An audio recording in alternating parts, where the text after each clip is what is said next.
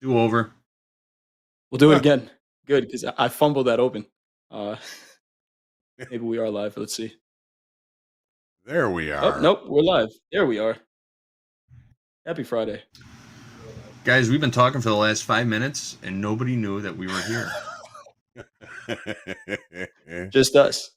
Good morning. Happy Good Friday. morning, everybody. Happy Friday. Let's try that again. We are live now. We'll do it live. We are live. Doing it Happy live. Friday and welcome to TopstepTV.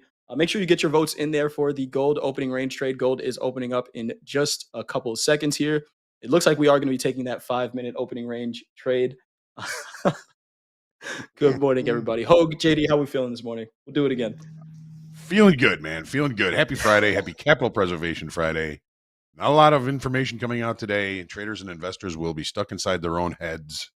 And as Jay, you mentioned, that can be a scary place. It certainly can be. Yes, it can. Yes, it can. JD, Jay, it's a pleasure to be with you. JD, how are you feeling today? Wonderful. Excellent. Happy Friday. Good morning, Jay. Good morning, Hoag. Good morning, friends and traders in the chat. Welcome to TopstepTV. It is Friday, so happy Friday to everyone. Let's make some money, get out here early, and enjoy our weekends. What do you say? Absolutely. We do have gold open right now. The vote right now is for the 5-minute opening range trade, as it has been all week. So right now, decent opening range. Gold got pretty wild last night. We'll talk about it when we get into the charts. I did have a gold long. Happy I cut that long because gold then proceeded to sell off. But we will see what the day brings. Right now, pretty decent opening range here. About a 3.5 point opening range for the 1 minute so far, but we will be looking at a 5-minute opening range. Yeah, 39 ticks so far. 40. 1 minute. 1 minute is triggered along in gold. 1 minute chart is triggered along. Again, we'll be taking the 5. We pulled the chat. 61% of you voted for the 5-minute. You guys like that 5-minute? That 5-minute. We are open.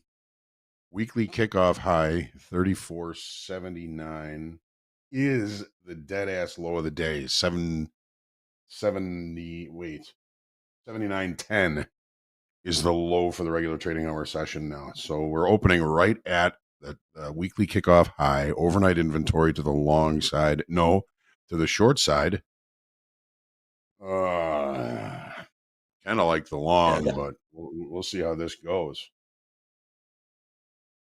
I don't mind the long here either, Hoag. But we will see what it brings us. That was a wild open last night, and I could see why you were just like, overnight inventory is long. Wait, no, it's short. Yep. It looked like we were going to make an all-time high last night in gold, and it quickly was sold off. But yeah, this should be a pretty interesting day. 1 minute opening range did trigger that long. Yeah, I don't know, Hoag. I don't know. Didn't really see a headline that coincided with that move, but like Andre said, his old boss used to say, more buyers than sellers. More buyers than sellers. There you go. And we were kind of talking through yesterday's opening range trade in gold before we realized we weren't on air. But we took that long position. We covered a piece of it at 1.5 hour. We peeled off 2. We had 5 micros on, took the long, peeled off 2 at 1.5 hours. So we had a free trade on. But gold did do an about face, come back and burn right through our stop. We never adjusted our stop price down below. So it was a free trade, but it came and took us out. So we did trade and then proceeded to rally afterwards. Yes, and then proceeded to rally afterwards. Can't let everybody go for the ride. But again, it was a risk-free trade at that point for us. 3-minute triggered along. 1.5 more minutes for the 5-minute. 1 and 3 minute both long. I'm gonna make my notes. See, seeing some news, seeing some chat say that some of the news was about tariffs yesterday, which makes sense. Most of the news that we pay attention to now is about tariffs. See if we get a headline here. Yeah, a lot of folks in chat talking about that. Yep. Nick's not wrong. I do want the action now. President Trump announced tariffs on imports of gold of more than a certain size. I think it was 1 kilogram, but fact check. Okay. Interesting. Okay, 1 Very interesting. kilo, 2.2 pounds.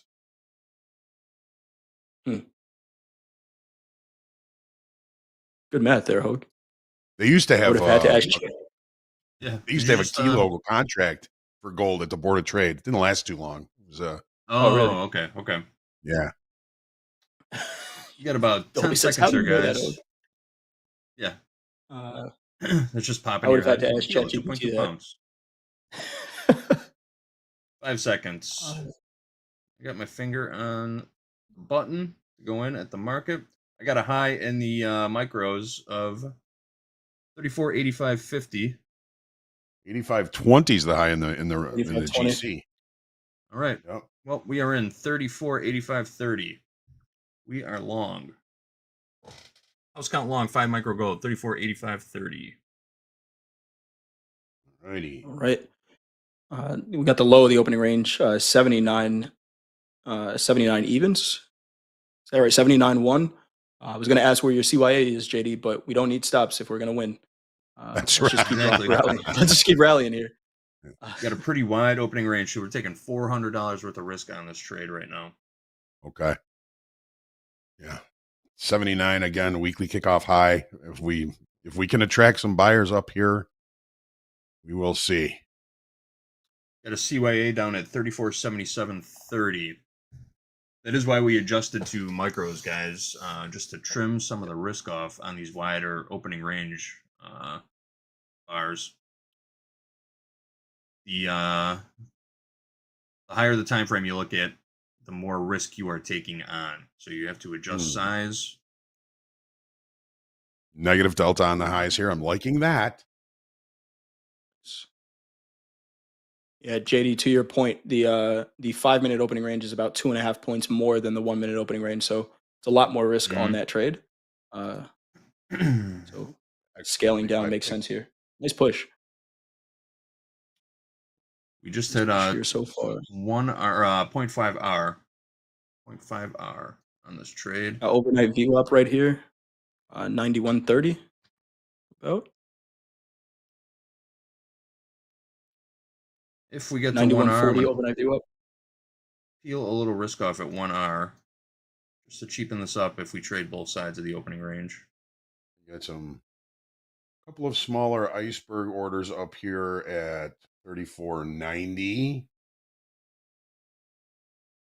Still showing negative delta here.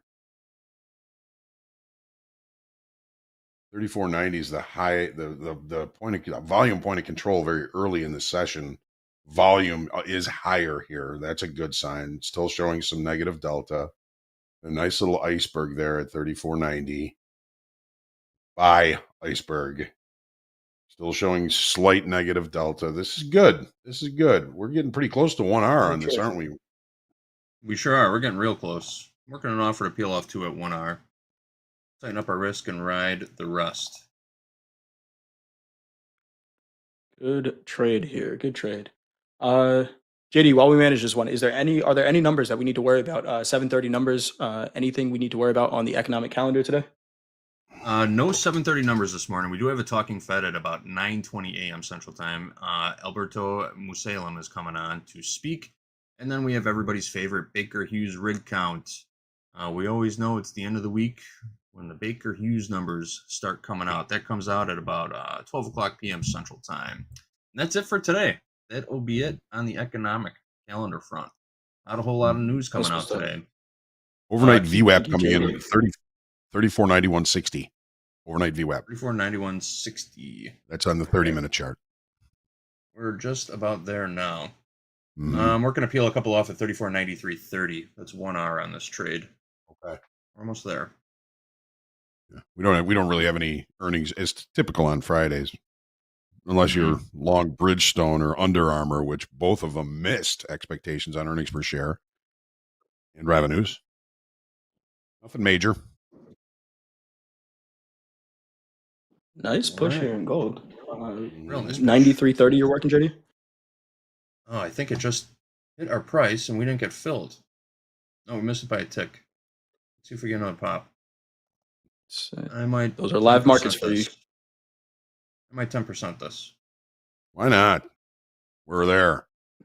Yeah, I think Everything's so. a zone. Everything's a zone. All right, we peeled a couple off at 34.91.90. So we locked in about $130 in profit, and we're letting 3 ride. All right. Nice work. Peeled off our Good risk. trade there. Worst case scenario, we will only lose if this market turns around and runs back through our stop. We're only risking about $100 on this trade now. So we peeled our risk from 300 to 400, and we are still long in gold. 400 to 100. Gold, do us a favor and just keep rallying here. Yeah. Like Hoag says, Just keep everyone get out swimming. and push, right? 3,500. 3,500's right there. It'd be a nice trade. Just keep swimming. Just keep swimming. Got a naked volume point of control up here at 35.0210. 0210. 50210. This is. Do we want to run that clip, or do we want to watch this trade? This is a pretty nice one we have on here. Again, the house takes the opening range trade in gold every morning. Took a 5-minute opening range today. Little expanded risk, but when it works out, it works out. We got a 2-to-1 on that trade. Yep. We got a long trigger Well, on one all minute. 3 time frames that we look at. 1 minute long, 3 minute long, 5 minute long. All of them valid. All of them still valid. Does that make this a more powerful move when all 3 of them would have triggered the long? That's a good question. I'd like Nice to pop say there. yes. Feels like it to me. I mean, this thing's we got it going on like Donkey Kong here, man. Right? Just ripping. Feel bad about peeling a couple off, though. Hey, All right. Don't feel It's bad. good You got to management. feed the rally. Don't feel bad. Now it Feed the rally.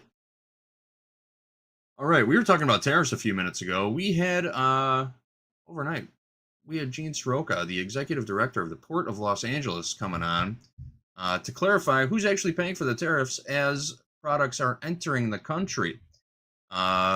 Eventually, those tariffs do trickle down to the consumer, but in order for goods and services to enter the country, tariffs must be paid at the port of entry. Let's run that news clip real quick and get some clarification on when tariffs are paid, who collects them, and where do they go? Good evening, Aaron. No, they're not. Importers of record here in the United States pay those tariffs. So let me lay it out. $1,000 worth of goods that are purchased from China with an effective tariff rate of 55% come into the Port of Los Angeles. Before that importer can pick up that one container, she must pay $550 in tariffs to U.S. Customs. That container is then released, that $1,000 worth of merchandise. The $550 goes to the U.S. Department of the Treasury. Thus far, since the most sweeping tariffs we've seen in 100 years were announced back in April, the Treasury has about $96 billion in tariffs that it's collected from U.S. importers over the last 4 months, a 3-fold increase compared to the same time last year. It is being paid by the American importer, so your big box retailer, home improvement store, the corner drugstore that imports from overseas, located on my street or Main Street, pays those tariffs. Yeah, it is possible unless imports take a nosedive like they just may after the month of August. What we've seen, Aaron, is leading up to this latest deadline, which has been moved several times.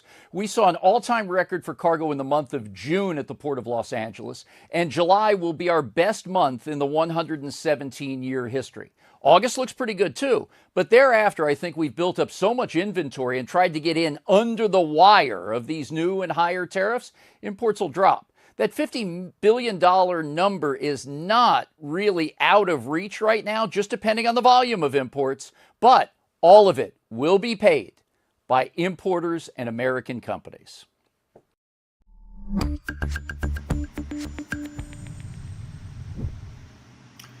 It is widely assumed that those tariffs that importers are paying at the ports to collect their goods will eventually trickle down to consumers. We're starting to see it just a little bit right now. I don't know. How are you guys feeling about it? Yeah. Are we going to start paying more, even more? Somebody's got to pay for it. It's going to be consumers. I think it was understood that it was paid at when they're picking up their goods. But if that cost is now passed down to the consumer, then ultimately the consumer is paying that price, right? So I think it's, looking at the increase in cost of goods to a consumer, and you can see really where that where it stops, because I don't know that it was a surprise that anyone is paying those tariffs at the port, but we will Mhm. see. We got a nice gold trade in here. Gold trading 3,500 now. House count long from 85.8. Is that right, JD? 85.80. We are long 85, from 30. 34.85.30. 34.85.30. Better. Just printed Even better. 3,500. Nice trade here. Took 2 off, locked some in. Okay, Let's just go make all-time highs. Stephen Buck saying to 35.02. peel another one off here. Do we trim a little Mind risk? that. This is a visual target. This volume point of control goes all the way back to the 22nd of July, and it's really the only weakness in structure above the market. Above the market, it's just the all-time high. I don't see why taking one off here would be a bad idea. Are we Yeah, we got a lineating 2 it? to 1 there. Are we lineating it? Let's see. We are stalling out here just a little bit. That's that visual target, naked volume point of control. 35. No, what I do, I'm marking JD? one. I took one more off. I took one more off. All All right. right. We locked in $300 worth of profit. We got unrealized 360. We're letting 2 ride. Nice. All right. Beautiful. Love it when a plan comes together. Great trade. There we go. We're not touching it All time anymore. frames. Auto liquidator, do your job. Do your job, auto liquidator. All right. Speaking of gold, before we get into these charts, JD, we had some news in gold as well. Gold Yeah, we prices already started overnight. talking about it. Import tariffs on gold bars. We were saying 1 kilogram gold bars with import tariffs. This coming from investing.com. The U.S. has slapped import tariffs on 1 kilo gold bars, move that could disrupt global bullion trade and hurt Switzerland. That's according to the Financial Times. U.S. Customs Border Protection Agency said 1 kilo and 100-ounce gold bars should be classified under a customs code that could open it up to duties. The CBP decision largely contrasts earlier expectations that the import of gold bars would be exempt from sweeping tariffs. But apparently they are not. Tariffs also held pressure on Switzerland, which is already facing a 39% duty on exports to the United States. So double dipping on Switzerland. Increasing gold bar tariffs while also imposing a 39% duty on all imports or exports from Switzerland. So Switzerland looks like it's about to take a hit. But, So I was mentioning that the Board of Trade had a kilo gold contract right around the mid to late 80s.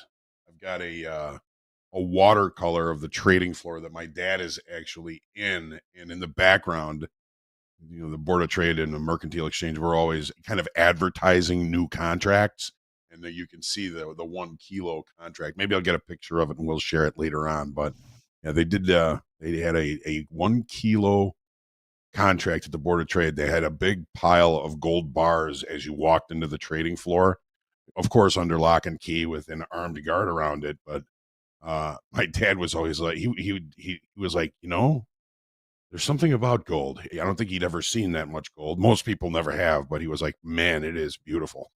Like, well, don't try and steal it. Don't try and steal it because that guy with the gun over there is going to get you. Right. He has one job. The guy has one job. Protect the gold. Let's talk about gold. Let's talk about gold prices overnight. What are we seeing in these charts? Where is this trade going? We got a good one on. But what are you seeing in gold, Hoag? All right. Usually on Mondays and Fridays, I usually start with the weekly, and the week before we tested below the kind of the low of the area of balance. Market has rotated. Now we're at the upper end of the area of balance. We are finally seeing some participation now above that weekly kickoff high, 34.79. How long has that been the weekly kickoff high? 34.79. Since the rollover for the last 3 weeks, that has been the weekly kickoff high. So taking a look at the daily chart now. Okay, markets, the market has been in a range. It has been narrowing. Of course, you got the Dorito here. You got that pennant formation here, and we are attempting to break out above it. Now, yesterday, we closed above that weekly kickoff high for the first time in about 3 weeks. We added 15,000 contracts in open interest. Now, not just that, since we've been on this rally to the upside, we've been adding open interest 5 straight days now, totaling about 38,000. 38,000. Okay, so that brings into question, Jay and JD, are we getting too long in short time frame, or have we attracted new buyers? It's going to take new buyers for this to continue to push to the upside. Yes, it looks real good right now. We don't know where it's going to be at the end of the day. So this is another attempt at a breakout of a long time frame balance, medium time frame, really. I mean, we're going back into April and May for these extremes. It has been rotating, it has been narrowing. Is this the breakout we've been looking for? Jay, what do you think about this daily chart? Very interesting look, isn't it? Yeah, it is, Hogue. So we've been talking about that narrowing Dorito. Yesterday was some pretty good volume in gold to the upside, like you said, 38,000 in open interest. Maybe we're attracting some buyers. From a technical perspective, we broke that, and we were making lower highs on the daily the entire time. Last night we finally made a higher high, kind of breaking that pattern. Fundamentally, Hogue, if we're hearing tariffs and gold, I'm just, I don't know if we get the same, insane move that we saw in copper, but that's in the back of my mind, right? We heard that 50% tariff on copper, and we saw that, 20% day. Is it possible to get a move like that in gold? Is what I'm thinking now. Last night kind of showed signs of that. Maybe not as dramatic, but yeah, that's in the back of my mind. I don't trade too much on fundamental analysis, but just thinking about that. If we're starting to hear tariffs, the T word can do a lot to these markets. But this looks pretty bullish. I've been looking for opportunities to buy gold, and this looks pretty good here. Yeah, so the fact that we opened right at the weekly kickoff high, one tick above it, and have left that opening range in the 1, 3, and 5 minute at the dead ass low. I'm impressed by this move so far. The volume on the 30-minute charts. Of course, it's going to spike a little bit because now it's regular trading hours. But we are, not even we're about halfway through this 30-minute bar, this continuation move, and we are seeing some pretty good volume coming in here. We still are showing negative delta, which indicates more aggressive sellers, but price moving higher indicates possible longer time frame, stronger buyers. This is just the very beginning of the day. That can change drastically. So what we're looking at, and if we go back a little bit further, this supply zone up here is going to be a little bit tough for us to get through. We've already traded to and through the volume point of control. There's no TPO point of control in that profile. It was already rechecked in a following day. So the volume profile point of control is the only thing we've got to kind of lean on up there. And then there's really no weaknesses in structure until we start looking around all-time high. That opened last night. It was a shock, of course. It seems like somebody probably knew about it before we were going to open last night because the market started rallying. I wasn't really paying attention at this time, but the market started rallying prior to the extended trading hour close. Settlement is all the way down here at 34.53.70. And then the market, the end of the day closes all the way up here at 34.83. All right. Well, this is where the market is marked to for margins is that settlement price, 34.53.70. Overnight inventory, we were kind of looking a little bit short. How do you look at this and say the overnight inventory is a little bit short? Well, because the market opened here and we were kind of looking at the market little lower than that. So that would be kind of my assumption, that overnight inventory was maybe a little bit short, not terribly, just maybe a little bit short. And we've already, well, I mean, obviously we're already seeing buyers coming into this market. We've got to be able to take out these highs. That's excuse me, these highs back here in a little bit longer time frame from back in the 22nd of July. What I've got written down here in my little notes is we need new buyers to come into this market for continuation. If these buyers do not come in with the open interest that we've added over the last five sessions, if those are shorter time frame longs and they don't continue to get paid, they could freak out and push this market a little bit lower. There are weaknesses in structure down below. We have naked points, TPO points of control, 34, 33, 30, 33, 33, 95, 20. There's, the unemployment bar that we haven't even really looked back to. And, the weaknesses in structure are below. So if the buyers do not come for this market today, they're on a Friday with probably some considerable profits in shorter time frame, we may see this market turn around and pull back into the range from yesterday, or even points lower than that.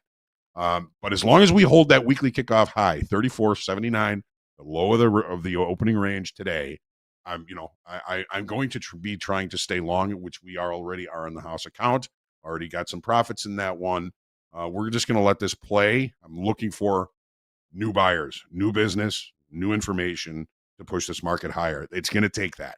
Jay, what are your thoughts? I agree with you, Hogue. 3504, which is kind of where we rejected. There was a large spike in volume from 3504 up to 3518 yesterday. So that's the range that I have marked out on my charts. Dan Emmons just pointed out in the chat as well. If you scroll up in the DOM in gold, you can see there are a bunch of prices that did not trade at all yesterday or Yes. last night. Gold skipped a bunch of prices, so it did look like a squeeze.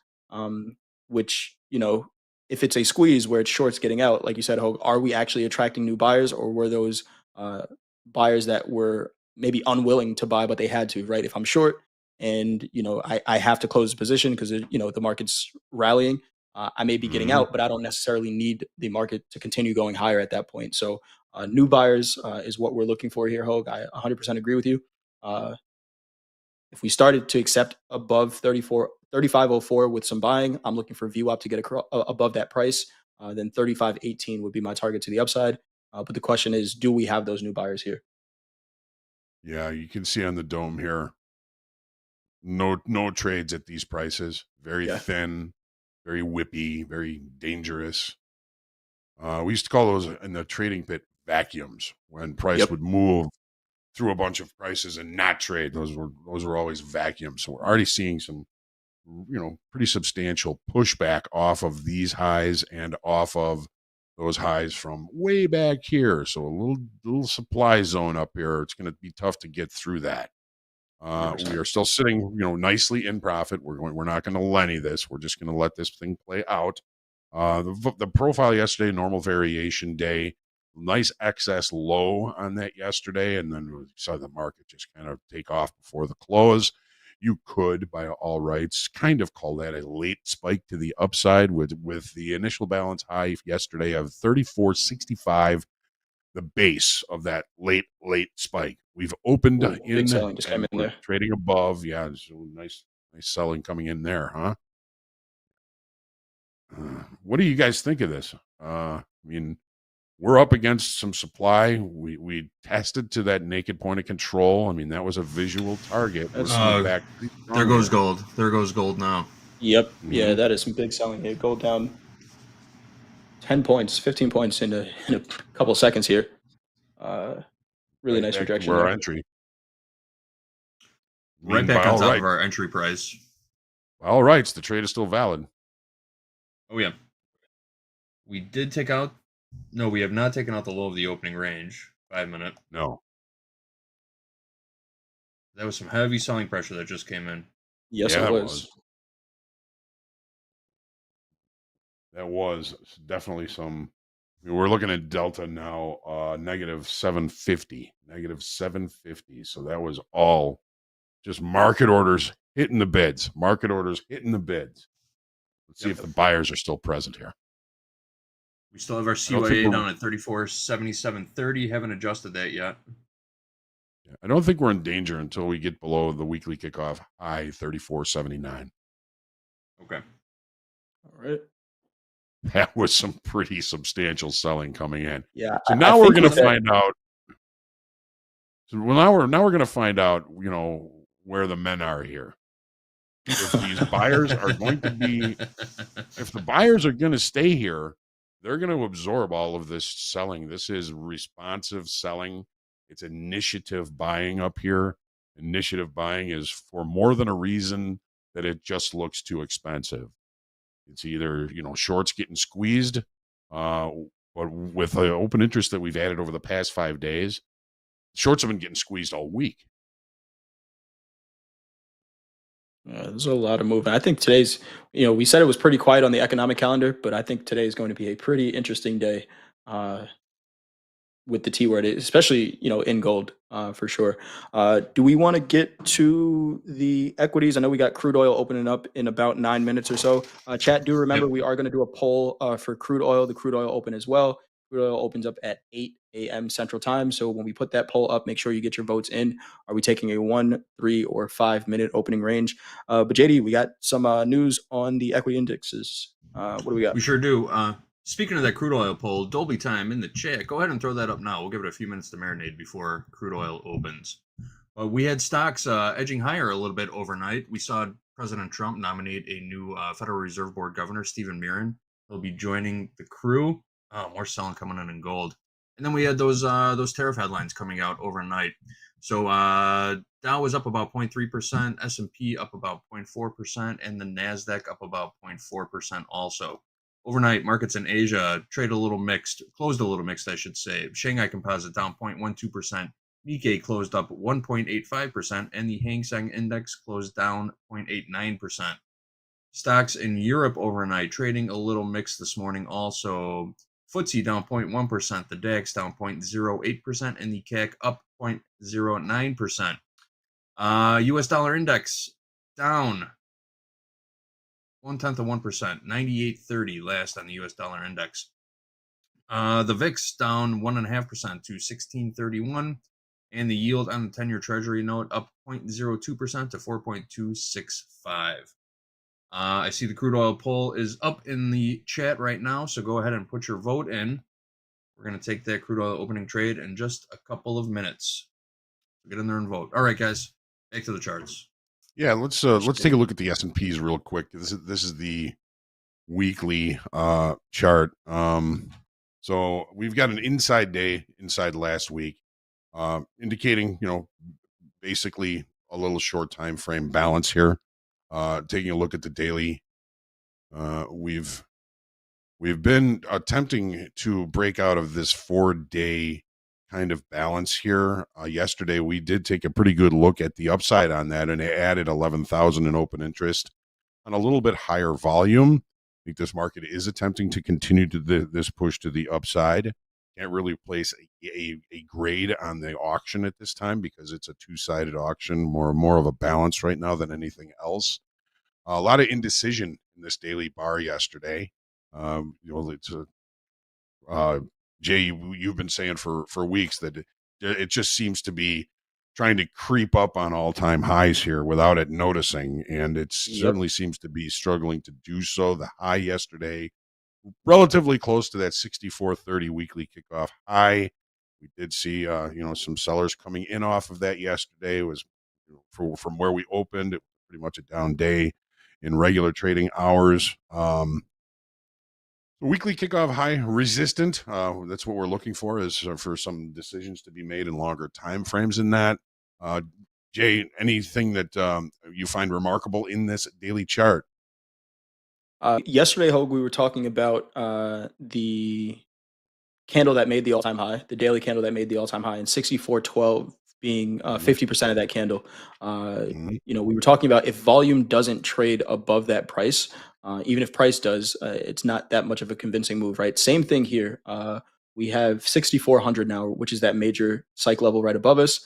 We may trade there price wise, but if we don't see volume trading, we're not attracting the buyers that we think we are in these markets. We saw yesterday, during fast markets, we were all trying to buy it. We might have been the only ones, right, where this market still looks heavy for some reason, or reluctant. I'll say it's holding up, Yeah. but Mhm. maybe we do need a bigger pullback to attract those buyers that we're looking for to make all-time highs. We're kind of sitting in the middle of yesterday's range, so I think being patient will be the right call, at least early on, unless we see some volume coming in. But yeah, I'm patient right now, Hogue, because the market really doesn't look like it knows where it wants to go, or Right. it's telling us that it's comfortable sitting at these prices right now. It's chilling. All Yep. right. Let's take a look at the 30-minute, and then we'll get to crude oil as quickly as we can here. So, yeah, this weekly kickoff high, naked point of control, was almost checked in the overnight session. We did have a shooting star reversal pattern up here. We were all kind of looking for the market to kind of get back up and retest these levels up here. And we just headed in the opposite direction. Overnight inventory was long. That probably started the break. And then we just continued to kind of work our way through value and the range from the previous session. As far as today is concerned, we're inside the range from yesterday, pretty much right in the middle of it, bordering the high of value as far as overnight inventory is concerned. We don't really have much of anything to talk about as far as overnight inventory is concerned. Jay, I'm with you. I think it's going to be one of those days where we just be patient, wait for the opportunity to come to us. If we go looking for it, we're going to find it. Maybe good, maybe bad, but wait for the market to come and tell you, hey, this is your spot. Let's do this. Jay, what are your thoughts? Yeah, I'm 100% with you on that one, Hogue. These markets have been presenting a ton of opportunity, but sometimes those opportunities require patience, and that seems like today. Now, you say it all the time. The market loves to make a liar out of me, and we might see Mhm. great opportunity the first 5 minutes in, but I'm gonna sit on my hands, be patient a little bit, and especially it's Friday. Had a decent week, so I don't want to ruin the week by chasing an opportunity that might not be there. So I'll be patient today for sure. Awesome. JD, news. What you got? In the world of crude oil, what's at stake for oil prices ahead of Trump's Friday deadline for Russia-Ukraine ceasefire? That's right, guys. Today is the deadline. Trump has laid down the gauntlet. We'll see who responds to it. Here's a quote from Robert Yager, a specialist, crude oil commodity specialist at Mizuho Securities. This came from a note that he put out yesterday. It's not certain whether President Trump will hit Russia with new sanctions on Friday as scheduled, assuming no deal gets done in the next few hours, or if Trump will punish the Russians with maximum penalties, but give them a deal that allows 3 weeks of wiggle room. This is all about importing, exporting oil. He's going to hit them with sanctions, oil sanctions, if they don't come to a ceasefire agreement by today. So we got to keep an eye on the headlines for this one. It could create some real volatility in the crude oil market and the broader markets in general. We are 2 minutes away from the opening bell in crude. Let me pull it up. 5 minute wins again. 5 minute wins again. Yeah, JD. 200, I'm 268 votes. Go ahead. I'm a fan of Lennying this gold trade. What do Pitch you want it. to do, Hogue? Pitch it. Ditch it? Get out? Get out of one. We'll see what happens with the other one. Hang on a second. Let me pull it back up. It's coming for us. All right. I dump one more. Okay. So we're profitable no matter what now, right? Yeah, we Yep. locked in minimum. Even if it comes and runs out our stop, we're still up $200 on this trade. Okay. All right. I'll take the Lenny on that one. That one's on me. Okay. That's all right. We managed it pretty well on the way up. Yes. Yeah, I thought so. I'm happy with the way we scaled out of that one. Wasn't really Awesome. expecting it to rip right back in our faces like that, but No. that's the No, benefit of trading multiple contracts, you know? I mean, the tempo was good. It's almost like something came out about it, but the tempo was good on the way up. It did get to our visual target and into a supply zone up there. So maybe we shouldn't be that surprised, but at least Yeah. we know where we're at. Even if it hits our stop, we're still profitable. Done. Not looking good right now. It's the thing. Capital Preservation Right. Friday. Yeah. Listen to the market when it's talking to you, for sure. Mm-hmm. All right. Yes. Oh, yeah. Reflex. 51% say we're taking the 5-minute opening range trade in crude oil too. So I've got crude oil micros queued up. What are you guys seeing in the charts? All right. Weekly balance. Testing to the weekly kickoff low, 63.70. 63.70, 63.70. That has been the weekly kickoff low for 3 weeks since the last rollover. Are we going to break it today?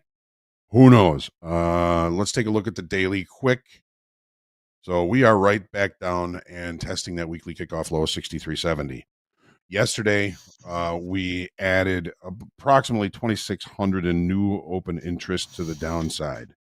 We've had 2 days now of continual downside open interest, adding at lower pricing, new selling coming in.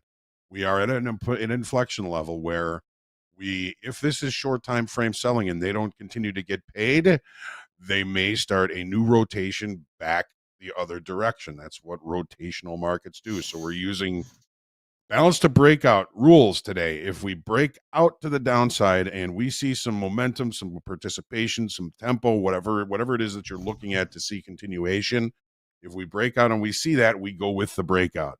If we fail this breakout and we don't see continuation to the downside, we come back in.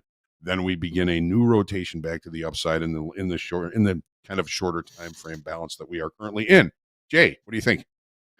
Balance is the word in crude oil, Hoag, but it has been presenting some great opportunities over the past couple of days. I think I mentioned it has. yesterday that it has been in the top 3% movers, either to the upside or the downside in the past 2 weeks, which is great to see, especially how much trash we were talking about this market a month ago.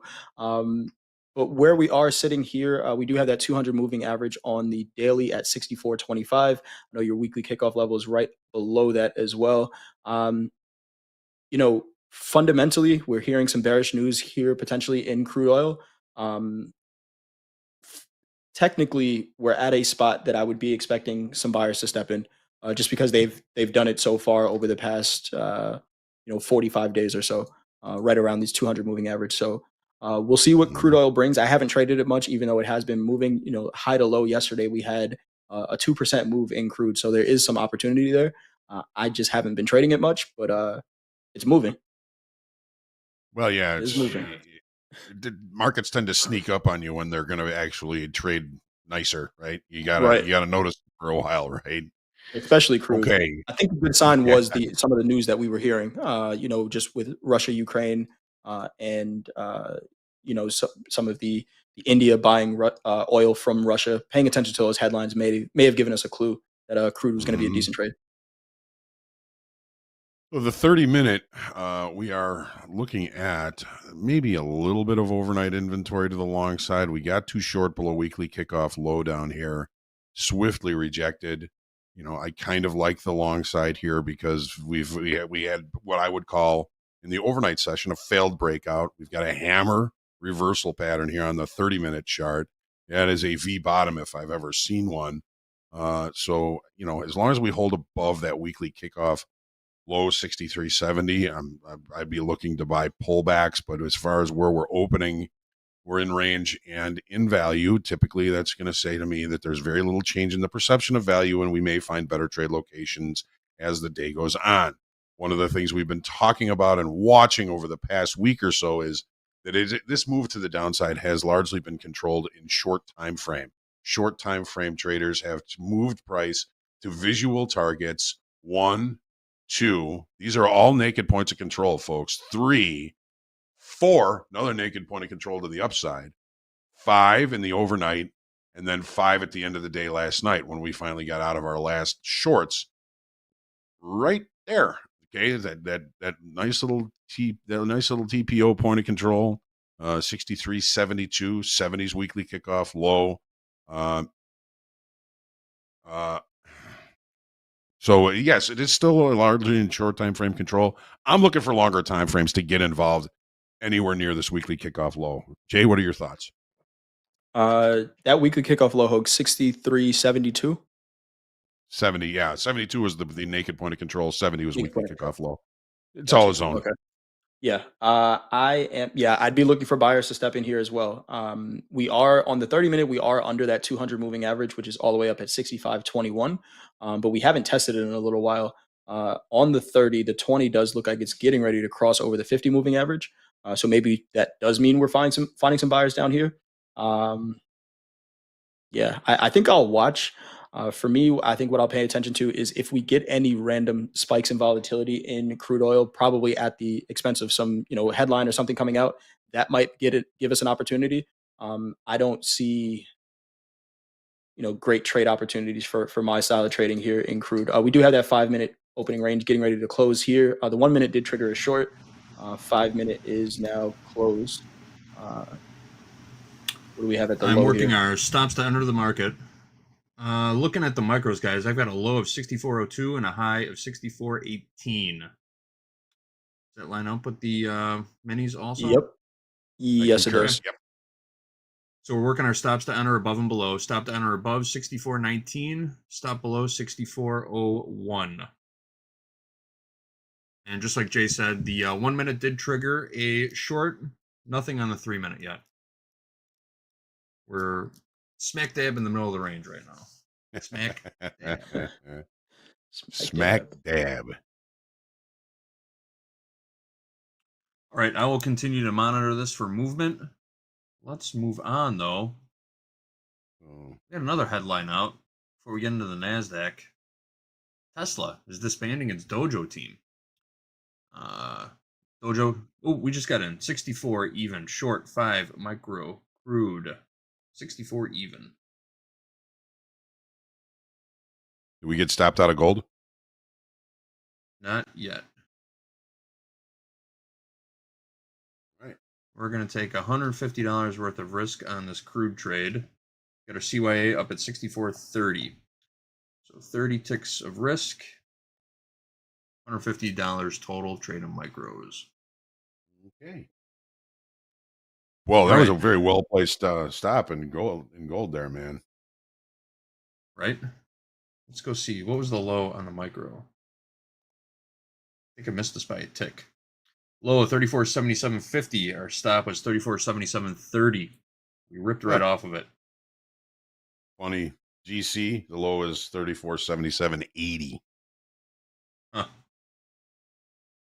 It tried to grab Very us. well placed It came stop. for us.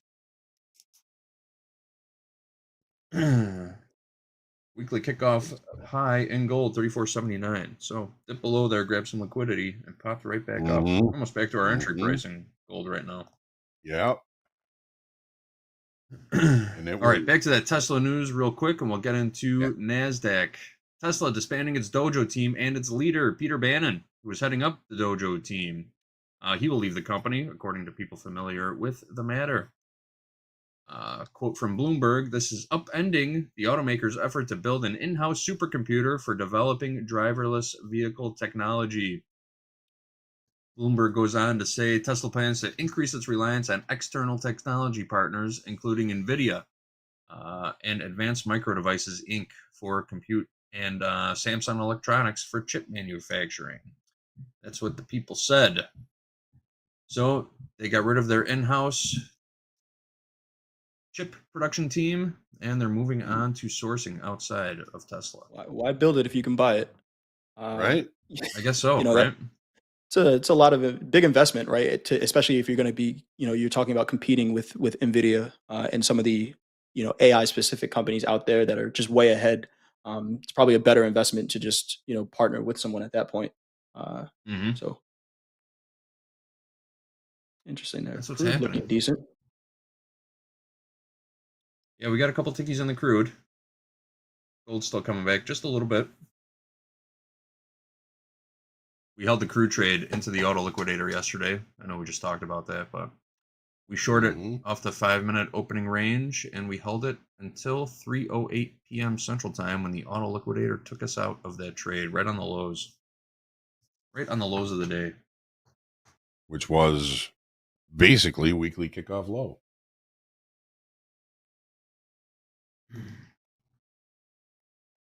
Bouncing All right, at guys, let's VWAP here. get Got overnight into VWAP in crude at 95. See if we get some 63.95. settlement. Yep. We got settlement price 63.88. We're on top of that right now. Looking good. Looking good. I'm liking it so far. All right, guys, we're getting a little long in the tooth here.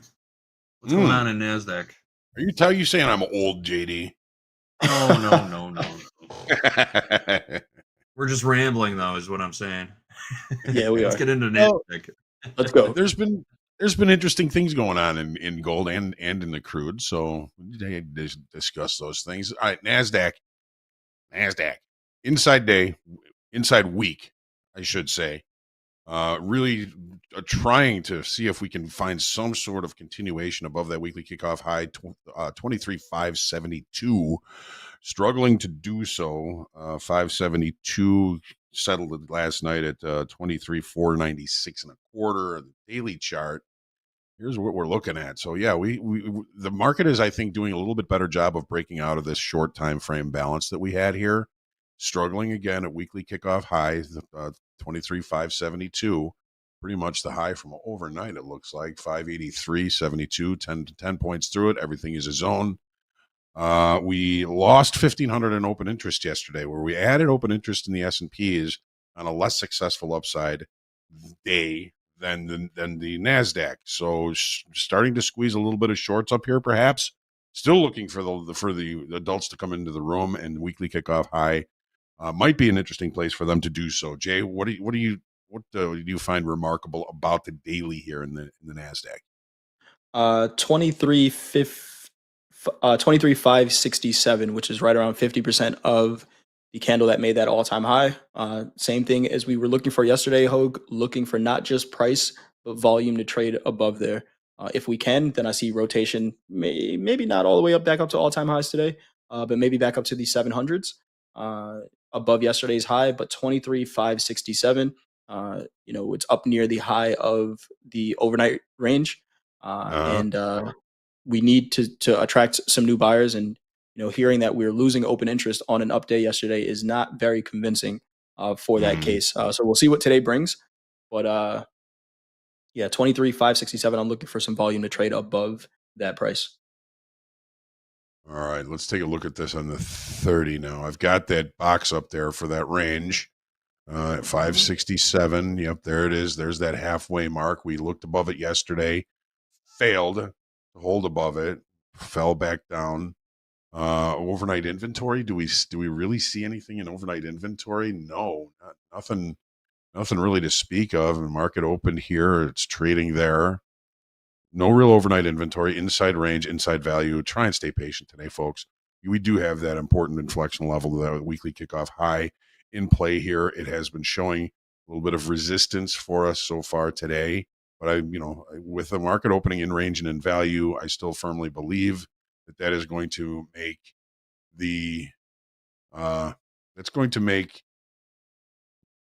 the better trade locations more probable as the day goes on. Try and stay patient, folks. Remember, it is a Capital Preservation Friday. No reason to get all biffed up today. Jay, what do you think on this 30-minute chart? On the 30-minute Hoag, we have the 20 and the 50 kind of wrapped around each other a little bit here. I'm looking at VWAP from yesterday. We are kind of hanging out right under that area, right? That 560 area we were talking about. After yesterday's sell-off, we did see a pretty nice rally into the close. Anchored from the open? Yeah, from the open yesterday. After yesterday's sell-off, we did see a pretty nice rally into the close, which does, have me a little bit bullish going into this morning. But I was bullish yesterday as well, and I was completely wrong about the market. So I'm going to make sure I take my bias and put it to the side and read what the market wants to do and not what I wanted to do. So being patient and reading and reacting instead of trying to predict, because ultimately the markets are going to trade where they want to trade, Hoag. Good call. Patience. Yep. Patience. All right. Well, there we are. What are we doing here? Where's gold now? We bounced. Pretty nice bounce. We're back above our entry. Nice. Very nice. All right. Good job. We got a negative delta of about 700. We swept the lows, knocked out all those weak shorts below the opening range, and we're seeing buyers coming back in. Maybe the men in the room are buyers here today. Good thing we're still long that one lot. Yeah, nice trade here. I was gonna, JD, you were asking yesterday after we peeled the two, when we got back down close to our stop, do we add them back on again? Yesterday, I don't know if it would have worked, but today it looks like it's working so far. But we're still in it. We are still in it. Yeah. We need one of them, but we're still in the other one. So do I get a break on that? Do I get a partial Lenny on that one? Don't worry about it, Hoag. Only if we hit I'm the all-time house account highs. manager. Ultimately, it falls to me. So a Lenny light, maybe. It's a half a Lenny. Half a Lenny. All right, that'll just be a Len. JD, we got some more news. Some AI news. Feels like we got AI news all the time. It's taking over the world. One last piece of news coming from ChatGPT 5, or coming from ChatGPT. OpenAI has announced the release of ChatGPT 5. Let's roll that beautiful AI footage, if you please. On Thursday, tech giant OpenAI launched GPT-5, an updated version of the AI model behind ChatGPT. The company says the update is better at coding, writing, and answering medical questions. It also promises fewer instances of hallucination, which are deception of users when it doesn't know how to respond to a question. OpenAI CEO says if GPT-4 was like talking to a college student, this new version will be like talking to an expert with a PhD. How about that? Some critics do have concerns about AI and its potential to provide wrong information to users, but OpenAI says they are working diligently to solve that, and ChatGPT 5 should be much more consistent than ChatGPT 4. And it hallucinates, did you say? It's that's what I guess that's what they call it when you prompt a question and it doesn't know the answer, it'll just try and kind of fake you out, you know? So ChatGTP is a fan of the Grateful Dead. Probably. You can't say it's lying to you, but you can't believe everything it's telling you. That's what they're saying.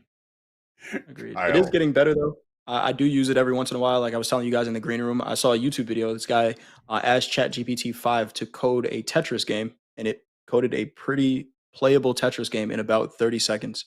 So it is getting a lot smarter. I think it depends on what you ask it and how you use it. But the AI revolution is here. It is here. Be nice to the bots. Hoag, what are we pulling up here? You know what else is here? The checklist. The trading checklist. The checklist. Nagging you guys.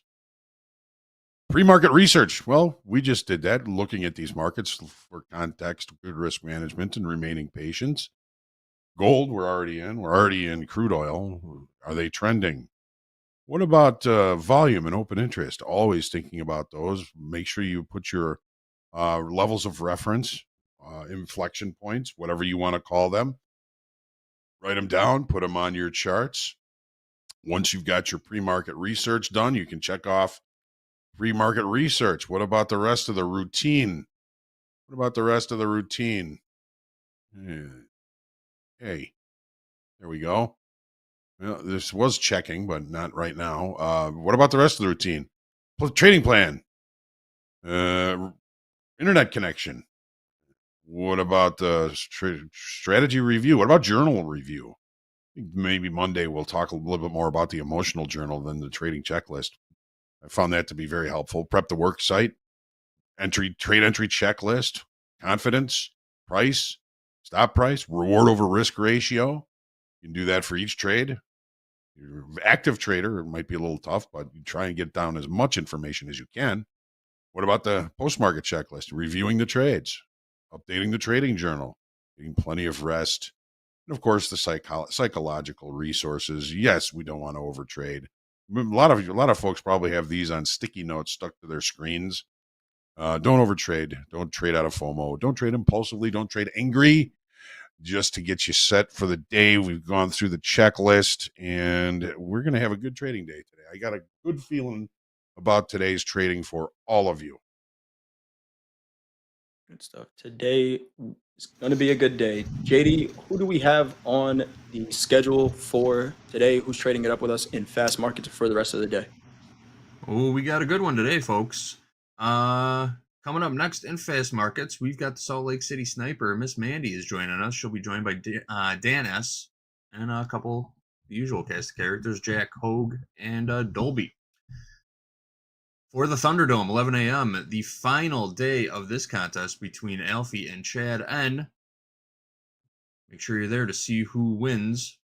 Coach Jay will be proctoring that challenge also. 12 o'clock Central Time, Hoag will be here for the opening morning recap. 12:15, Lunchbox Trading. We're going to give you an update on the Combine Counter Challenge between Dakota and Barron. Hoag and I will be in there talking to those two. 1 o'clock, Jack is back for Top Quiz. Jack and Brooke. Then we've got Back to the Futures with Jack, Sagan, and Dolby time. Closing out the week in Power Hour with another reversal challenge. Who's going to be in that, you ask? Jack will be hosting it, but we've got Doom, Braden C, Dolby, and Mandy will be back this afternoon for the reversal challenge going into the end of the week. Make sure you're sticking around, folks. Lots of tradertainment heading your way on this beautiful Capital Preservation Friday. Sounds like a fun schedule. Yeah. Mandy in the reversal challenge. She's a shooter, so watch out. Who's our competition? Braden. Yeah, Braden, Doom, and Dolby. Yeah, Mandy is a tough competition there for that reversal challenge. She certainly is. Certainly is. So, Jay, you've been enjoying the Thunderdome, haven't you? It's been a lot of fun. It's been a lot of fun, Hoag.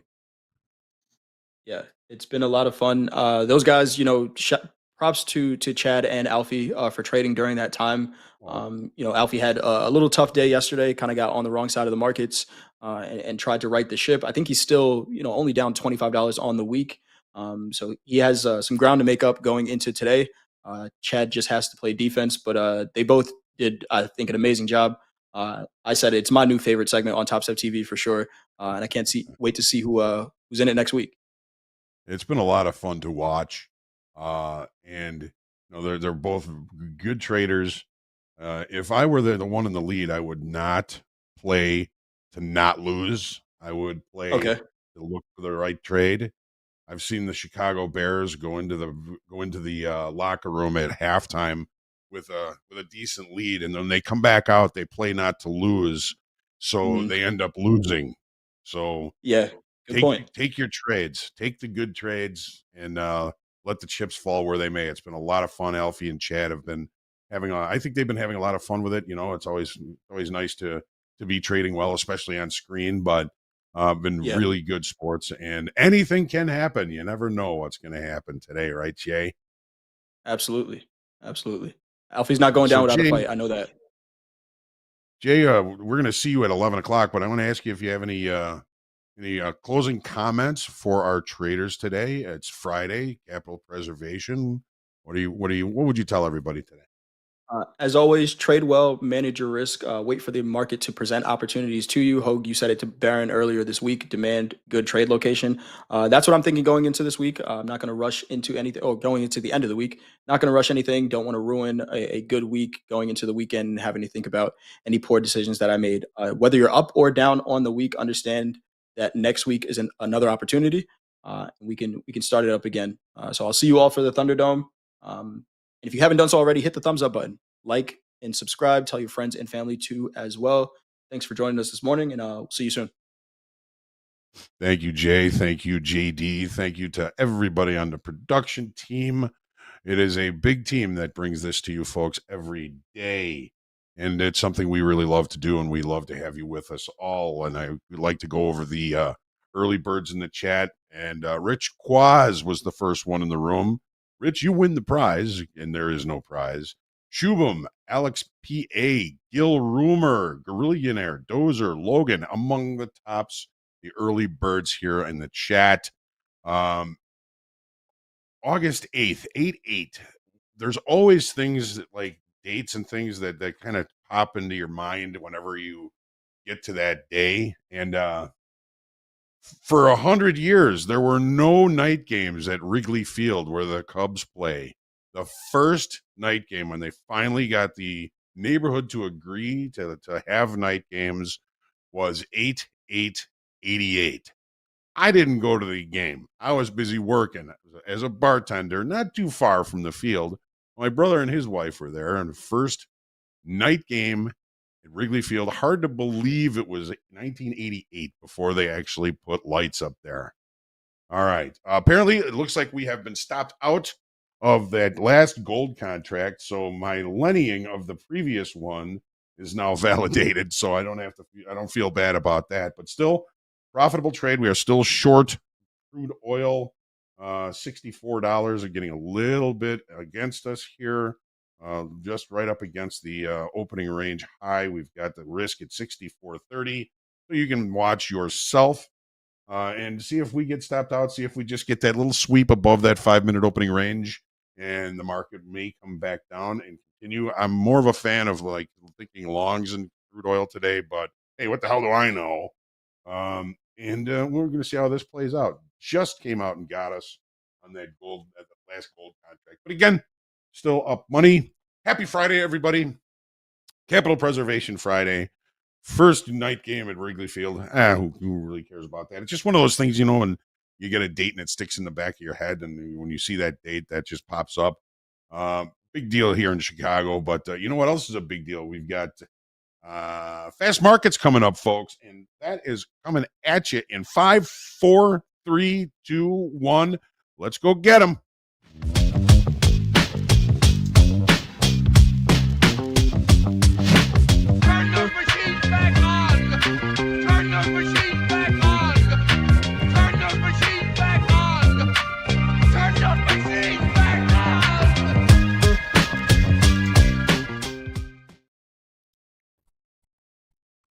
Dun dun dun dun dun dun dun dun dun. Good morning, ChatGPT. Write me 8 hours of financial content in the style of Andre McHugh. This is TopstepTV. This is Fast Markets. We got a great one today. The Godfather Hoag is here. SLC Punk, Mandy, and new to Fast. I think this is your first Fast Markets for Dan S., who I believe was number 15 on the big board. Dan, welcome to the show. Thanks so much. Really happy to be here. Awesome. Well, we're just a few minutes away, 3 minutes to be exact, from starting this day at the bell. Mandy, let's see if the mic is working and what we got to trade. Yeah, I'm ready to go. Fresh XFAs on deck. Nice. And yeah, we're excited to see what we can do. Yeah, I'm looking for possible continuation down to 500s and see if we can bounce there again. We don't really have anything too much on the docket here for US. So very interested to see what's going to happen today. No news, good news. Do we grind higher? Or is it going to be a chop fest? I don't know. It's hard for me to have short sentiment with just, let's talk about the last few months. But yeah, that's kind of what I'm looking at right now. So I usually my normal typical morning is to not jump in immediately when the market opens. Just kind of get all the morning jitters out from all those that are entering the market, and then let the market make a decision, and then I will play along with that. So usually hands off at least the first 15 minutes, but I'll let you guys know if I see anything intriguing and kind of go from there.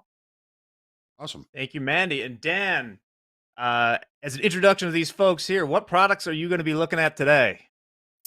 Well, Jack, first of all, thanks so much for having me. It's really exciting to be back here on TopstepTV. I typically trade NQ. I really agree with what Mandy said about her approach on Fridays and, not jumping in too quick. I'm not a big fan of trading on Fridays in general, and especially around New York Open on a day like this. I think right now the market really looks like it could go either way. We're above some of the big levels that I've been watching on ES all week, and significantly above those levels. I've been kind of watching right around where we had that failed breakdown last night, like 6333 on ES. And I typically, I trade NQ, but I trade it off levels that I'm watching on ES. And so way up here, yeah, I really think we could go in either direction. And I just want to play it safe and let the market open and see if we pick a direction here.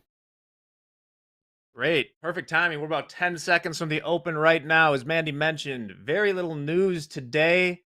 Canadian unemployment was this morning. We got Trump meeting with the Armenian Prime Minister this afternoon. So who knows what that could do. Here's the bell. Opening price 63.84 about in the ES. Pushing a little higher off the open. Hoag, great job with the opening call.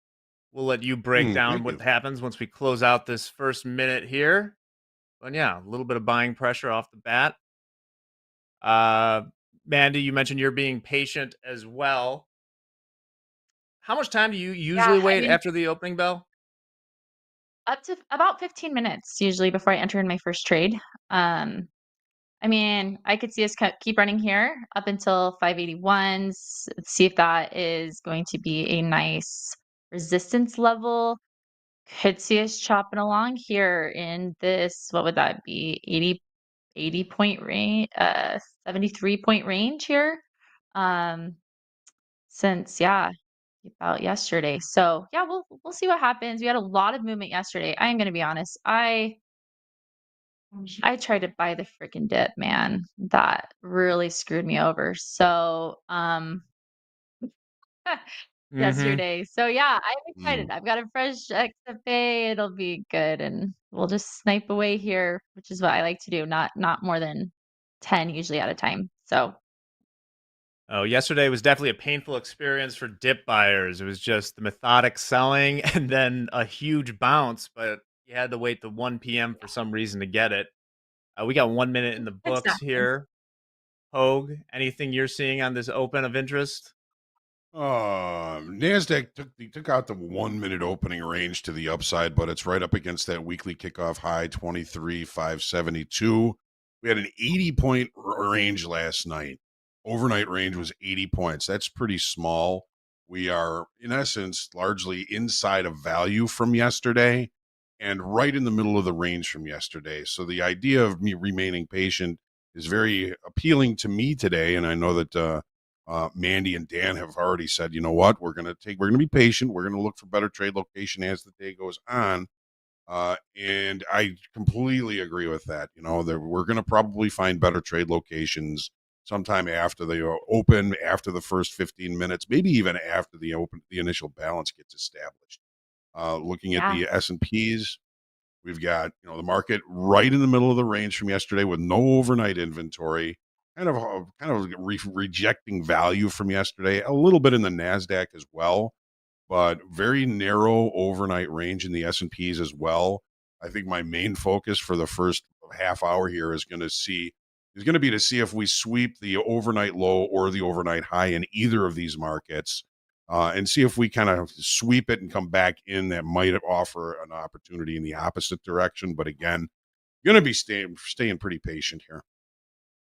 Only about a 20-point range overnight in the ES. We were bumping near the high of the day. Sold back a little bit, kind of hanging out there right now.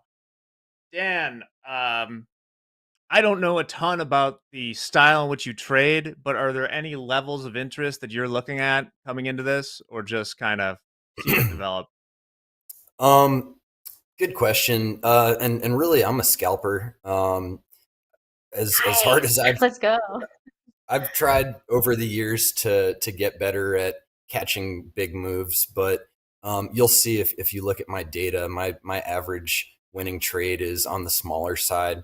And that's really it works for me, considering that I'm most often looking at NQ, and we know how it moves. Yep. Most of the levels I've been keeping my eye on are down below here, kind of looking if we can sweep that overnight Globex low, and below that. So I'm probably looking for scalping some shorts as opposed to looking long right now. Kind of wish that I took that short off the open just a couple minutes ago. It seems so nice in retrospect. I'm with you. It's scary to short though. Looking It is. around, yeah, real quick. We got the 10-year, not doing too much, 4.26 over there. Bonds, 4.84 this morning on the yields. Mag 7 is a salad right now of green and red, as our friends would say on the internet. Nothing too special there. Got Google up 1%, Tesla up 1%, few others down just a tad. Looking for some impetus here. But I'm glad that we're joined by two scalpers today. That'll make things interesting. Don't feel forced Yeah. in any way to trade. Shoot your shot, play your game. Oh, And Hoag, man. are we still short in the MCL? Yes, we are. Okay. Yes, we are. We did sweep above that 5-minute opening range.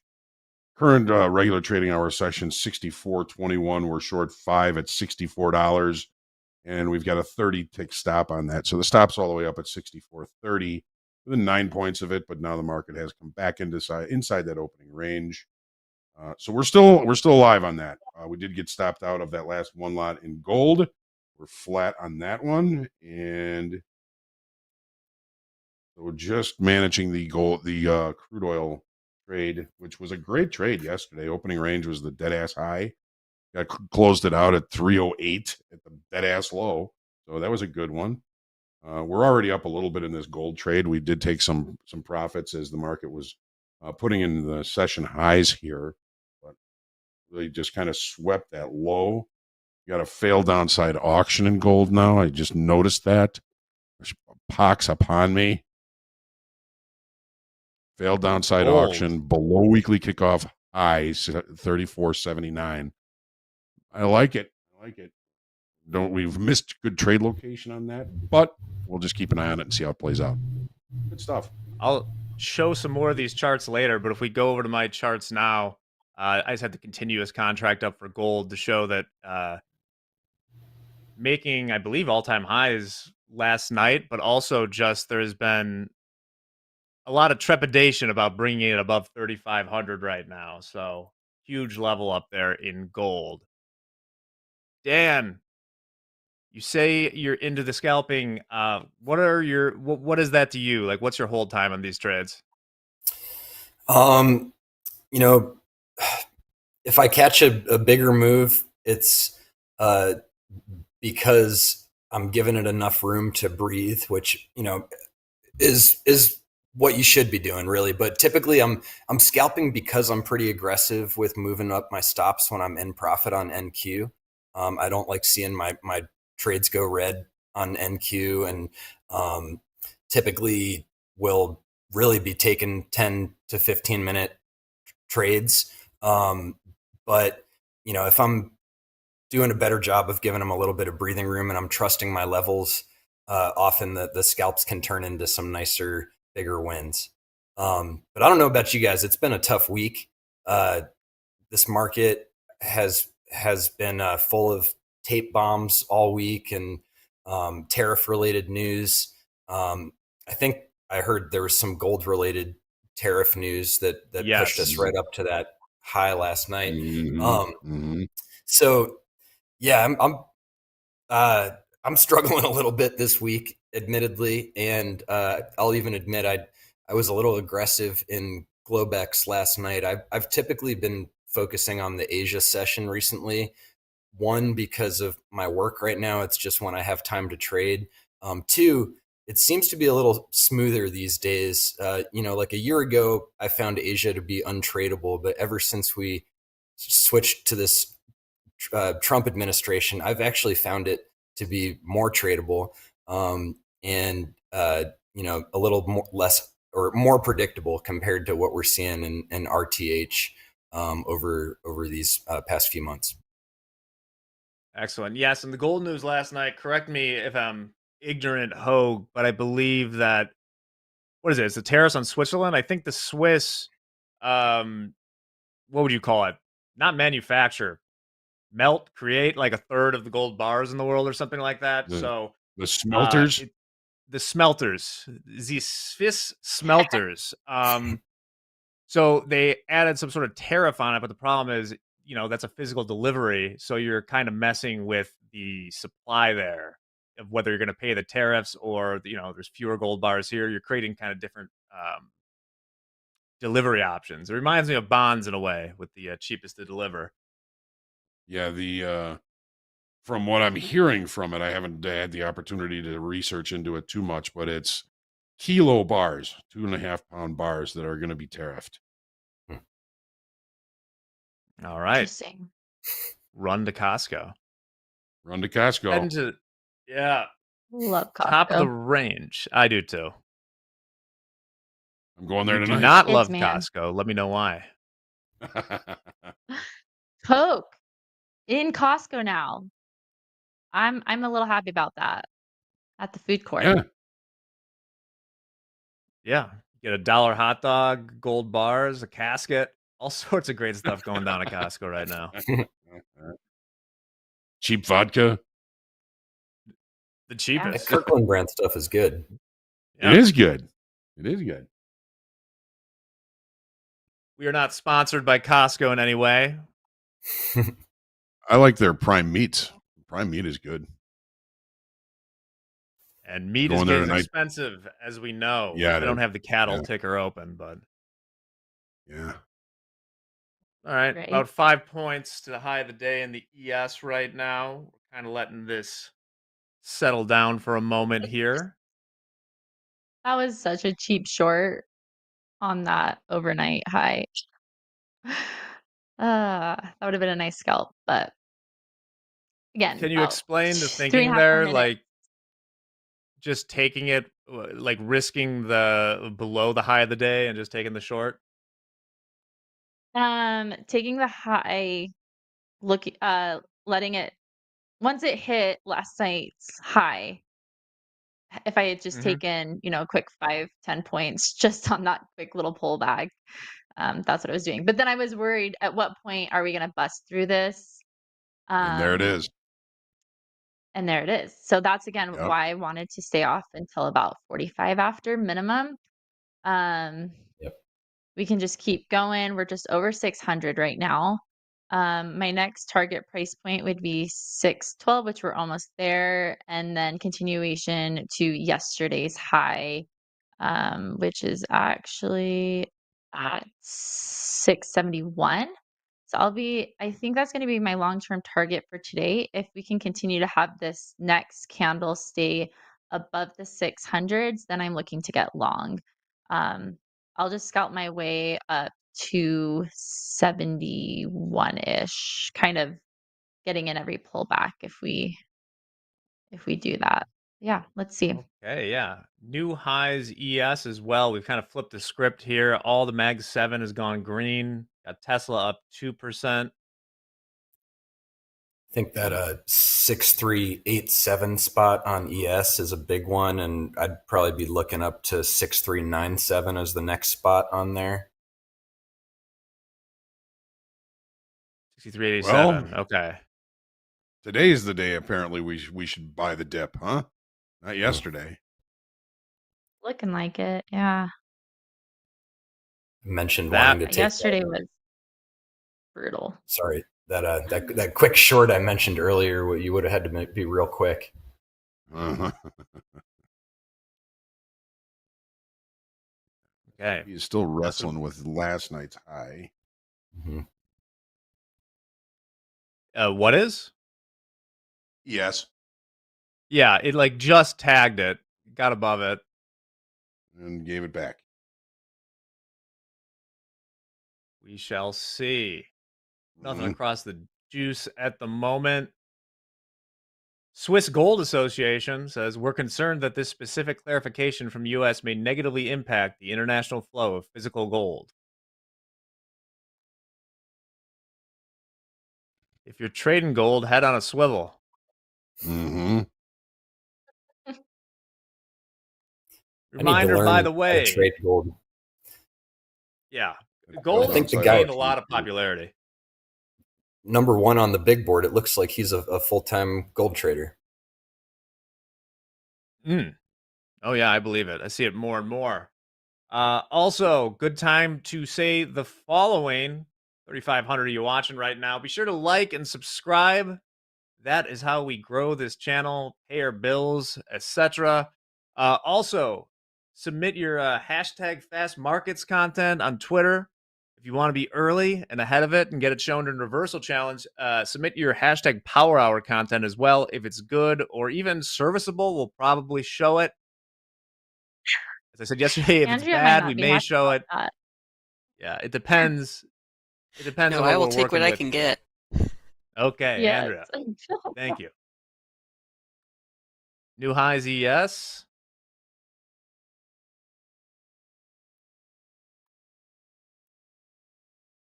Negative Any delta in interest- the ES right now.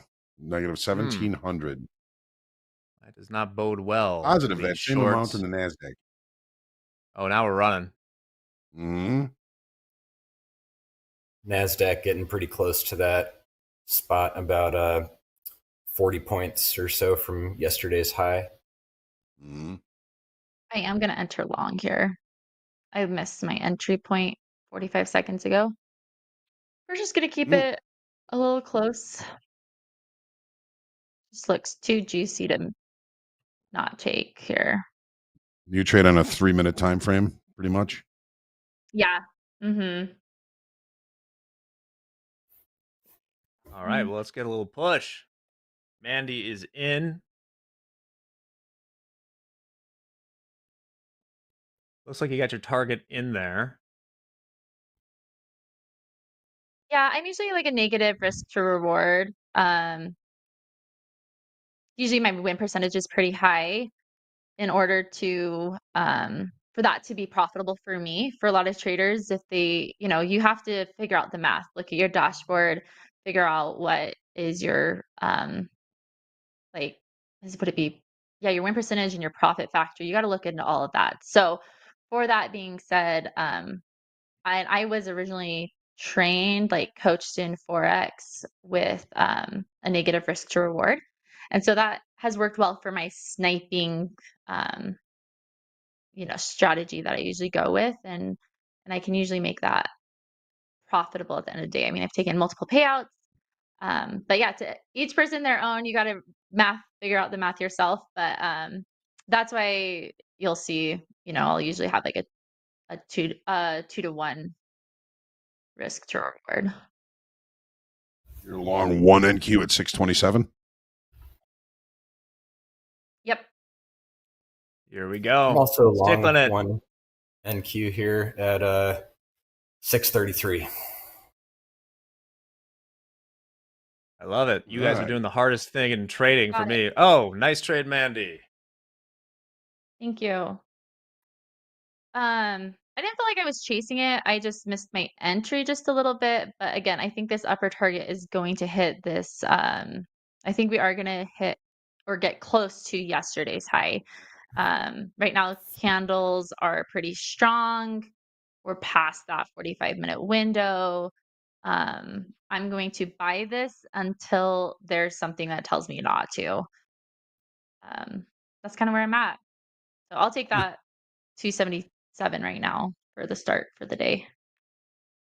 Nice trade. And boy, it's certainly making a straight line towards that yesterday's high area. Yeah. As we mentioned, Hunk, the shelf life for any bad data is just 1 day. So that was our mistake with buying the dip yesterday. Yep. Dan, where are you long from again? Just so we can. I was long 633, and Okay. I actually I took my $140 there. Let's Actually, and go. I jumped. I'm back in at 642.75. I might have to cut this one. We'll see. We'll see. So what, Mandy, what's your P&L following that? $277? Am I reading that 277. right? Or is it Yeah. 277 for the board? Dan, Mandy is flat. Dan, I'm excited. I don't get many that are similar to me, quick in and quick out. So this is exciting to hang out with you this morning. I'm a quick This in, is quick gonna be a out fun kind of segment. intuition trader, you could say. I mean, with Yeah, NQ, absolutely. I'm looking at general spots around these levels that I like on ES, and I'll enter below them, I'll enter above them, I'll enter around them. I'm not too systematic, and it's worked for me. I've been trading this live account now for like 2.5 months. I think I'm trying to get day 29 of green days on this live account here. But honestly, I've had I've had a bit of a roller coaster over the past couple weeks. I'll admit that. Bunch of red days. And I'll say that the thing that's helping me the most is a 2 NQ contract limit, which I've had in place now for weeks, and it's really helping me out because I'm somebody that historically had an issue with oversizing and adding to losers, and having that contract limit in place really helps. Is there something you've seen that's changed in the markets that would account for like this rough couple weeks? Like, what do you think's changed? I think it's mostly me not being as professional as I need to be. I mentioned I'm trading Asia, and the other night, I'll admit, I fell asleep in a trade without a stop in place. Ooh. And I woke up to a really fat DLL on my account. I really didn't mean to, but we all do dumb stuff. We've all made mistakes.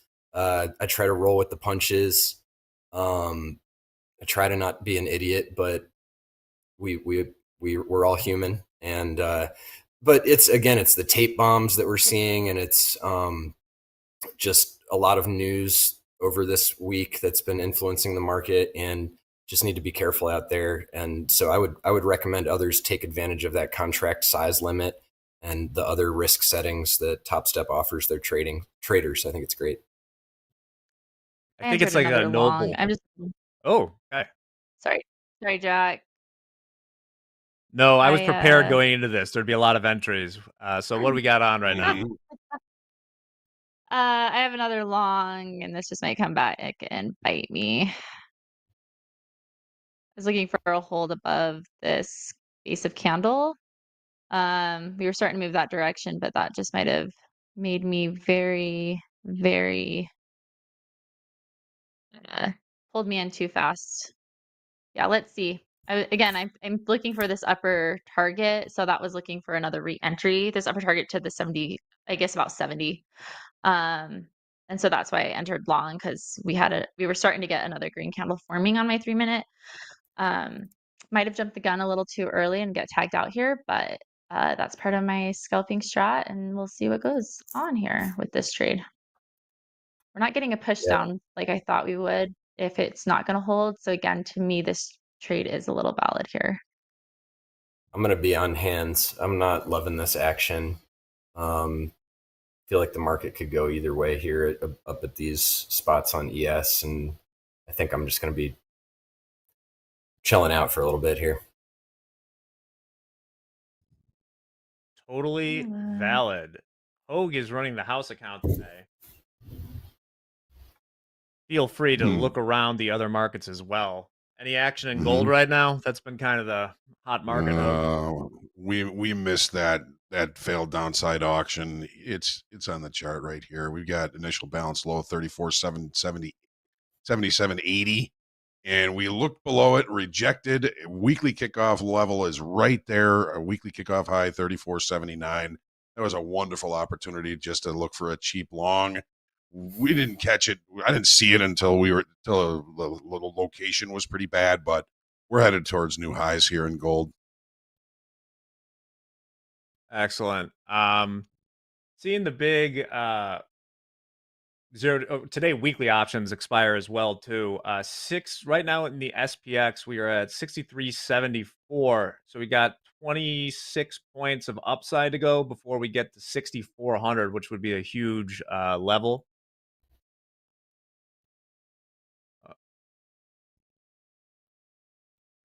Making sure no one was frozen there for a second. Yeah, sorry, I'm just watching this trade. I might hit scratch here if we don't get a push here in about 15 seconds.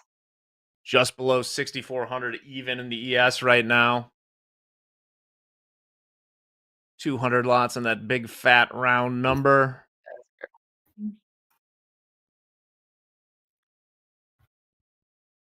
Come on. There it is. What's your entry, Mandy? 632 half.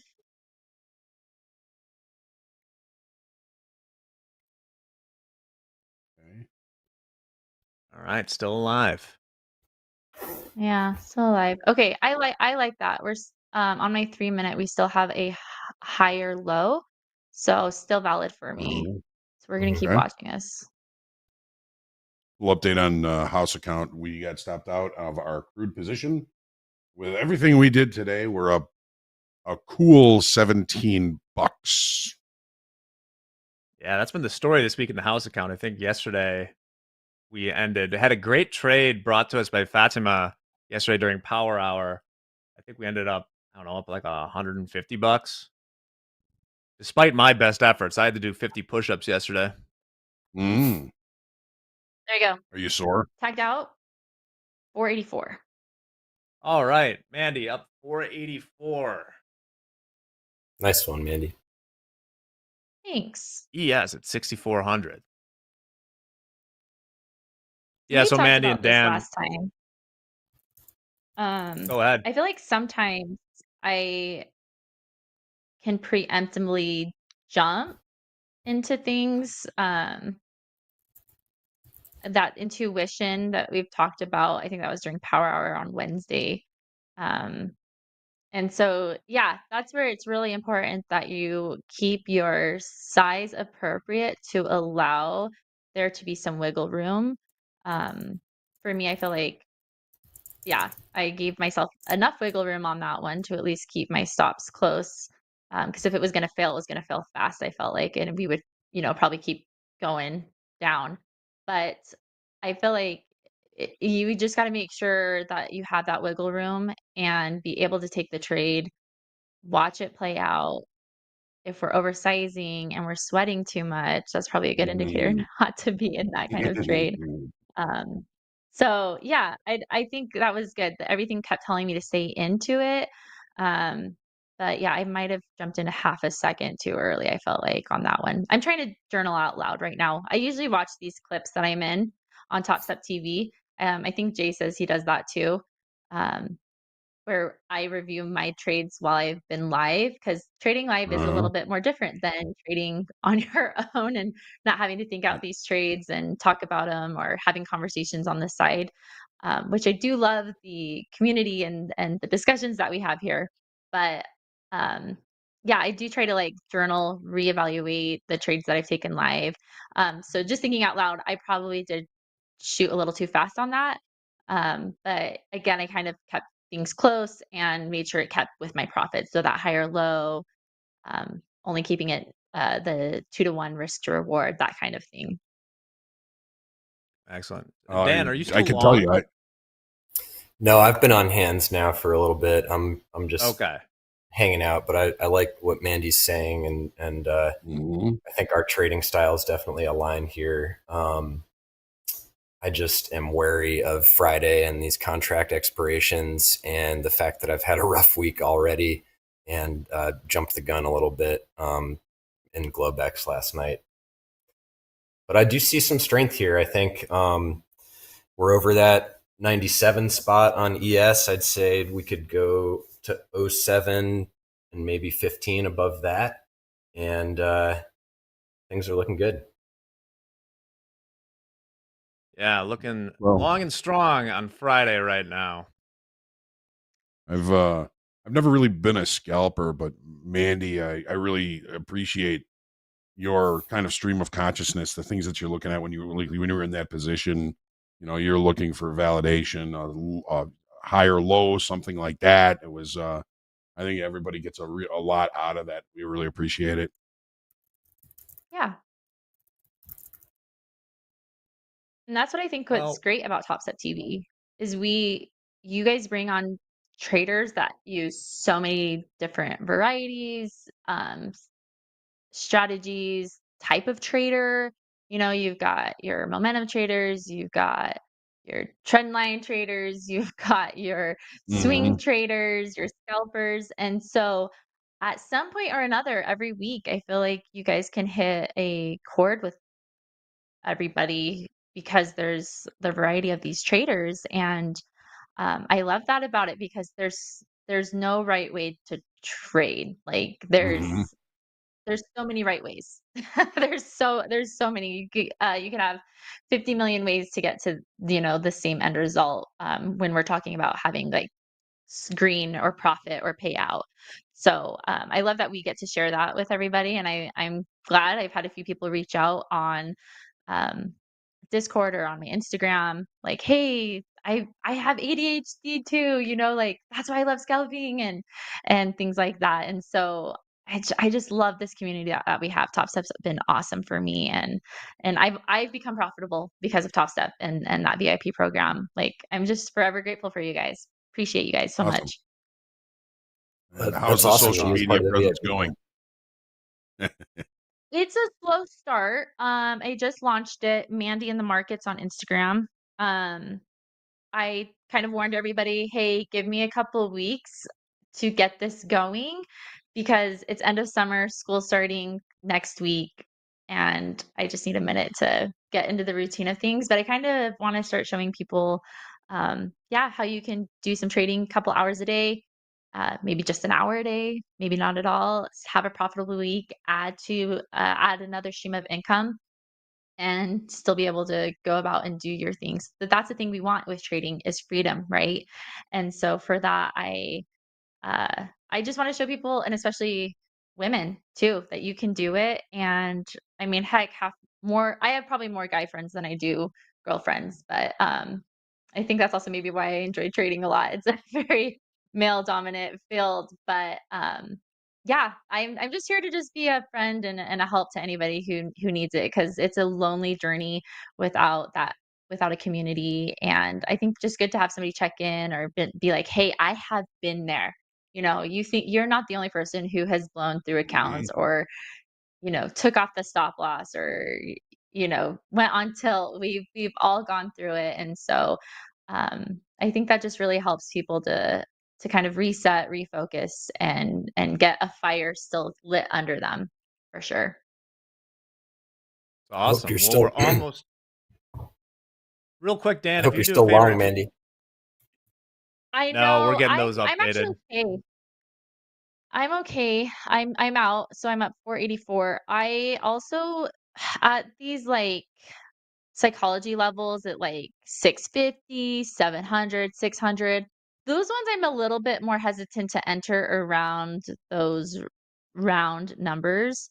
So yeah, I mean we just hit what was that? Yeah, 51 and 3/4 and now we're having a little bit of a pullback.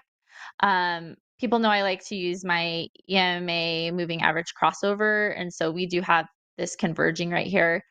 When my yellow pops on top, yellow is my moving average. When moving averages pop on top and I get this little cross symbol, usually that's a good hands off for me. That direction could be changing short term. So yeah, we have that right here. So yeah, hands off for me for a minute. Or what are you looking at, Dan? Well, really quick, Dan, if you could reshare your charts and back just so we can show those lovely little charts to the people at home. Yes, sorry. Let me work on the video here. Give me a second. No worries about that. Then we'll get Dan right back in here. Came within 2 points in the ES of the opening bell yesterday, which I got. What do we got here? Yesterday's open was 64.07 quarter. Right now we're topping out at 64.05 half. People mentioned Tesla's kind of I don't know if you can call this mooning by Tesla standards. Tesla's up 3.3% right now. Amazon, the only Mag 7 in the red at the moment.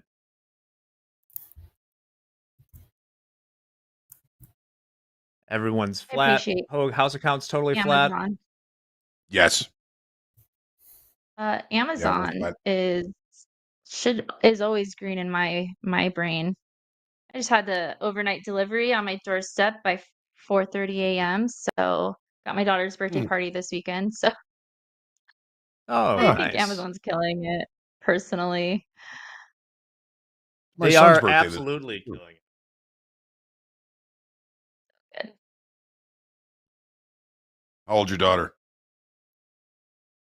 She just turned 7. So she's my only girl. I have 3 boys, 1 girl. She's number 3 of the 4, and she is a sassy little thing, very determined. I Wonder can't where she imagine. gets that from. Yeah, right? Yeah. Mm. So, but yeah, it's gonna take her far. I don't want to squash that little fire that's in that cute little tiny little fiery body of hers. But she's it's fun. We're going all out spa night with 15 other girlies. So it's gonna be cute Jeez. and fun. And I'm spoiling her because she's my only girl. So we're going crazy with the girl night. Sure. Nice. So yeah, I think I had to love it. prime some face masks for the girls last night, and they because it's tomorrow night, so it got here at 4 in the morning. It's just so fun. Yeah, this is pretty glad I'm hands off right now on this. Dan, did you have any targets that you were looking at? I think probably looking up still long to 6,415 on ES would be the target, I think. But I'm on hands on the live account. I switched over to a combine, and I've been long from 629.50, and kind of wishing I took that long on the live instead. And I do think I've got the screen share working now. Are you able to connect?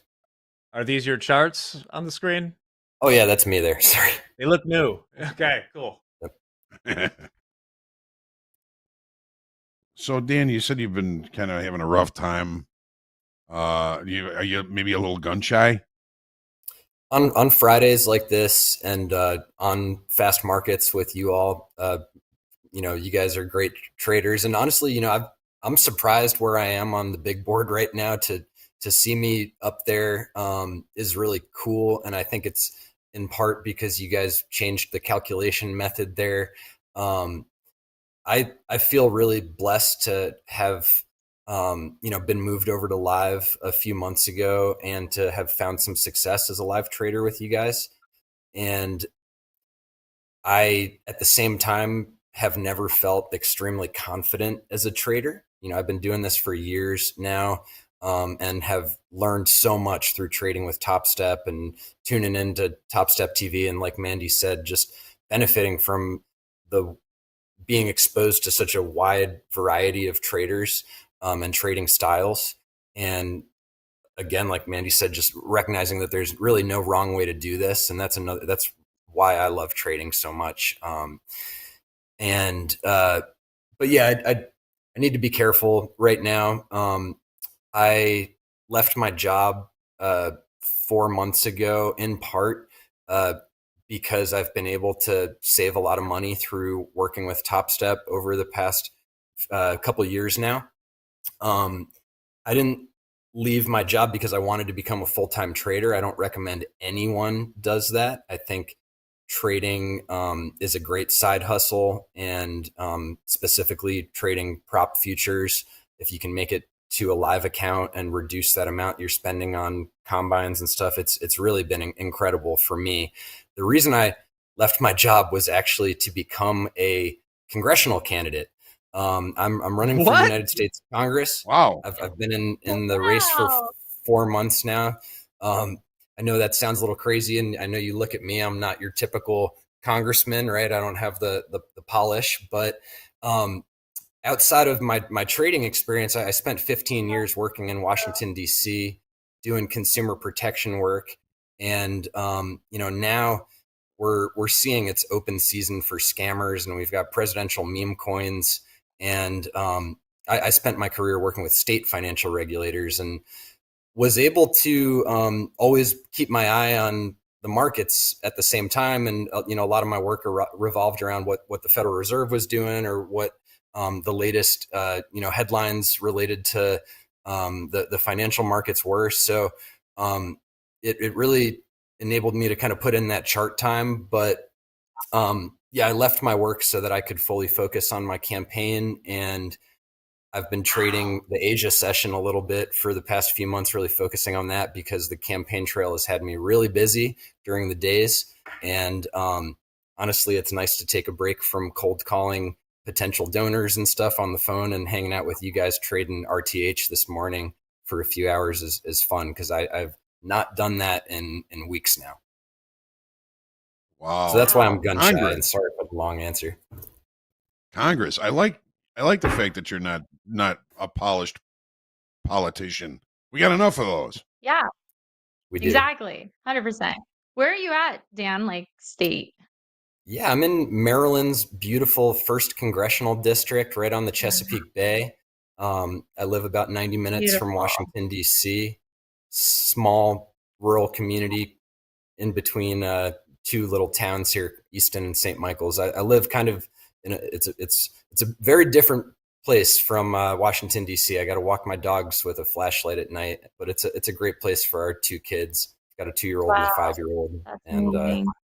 we love it Wow. out here. We just have an awful congressman who's been in office for 8 terms, and he's forgotten that he actually represents people out here.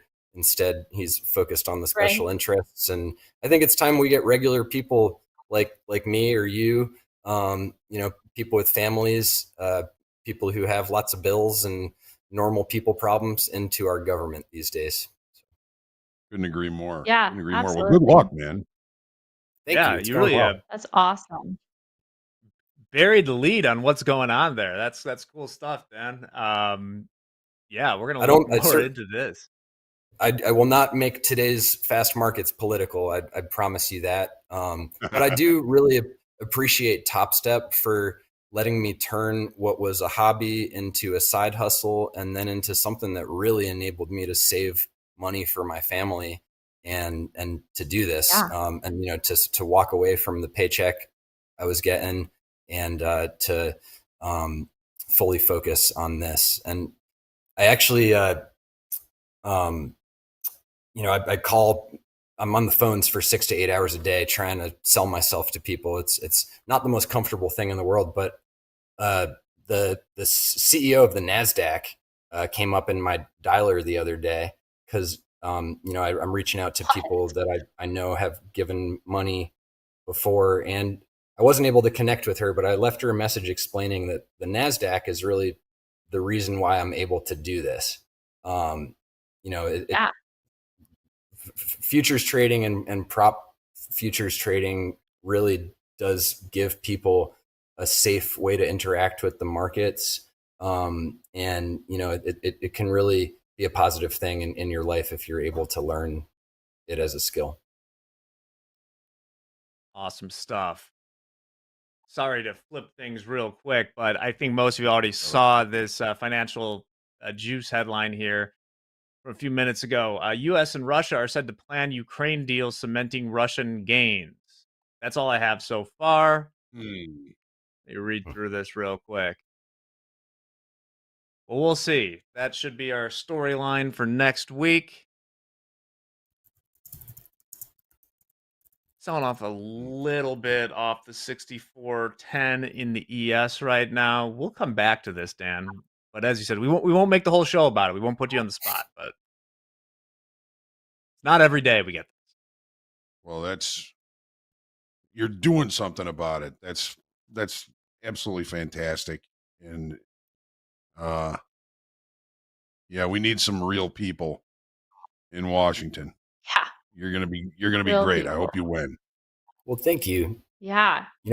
I wouldn't be doing this if I You gotta lived in California or Texas, and I'd have to leave my family and stay in Washington, all through the week. A lot of these members Yeah. have to fly home on Thursdays or Fridays.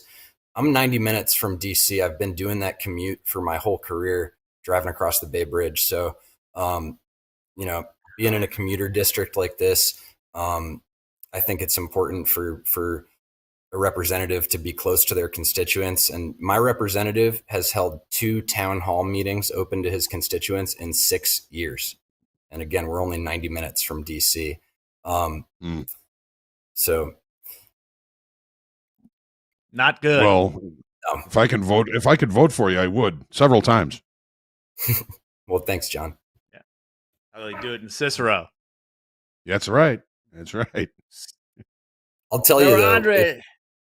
Oh, go ahead, please, Dan. I'm sorry, Jack. I was just going to say, if I can get into Congress, you will not see me on fast markets. You will not see me trading with Topstep or in a personal account. One thing, if you do go to my website, which is schwartzforcongress.com, sorry to make a shameless plug there, you'll see a big part of my platform is in support of a congressional trading ban. And I'm going to actually be one of the first candidates endorsed by a new PAC that's focused on this issue. Nice. As someone who's been trading for years now, and as someone who's been working in Washington, I know that there is insider trading happening on both sides of the aisle. These guys get information in congressional briefings or in hearings that are closed door, and then they are trading on equities, options, crypto, and then probably I think futures should fall into that as well, because if you have an idea of when one of these tariff announcements are coming and you go long 5 contracts on something, I think we're seeing that the market is easily manipulated these days, and I really think these members should be going to Congress to focus on their constituents and legislating and not trading. And that means not trading even through a financial advisor or your spouse. I don't think they should be doing it at all. Wow. Yeah. Blind trust, baby. Put them in Dan, what's your last name? SPY. Schwartz, SCHWARTZ. I don't know if anybody has seen Spaceballs. I heard they're making a sequel. May the Schwartz be with you. Yeah. Hey, exactly. As Andre would say right now, we're dumping 10 points in the ES right now, back to 6,400. Saw some people point that out as a sort of a magnet here. Yeah, we've been having trouble at that high on yesterday's NASDAQ spot there.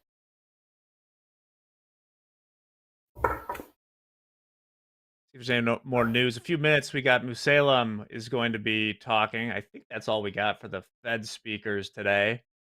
For the real sickos, we got Chinese PPI tonight. A little echo here. Dan, markets will be closed. You could take donations from somebody in Chicago, can't you? I certainly can. All right. You got one coming. Thanks, John. I wish that money was not the end all be all of campaigns. And if I can make it into Congress, I hope to work on ending things like Citizens United, which allowed these billionaires to just pump tons of money into our political system. And my opponent gets all of his money from big pharma, big insurance, big tobacco. I'm relying on regular people like you, John, whether they're in my district out on the eastern shore of Maryland or on the other side of the Chesapeake Bay Bridge or on the other side of the country. If you want to get extremists out of Congress and you want to see normal people, normal traders like us, but traders who know that people in Congress should not trade, people who want to make our government work instead of burning it down from the inside, you can donate to my campaign if you'd like to. And I really appreciate that. Mm-hmm. Right on. But for now, we're still going to be trading, even if you're hanging up the cleats if you're in Congress. Mandy, are you still there? I think we lost your video, but I heard you in the background. Yeah. Let me look at this. Huh. You got Mandy in the walls right now.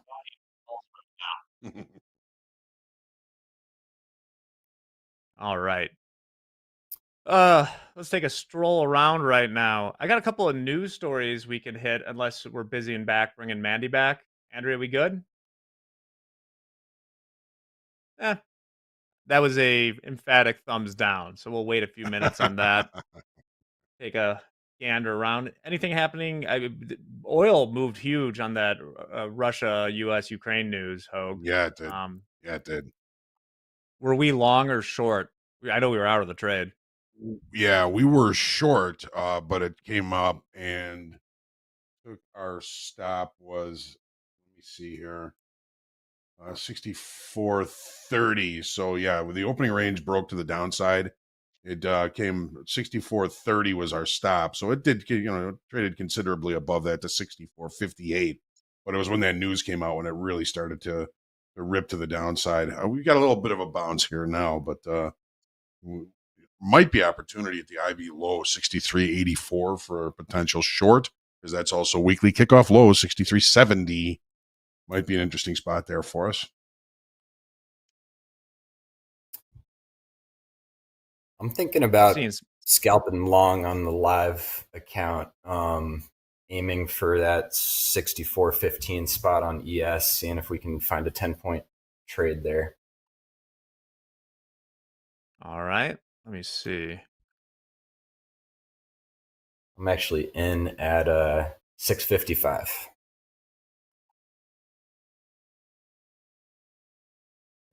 And yeah, I'm sharing my screen still. There we go. Trying to come back from my Globex stupidity. Sorry.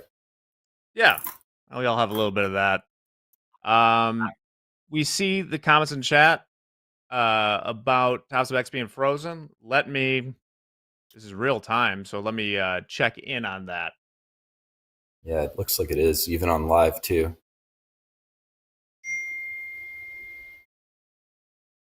Well, that's a lovely Friday gift. I think I'm back.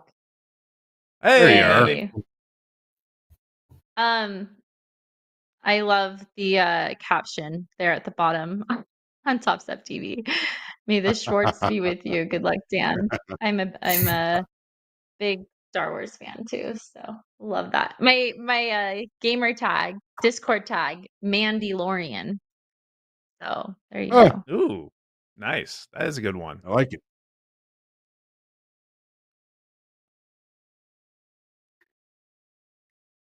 We've reported the issue right away to engineering. We will figure out what's going on and, of course, make it right.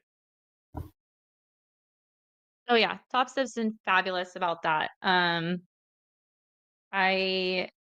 just know that I feel safe and comfortable with Topstep. I've never had like, if there was any issue with the platform, Topstep has always made it right.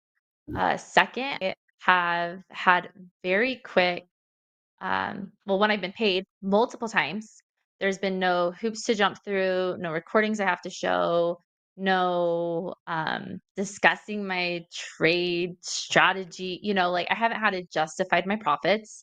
Granted, I'm not like bot trading and putting in all these like tiny little like like thousands of trades in a second, that kind of thing.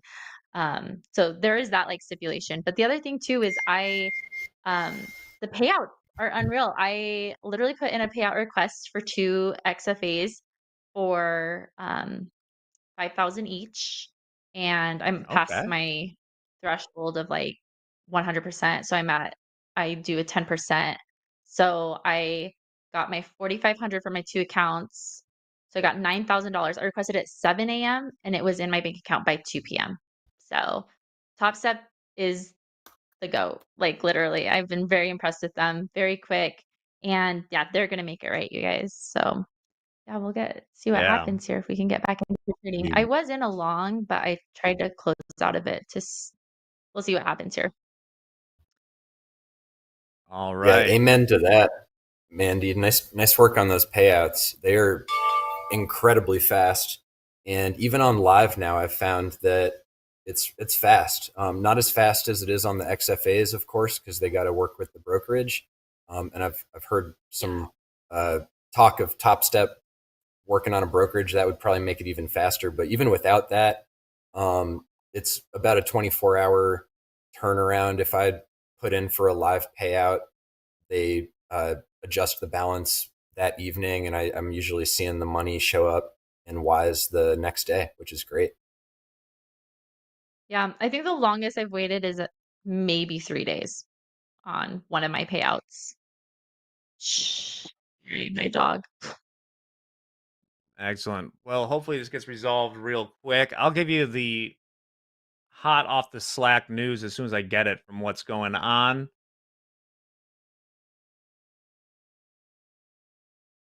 I'm still in that Yeah. long. I'd would like to take my 10 points here if possible.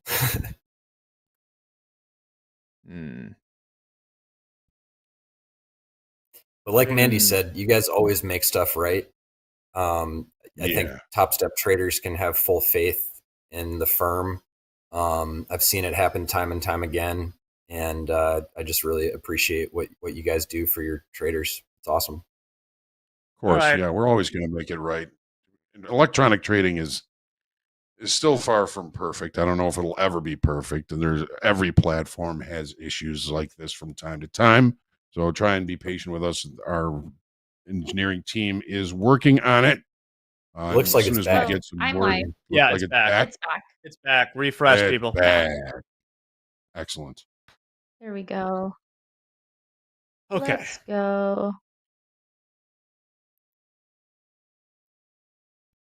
So we're getting a little push here on mine that I'm in. I might just want to close here because I thought we'd be out of this trade by now, either direction. So I'm just gonna close my, if I can close it. I just want to get out of my trade and make sure it's still profitable. Because I thought we would have either direction, but it looks like I am having a hard time closing out of it. But let's see. Yeah, the chart's back, but the DOM is not. Dom's Mine not is okay. I did get okay. out of my trade. So yeah, I Okay, was able. good. It took a second to get out. Yeah. With how long? Because I'm a scalper. How long it takes for me to get in and out of a trade? That one I was in a little long, especially with this um, with the feed right now. I thought we would have like a TP or a stop loss already hit. So we're chopping around right now. I do want to make sure I'm out of that trade. It's still kind of valid, but yeah, it took a little while for me to get out of there. So I don't want to hang out. That was what 2-3 minutes I was in that trade, which for me is a long time. Looks like so you're flat up 546 right now. Yeah, I snagged like another. What would that be? Another 100? No, I think it was like another 40 or 50. So yeah, I'm still in this 546 up on the position. day. Nice. So long, Dan. I'm gonna put a stop in at like 75.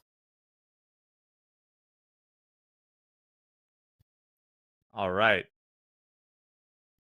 Nice. It's a long position for you, isn't it, Dan? You've been in this for a Only while. because we got stuck in it there, and I just got stopped out. Well, that's one way to keep your runners. Yep. But I like this here. I'm still targeting 64.15 on yes, so I'm back in.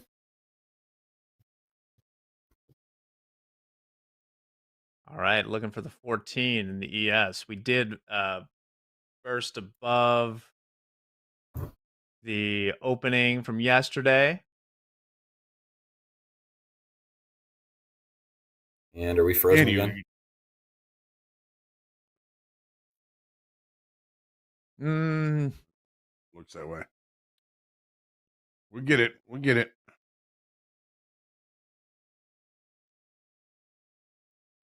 Trading 406 half ES right now. 675 in the NQ. Given these technical issues, I probably should try to flatten this trade. So I'm going to look to do that if we're freezing again. Yeah. And we're back, but I'm not sure what's going on.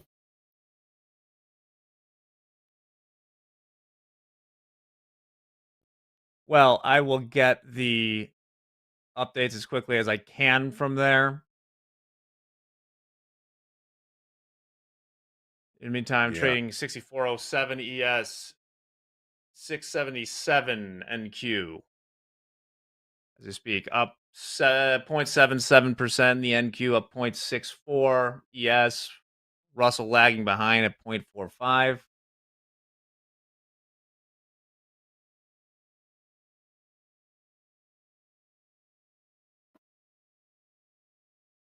All right, looks like we're working. Dan, if you're gonna, we're back.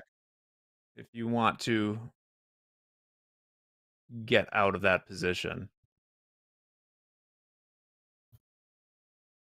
All right. Hopefully that's the last of the data issues for now. We can go ahead and move on with the trading. Yep, I'm back into. This is looking really good. Next upper target would possibly be the 700. Yeah, it would be a 700 target. I'm just trying to see here if we have any more top targets from our closes. Yeah, I think it's just been blown past that. Making all-time highs today? Hey, I don't know.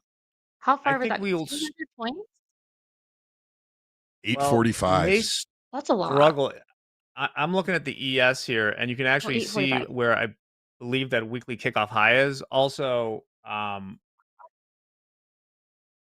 right up there at like that 6425 area, that's the 6400 SPX level on options expiration Friday. I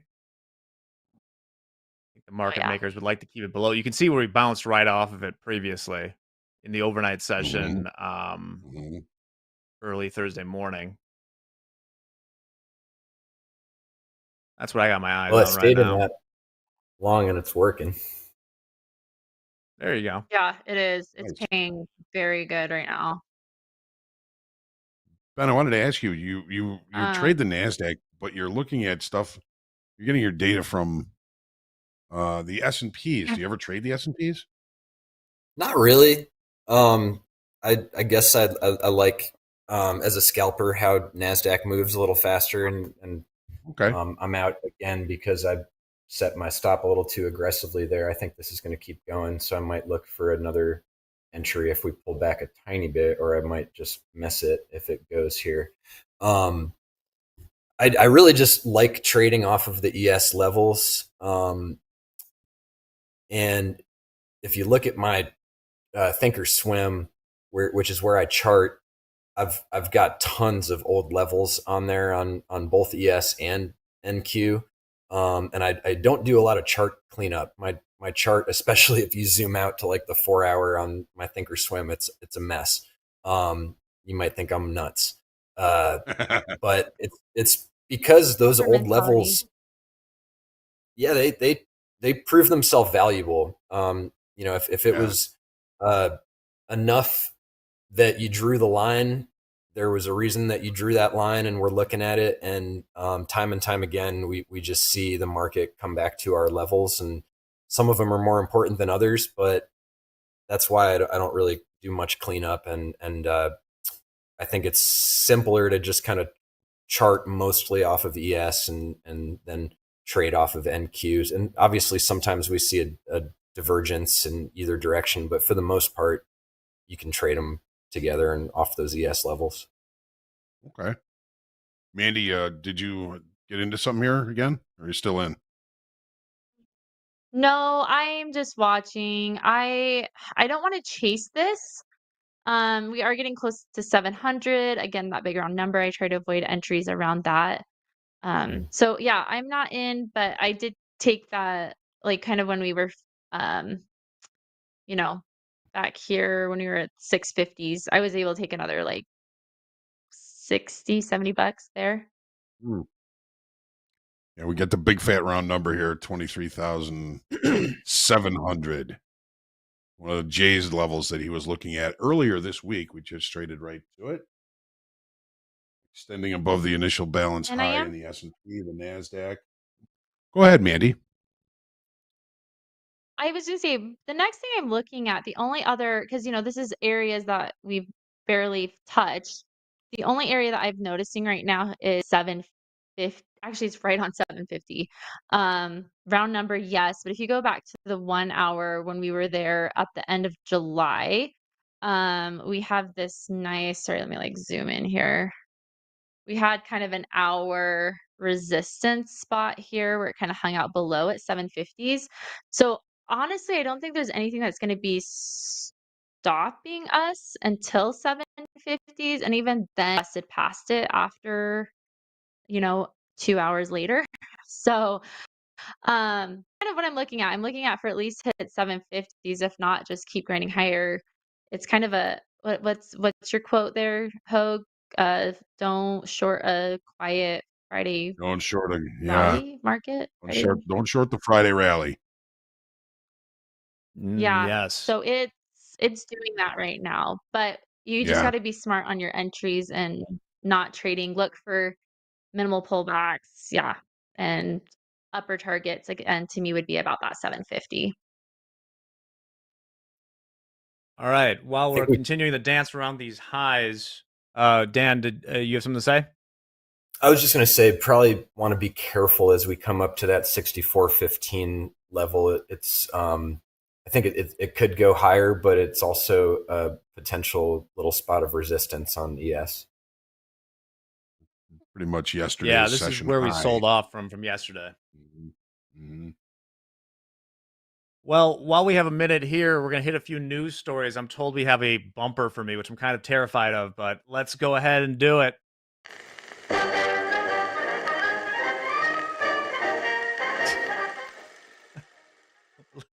Look at how thin I am in that. The dream. You look good. Yeah, well, it's not my body. Young male college grads are now jobless at the same rates as non-grads. You can see the huge trend here that's diverged. This is going back to 2010. You can see how the unemployment rates have changed. These are the 3 months seasonally adjusted rolling average. I think in trading. This is obviously a huge change that we've seen. The GPT that Hogue mentioned earlier coming for a lot of those entry-level jobs. Definitely going to be a new economy going forward. I thought this was just something interesting to show. Still a little premium there left for young women. This is ages 22 to 27. Wanted to show another interesting story here. I got to get my sub to The Economist so I can read this whole thing, but I just found this interesting. Airlines have been profitable, but they are actually losing money on their actual operations. They are making all their money, their profits from their loyalty programs and credit card partners. So this is the reason why they're always trying to, they have that little announcement at the end where they're trying to sell you the Delta credit card or whatever else. If we go to the next image here, no major U.S. airline would have been profitable last year without revenue associated with loyalty programs. Really? Yes. Wow. I believe I saw in this article that American Express paid Delta something like $8 billion. Basically, they are selling their the miles to credit card companies to give away as rewards. So running an airline has definitely been a very complicated business. People have been complaining lately that basically the lounges and stuff are too crowded because they're kind of really trying to extract all the juice they can from this. Uh-huh. Are you a lounge man, Hogue? No. No, No, I just with the people. just go hang out in the airport, wait for my plane. I think Andre I would do have say a I wish. that's raw dogging it. They say. yes. I do Yeah. have a Southwest credit card though. Okay, there you go. Hoag is part of Yep. those profits for Southwest. All Absolutely. right, that's all the news stories we have for now. Oh, actually, I wanted to show one more as long as I think the crowd's open for it. I'm gonna regret. Speaking of not raw dogging, Wow. This general survey of social, whatever, they put it out ever so often, but the share of young men under age 30, while they are employed, it seems, they're increasingly not, I don't know how to put this euphemism, like keeping their virginity for longer. But somebody pointed out here, look at the chart where weekly options were introduced. This is the Wow. way. What have you done to society, Robin Hood? So now that's all the news we have for now. Oh, there's an outro too. There you go. Let's I love it. Hey, it looks great. That was awesome. That's great. I was looking at flights to Chicago for the meetup. It was dirt cheap to fly out of Salt Nice. Lake, and I almost hit the buy button. I should look on the flights today. I don't know. It's a Friday though. Isn't that like a bad time to buy tickets? But my Well, downside is like the days would be like Wednesday to Saturday, and so I'd have to get 4 nights of a hotel, and so then that adds up even though the flight's cheaper. So it might be cheaper for me to go on the more expensive day and do less hotel days. I don't know. I can't decide what to do. well, the flights are Well, there's cheap fun stuff because to do. they're like the rotisserie chickens in the supermarket. Like, Exactly, flights are a right? loss leader now for credit card fees. That's true. There's lots of fun things to do in Chicago if you don't want to stay that extra day. There's some cool stuff to do. I know. I've been before for a conference. Actually, the American Dental Hygienists Association. For those of you who don't know, I am a dental hygienist, part-time. Been a hygienist for 12 years. Love it. My first love. If I make all the money I want on trading, I would still do one day of seeing patients. I love my patients. They become like family to me. And it's just been great to like see their families grow, their kids grow, they move on in different sides of their lives. Seeing patients who have lost family members or the patients going through health issues, all that kind of stuff. For that reason, I'm always going to practice hygiene.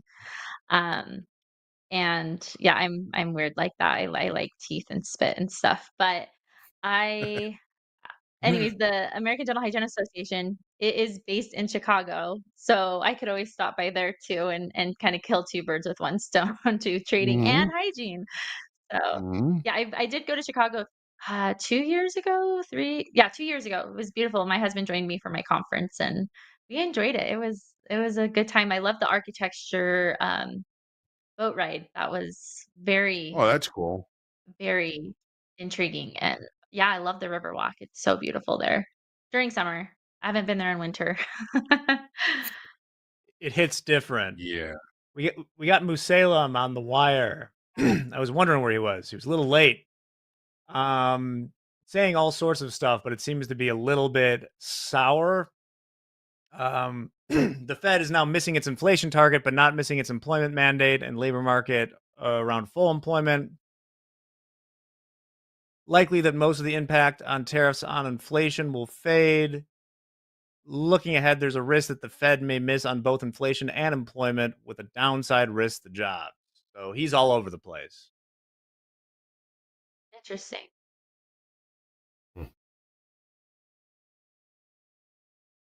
A little bit of a sell-off there. Just right up to that 700 level in the NASDAQ.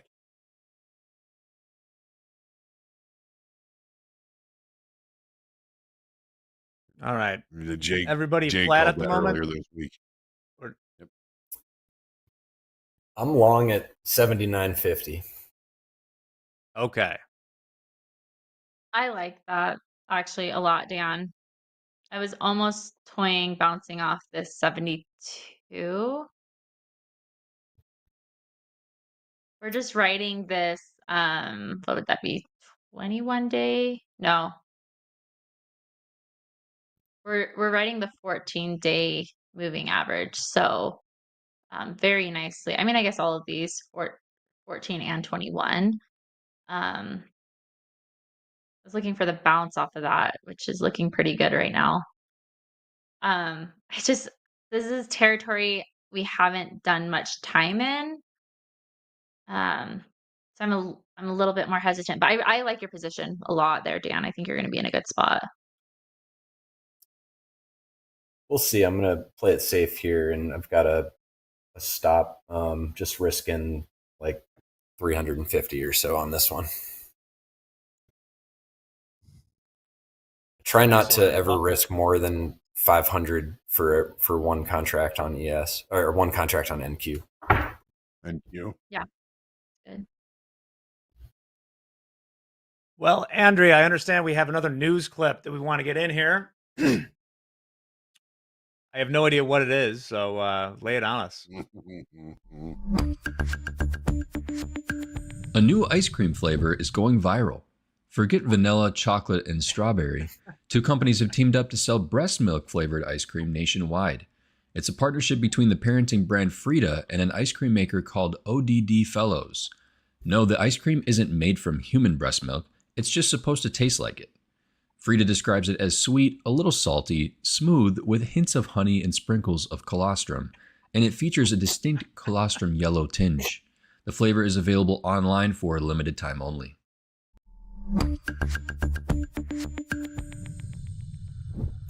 Wow. Lovely. Whatever I was expecting, it wasn't that. They should honestly, they need to put everyone on a list that buys that. Right up there with the guys traveling solo to Thailand. They got to put them on a list too. Breast milk ice cream. That's lovely. Did you see he said by the brand ODD? I think it's odd. Odd. Well, Frida, Definitely. I know Frida. Frida's the company that makes like Manny. You'll probably know them too. They make all the nose suckers and things like that for kids. Like the postpartum and baby supplies.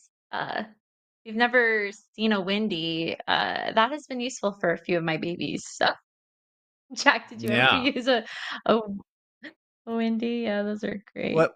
Describe the Windy. I may have. Like, what does it do? Oh, baby's got a lot of bubbles and gas. So just a nice little escape valve out the end. It actually works very well. Yeah. I have not used Very that interesting. So Wow. this ice cream fits kind of in line with Frida for sure. Horizontal integration. They're an ice cream now. That's Danielle, if you're listening, we're not eating the breast milk ice cream on air. No. Gotta draw the line somewhere. Technology's gone a long way since my kids were babies, sounds like. Although Dakota or Barron should have to do it if they hit a certain number of combines in the combine counter. We need to have incentives here.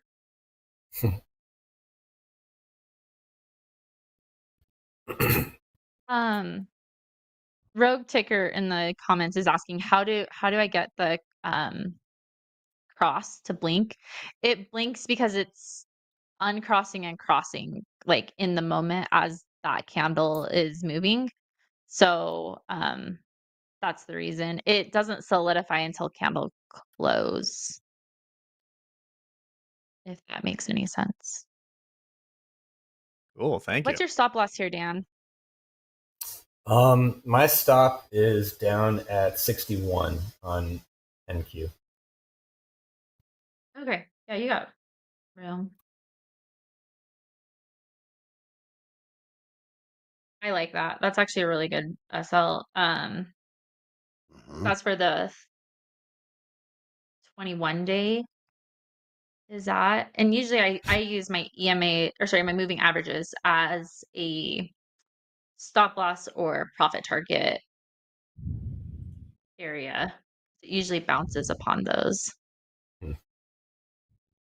I saw our friend Peter Schapp ask in chat if I was going to go to the Taste of Elmwood Park this weekend. I didn't know it was happening. Actually, me and John Doherty are in a little golf tournament this weekend.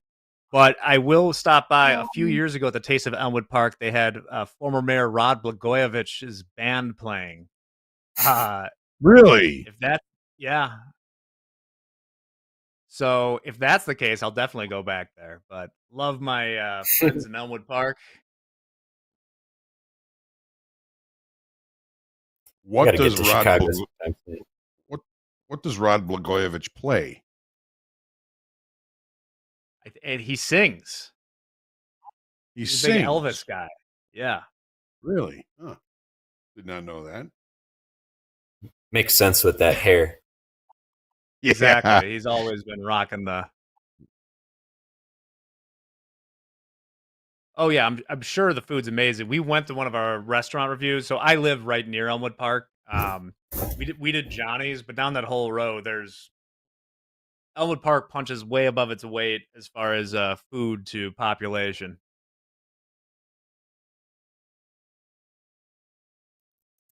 I haven't had a Johnny's beef in years. Come over, Hoag. I'll get it. Do it. Museum's done talking. Go ahead. I was going to tell Dan, if this 3 minute, I'm just thinking out loud on what with my trading. Here in about 15 seconds, if this candle closes above our Topstep daily level of 671, we can stay above that here. I think your longs are still pretty good here. I think you're right. Yeah, that looks good. That looks really good right there. Yeah, I see this going higher, I think, but definitely going to keep my stop in place there.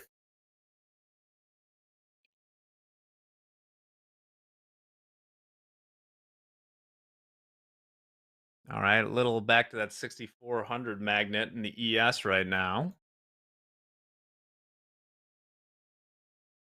While we're watching this, I believe we do have a tip of the week, which I get to read. What is the tip of the week, you ask? I answer, take profits strategically, lock in partial gains, use trailing stops, scale out of positions, and don't get greedy. I mean, how I think about this is most times you put on a trade, it's not going to be the last time your stop loss ever trades in that market.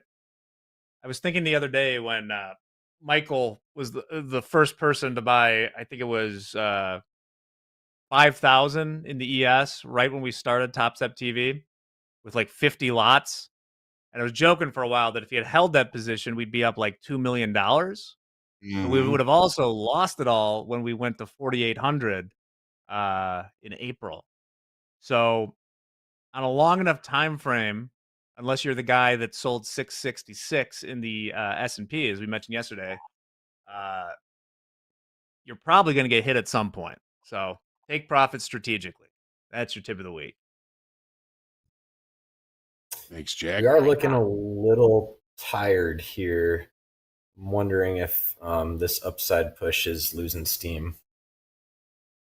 Yeah.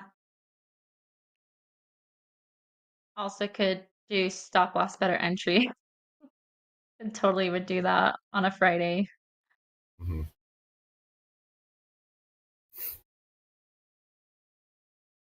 This is kind of our biggest pullback so far. We've been pretty bid city since the open.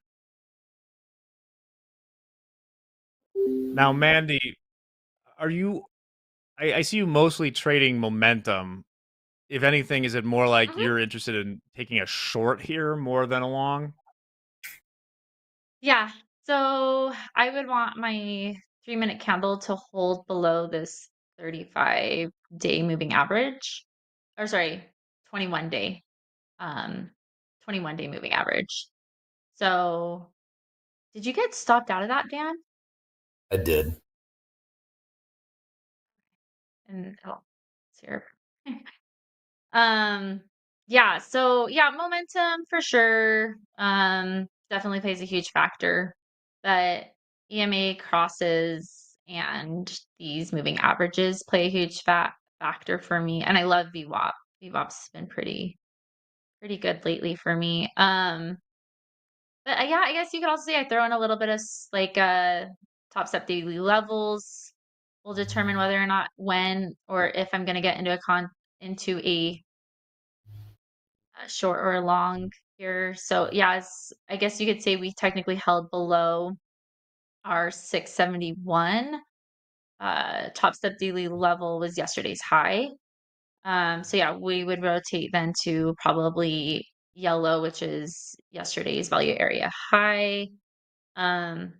Yeah, so I also use those as like support and resistance. So I kind of just look for those little steps up or back down. Those are kind of my target price point. But yeah, momentum definitely plays a huge factor. Like I said, NQ has its own little heartbeat. I feel like I've learned how to read that pretty good, and so for that matter, yeah, I would say momentum's and intuition's kind of a big play of entry and exit for sure. All right, down to 60. Not quite to 6,400 yet. I won't jump the gun on the S&P. What's turning around That would here have in been a great stocks? short. I'm more selective right now where I'm up already 500 on the day.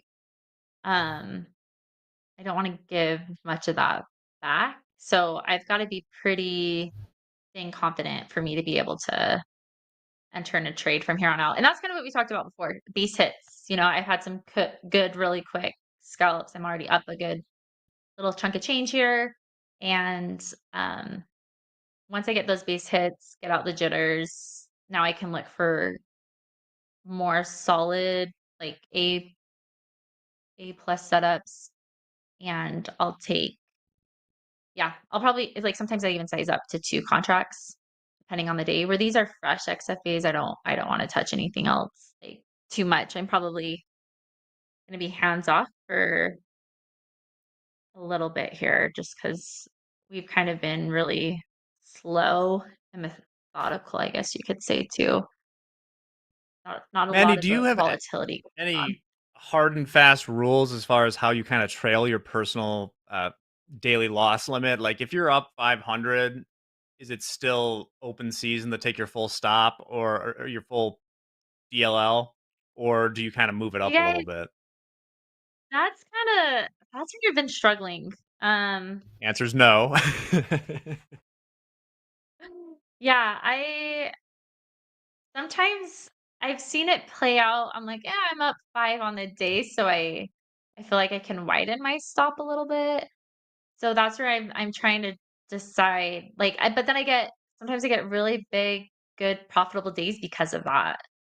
I need to back test a little bit more and look at my closed accounts and see, like, yeah, had I just taken a ton of base hits, would that have been better? Not, yeah, I guess a lot of base hits, but with a little bit of a wider stop, is where I get my biggest days so far. But yeah, it is. Yeah, that's a great question, Jen. I Yeah, need to figure there's no that right out. answer. Back when I was doing I like the know. shoulder tap and stuff, I think something common we would see, and I don't think you do this because it would be kind of more extreme examples of folks that have like a 3K daily loss limit would be flat at some point up like 10K and then be like, okay, well now I have a 13K loss limit, which I've done that would be that pretty before, I'll extreme. be honest. Yeah, I have done that. Just trying to bail you out there, But Mandy. I But no, mean, I get it. I know. Yeah, I think that's also the thing is, like, how many times is it gonna take for you to not touch hot burner type of a thing?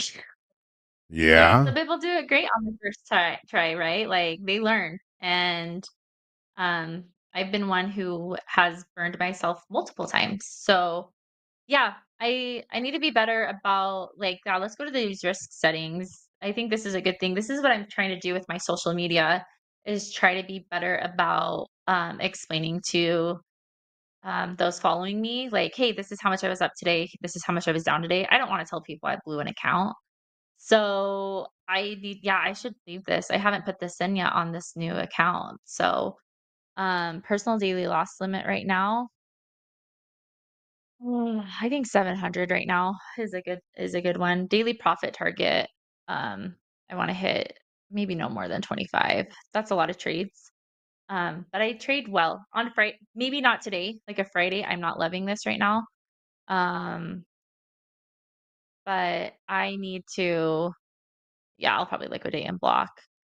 If you guys know, like, yeah, I can enable trailing right now. So here I would say I wouldn't go past more than 700 of my realized gains. You can also do it on unrealized. So if you don't happen to close your trade. As of right now, I'm not into the trailing stop. Excuse me there. But yeah, I think I did not update these yet on my new XFAs. So I will set those for that right now. Great reminder. And this is where I find the most profit is when I put in these risk settings. These ones. I don't know Nice to any have some- other firm that offers their traders None. the ability to manage their risk like this. They want you to win. Like Topstep's trying to teach you. Like these are training wheels in essence, right? I still need my training because there have been days that I don't lock in my risk settings, and that's when I get screwed over. So, yeah, nobody else offers that. You're right, Dan. Kind I of love like that. What are your settings, bumper Dan? bowling. Yeah, exactly. Really, There's no wrong with that. It's winning, No, nothing wrong and with it's it. allowed. yeah, for me, the thing that's been helping me the most is that 2 contract limit on NQ because it just prevents me from doing anything stupid. I should make more use of the trailing, take profit, and I should be better about not giving up profits and not over trading. So I could make more use of the various options you guys are providing, but for me, I've really been loving that contract size limit. Awesome. See, Dan Evans, 2 80 cents contracts on away. NQ. Don't go for 80. it, Dan. Just I mean, look it for the shows next up big right. myself so trade. many times. Yeah. Stuff about that is you're seeing 100 opportunities every minute where it's like, oh, I buy 95s here. Uh-oh. Okay, you would have just passed. There was my Anyway, we got JD in back with some stats. He's itching to go in there. JD, what's up? Yes. Absolutely itching to go. Here are yesterday's best live funded P&Ls. Big numbers coming from our live traders yesterday. Liagia, number 15 on the big board, is at the top. 14,761 trading the NASDAQ. Andis, 12,071, number 14 on the big board. Jin, number 26, 9,377. All these traders are trading NASDAQ, by the way. Oscar, number 8 on the big board, 8,361. And Yihang, number 17 on the big board, $5,904 in profits yesterday. Live traders pulling real money out of the real live markets. Pro ball trading right here. Payouts. Let's do payouts. Some more decent numbers. Azadine, $17,750. Ramsey, $10,407. Carl, $8,237. Ryan, $7,500. And Gerald, $5,000. Line in their pockets with that hard-earned money that they pull out of the real live markets. Big shout out to all these live funded traders. All right, back to you guys. Thank you very much, Mr. Doherty. Back to 6,400 in the ES. 10 o'clock has come and gone. We got 27 minutes until Euro close on this Friday. Hoag? Dan and Mandy, you guys were both kind of sensing that the momentum was falling on the upside, and we have officially and confirmed failed upside auctions the S&P and in the NASDAQ. That NASDAQ really targeted that big fat round 23,700 number, and it has just come back right down below. So you guys that are asking in the chat, is this a confirmed failed upside auction? Yes, it is. Initial balance high in the S&P is 64.1050. The market looked above, rejected, it closed the next 30-minute bar back below that level. The probable target, if this does actually play out as a failed upside auction, would be IB low all the way back down to 63.79, and the orders NASDAQ. So again, initial balance high 23,683 half, looked above, couldn't close a 30-minute bar above that level, that IB high, closed it below, and then the next bar opened below it. That's the confirm of the failed upside auction. Again, the potential target is IB low, which could bring us all the way back down to what is this 23,530 if it's going to play out. But again, failed upside auctions, and you guys sensed that the market was running out of momentum up at those levels much prior to when we confirmed this failed upside auction. You guys have great intuition. Mandy, you said you have a profit target or a goal for a profit target on a daily basis of 2,500. I'm happy on 2. Usually I can put in about, again, people are gonna probably argue me on this, but like I could do 15 to 20 trades a day because they're so short.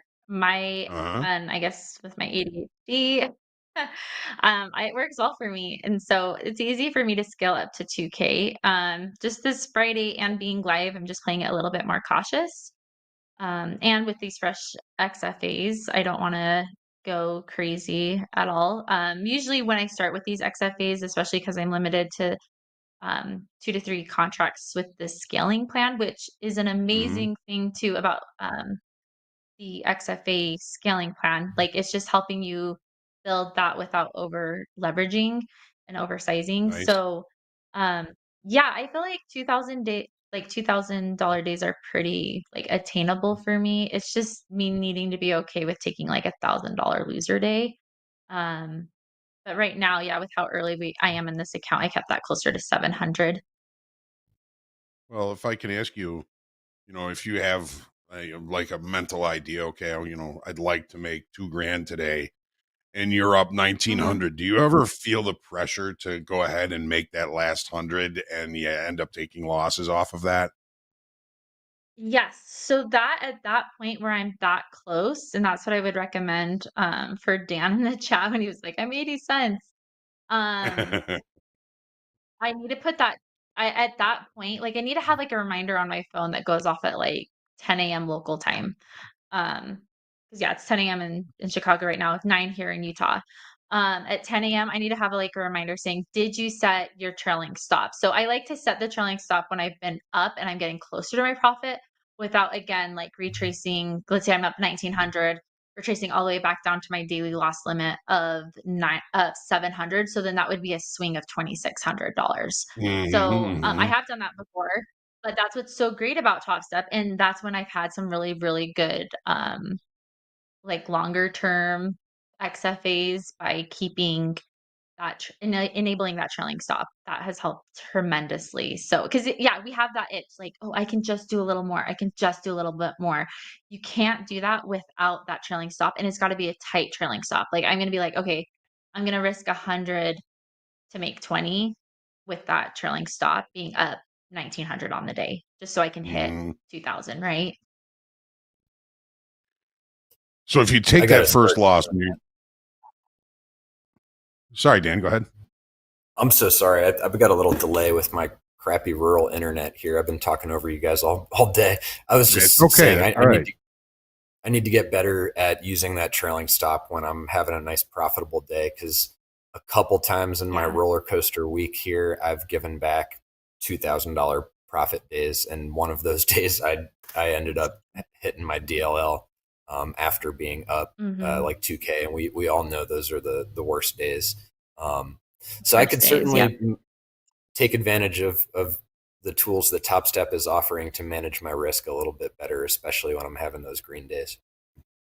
What's that do to your mental capital too? I mean, the capital is one thing, but the mental capital, what it does to your psyche is just brutal, isn't it? It's brutal because I'm trading Asia session and I'll take those losses and go to sleep, and definitely not sleep as well as I would have if, you know, I had locked out when I was nicely green in profit and just focused on other things the next day. So it's tough, but you got to roll with the punches, and we all make mistakes, and Sure. just really appreciate Topstep giving us the tools to learn from our mistakes. Yeah, I've made that mistake I don't know how many times, and I wish I had those tools back then. You know, you get $1,000 daily profit target, and you're a tick from it. Your clerk's like, "Hey, you're close enough. Let's go." You're like, "Nah, let me go pick up a couple extra ticks here, Just so I one feel more. like I've reached my Just goal." one And more. bam, famous last words. It's a spiral. Yep. Yeah. Yep. All right. 50-50 NASDAQ longs in the tilt, 61% long ES, 70% long crude right now. Oh, with the crude trades going forward, we got this. Next week's going to be, it looks like, a pretty heavy week for headline news with Russia and Ukraine. Does that alter at all the way you guys will approach the oil?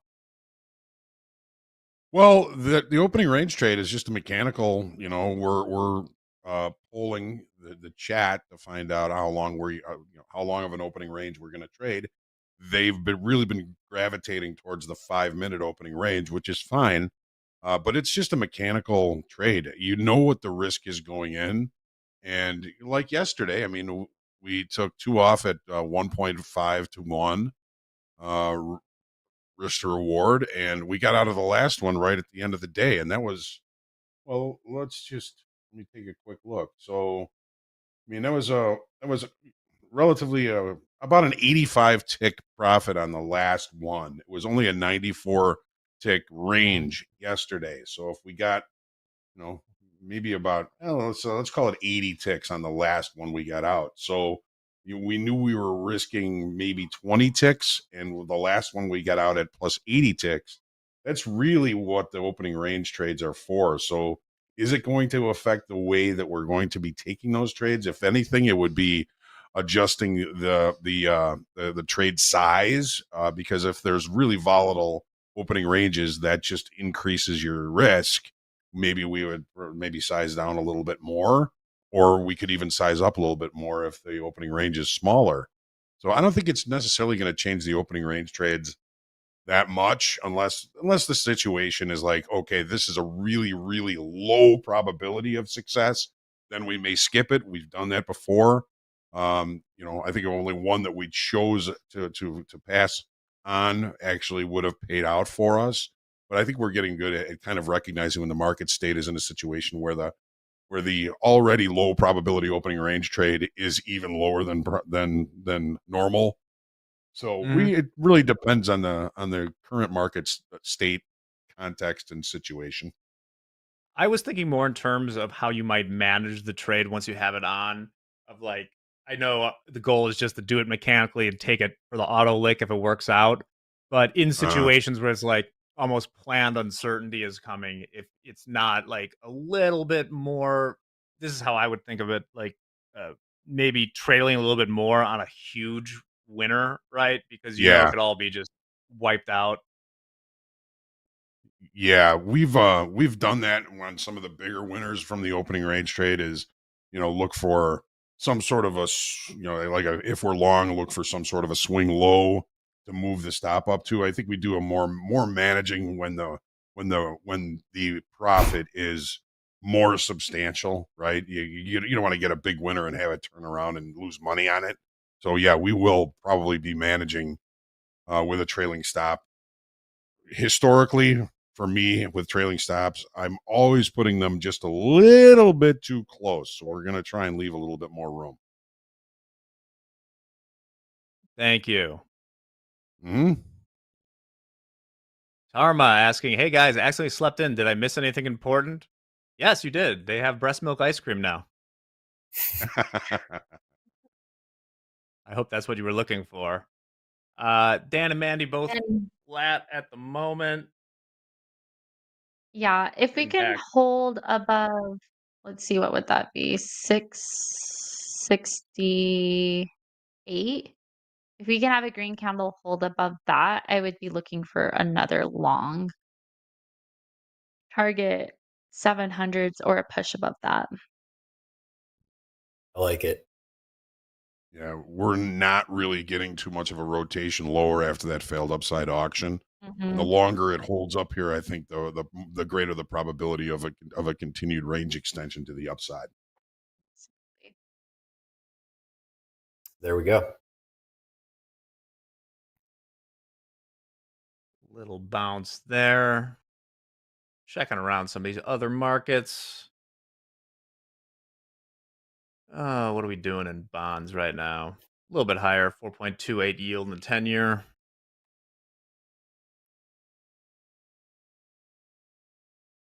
$6,400 has been where it's stopping. It's tried to sell off a few times now in the ES. What's the Dow doing? That's I'm a in good long. question. All right, Mandy's long.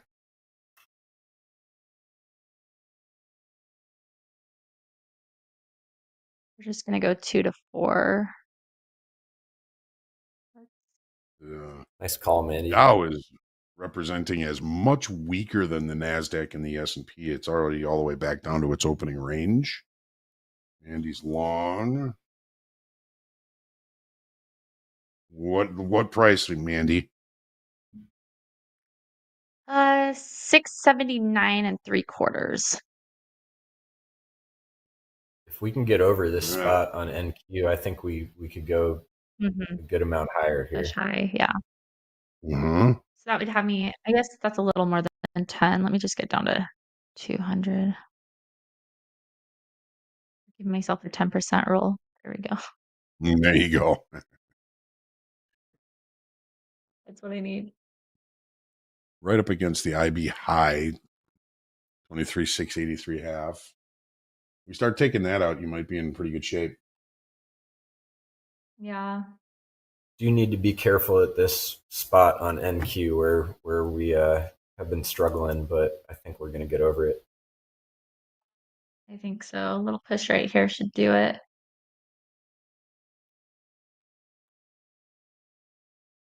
I'd like to see ES come back to that 64.15 target in the next 30 minutes before Euro close would be nice if we got a nice big push, but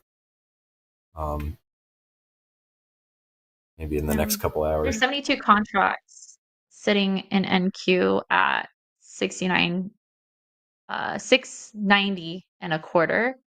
So I am just below that. I do want to move that to 200. Let's change that.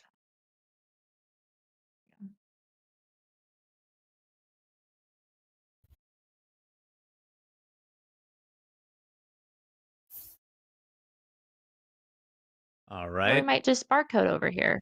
Who knows? Yeah. Well, let's see. Anything Keep an can eye on happen. Mandy's trade right now. Friday with contract expiration. Got to keep that in mind. That's true. Options.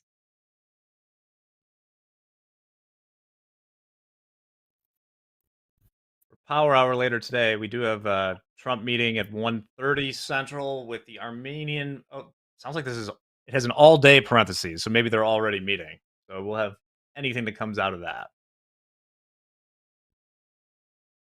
That's new. I am on reversal challenge today. Oh, you are?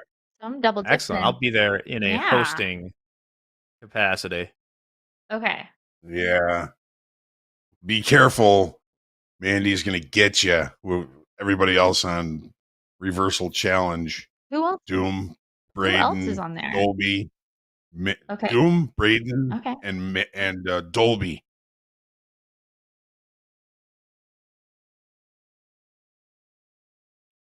Mandy's going to get you, guys. She's going to get you.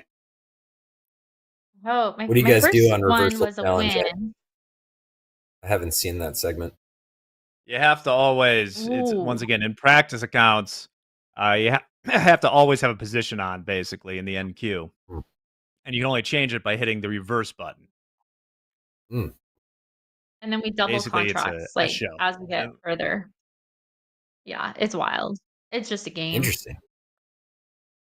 Yeah, Sounds it's fun. fun. Uh, You should tune in today if your campaign allows it. Not campaigning lets you in. yeah. Doom's Yeah. already in the chat saying he's going to have his helmet on, Mandy. So he'll be ready Oh, for there you go. I see that. you. Yeah.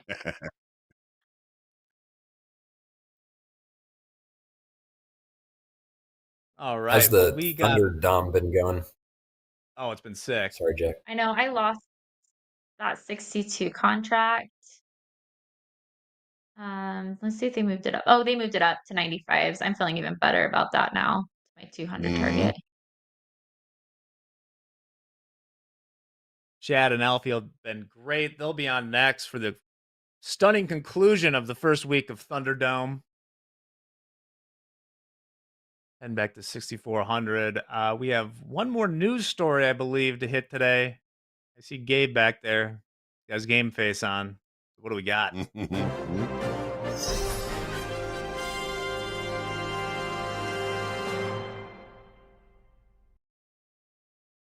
Well, I am not James, but here's some news that matters. Nearly 24 people have developed food poisoning in Florida after consuming tainted raw milk from the same farm. We're on a dairy kick, by the way, today, if you can't tell. According to the state's Department of Health. Don't worry, chat. So far, I have been graciously spared. Florida officials didn't name the milk producer because, of course, they didn't. But in a bulletin about the outbreak, they said that they were warning about the continued recent cases because sanitation practices in this farm are of particular concern. The health department's notice also did not say what kind of milk was involved, whether it came from a cow or a different animal. Talk about top tier clarity and safety information. Now, Florida explicitly prohibits the sale and distribution of raw milk for human consumption, so many retailers skirt around the rule by labeling their products for pets or animals only. Shout out to the loopholes. The state's bulletin on the case didn't explicitly warn people not to drink raw milk, but instead, it says it was providing information on the outbreak to help residents make informed decisions about their health. As always, this is not health advice. Topstep or Topstep TV does not condone the use of raw milk, and you should always do your own raw research before making a decision. Now, if you guys don't see me on Monday, you know why. You're drinking your pet milk. Pet consumption only. Shout out to Joshua's Raw Farm. But I will toss it back to you for now. It's Milk Friday. I love it. I don't get it, but people that drink raw milk swear by it. I don't know. It's good for your gut, Hoag. Yeah. I mean, Gabe's in better shape than me, so who am I going to say? Yeah, me Stay too. safe out That's for there. sure. That's for sure. All right. Looking Okay. a little Said heavy. this You should many times today. You We're get back to some 6,400 in the ES. get some raw milk for my White Russians. I got a plug out in Oh, yeah. Chicago, Hoag. I'll give you their number. Yeah. I'm about to get tapped out here. We'll see. See if we can hold above this 65s. Ooh, that's looking better. Couldn't take out those 683s.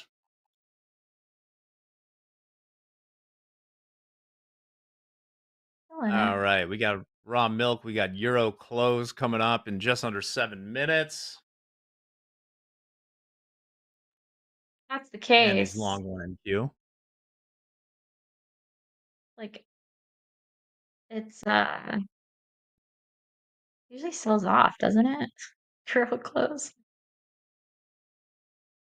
Yeah, sometimes there's More like a often than not. reversal.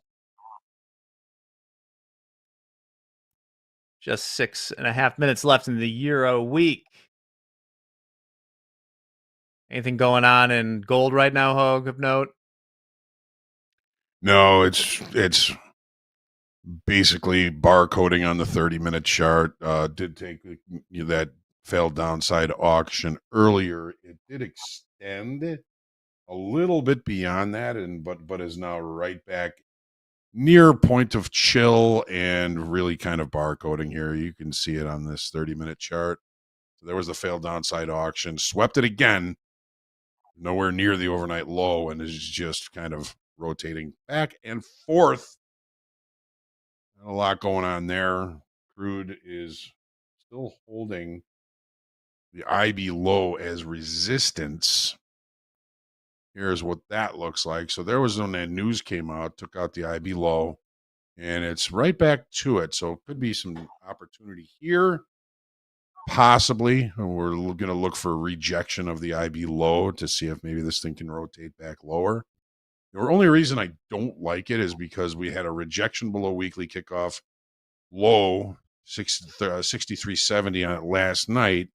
Now we're seeing another excess low here and a return back above that 63.70 level. So a little bit of conflicting information, a little bit of cognitive dissonance going on here right now in crude oil. We're going to see how this plays out.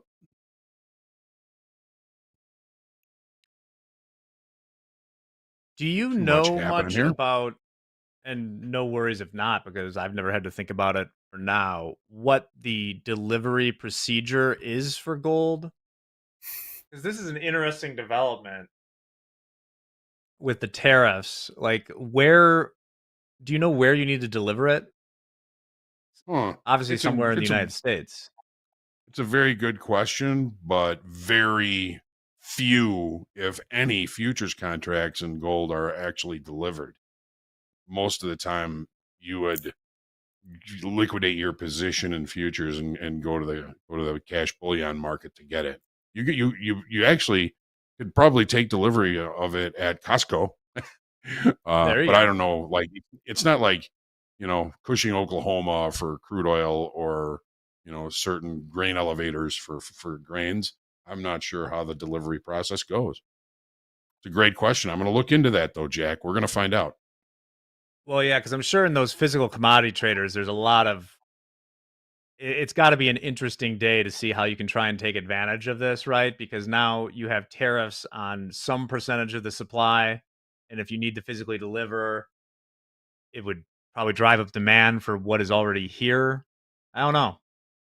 Mm-hmm. Any physical commodity traders, let me know. I'm going to look.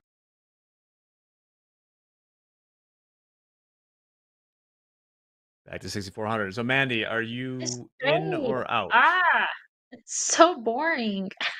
Just like, so boring. Just make your decision. Either like tap me out or let's go push. Like we're just chopping right now. It's killing me. So I don't know. Yeah. Well, keep us updated on it. I think we're having a little bit of tech issues switching charts and back right now, but let us know if that starts working out. Yeah. Euro close 2.5 minutes. 6,400 has been the magnet. And I didn't get stuffed out. Do you see this? What is going on? Oh, there we go. Look at that. Oh, almost there. It was one tick off. I'll take it. Oh. That's awesome. I do that often on either direction, on my TP or my stop loss. That's part of the game. It is. Well, hopefully, I mean, that's a sign of a good stop, probably. I know. You're showing some life here. Literally. Yeah, now it's going. She's back in it.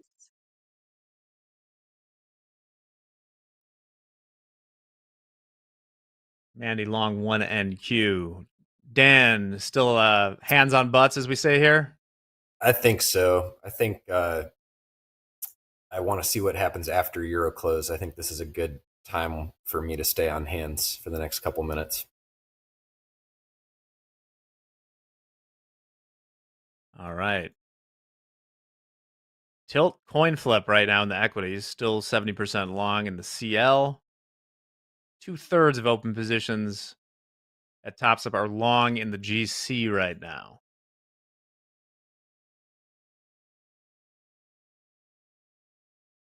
As we fixate on Mandy's trade. I know, right? This has been a long one, considering And what you have like it is, risking 20, make and 10. usually, yeah, And the other thing too is even at this hour, I don't feel like it's this much of a lull. Maybe that's because it's a Friday, no news, nothing really happening right now. I don't know.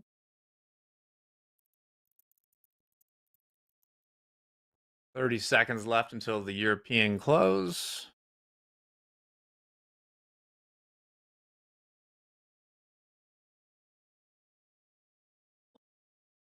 Come on, let's It's shake not it just up a a little Friday. bit. It's a Friday in Yeah. August. Friday. Well, the kids are Is, going back to school soon.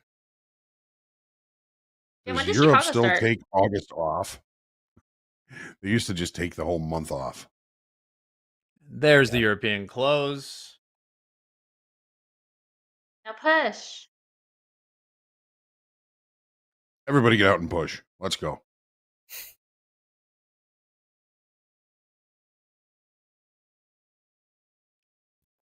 Just dancing around it. The Chicago school starts soon. My kids are too young for school right now, so Oh, okay. Yeah. I just watch with jealousy of the people that are sending their kids to school. Yeah, we start my husband's a school teacher. Oh, we are like gonna get tagged out right here. That was a big move. Yep, there we go. Yeah. My husband's a school teacher, so he went back to meetings yesterday, and then my kids start on Wednesday, like midweek. I kind of like it though, the midweek, like not getting into. Okay, now we're rotating here. I think this might be a quick reversal for me, or we might just run. Let's see what happens here. Yeah, I kind of like the midweek start though, because Monday mornings, like who loves Monday mornings to begin with, but then to start the first day of school on a Monday, that would be wild. Yeah. And My so brother's a teacher, and he I says that it's like one of those sort of scary things of just like, people talk about the Sunday scaries, and it's like having 30 middle schoolers eyes on you come Monday morning, especially that first day of school. Is pretty yeah, anxiety inducing. yep, yeah. And I've then I'm mentioned from before. Washington. I Oh, have family up there, and they start because they don't start summer until like middle of June because it's so cold up Yeah. like in Seattle area still. And so they start the last week of August / first week of September. So it's different than I feel like most of the country. I think yeah. Arizona's already started though, which makes sense because it's so hot. So why be outside? Yeah. Like insane and AZ right now. Shout Well, out good to luck to all the all the teachers out teachers. there. Yeah. Yeah, seriously. As I mentioned, I tried to teach one. I taught GMAT courses for a while, and I was terrible at it. So, congrats to those that can do it. Really? I don't believe that, Jack. I don't think I was looking for a career at the time either. It was more some time off. Gotcha. It was like, why not? Yeah. Well, my wife works at a high school close to the house here. She works in the health department, health administrator, and they start Monday. And so she's,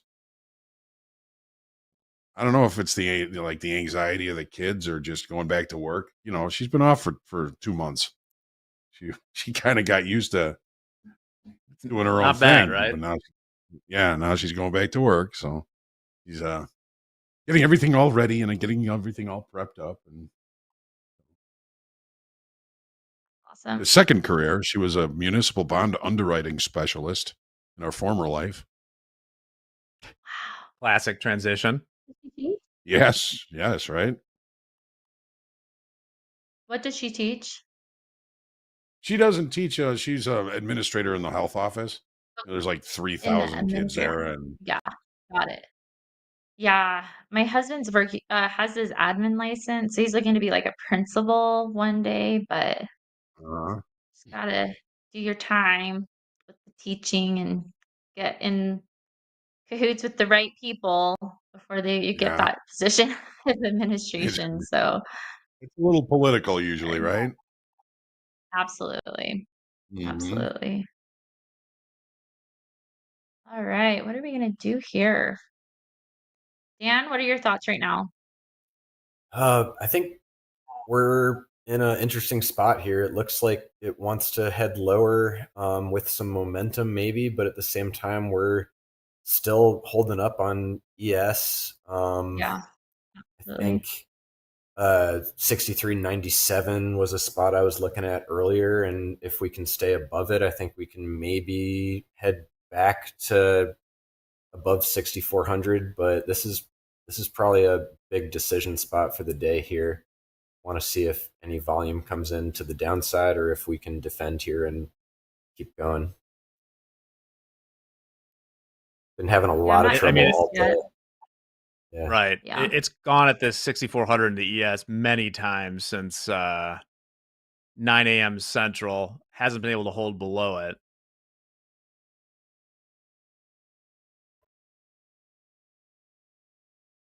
You got value low in the session And now we're today. going.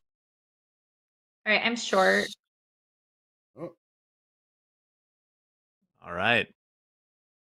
Mandy momentum is short.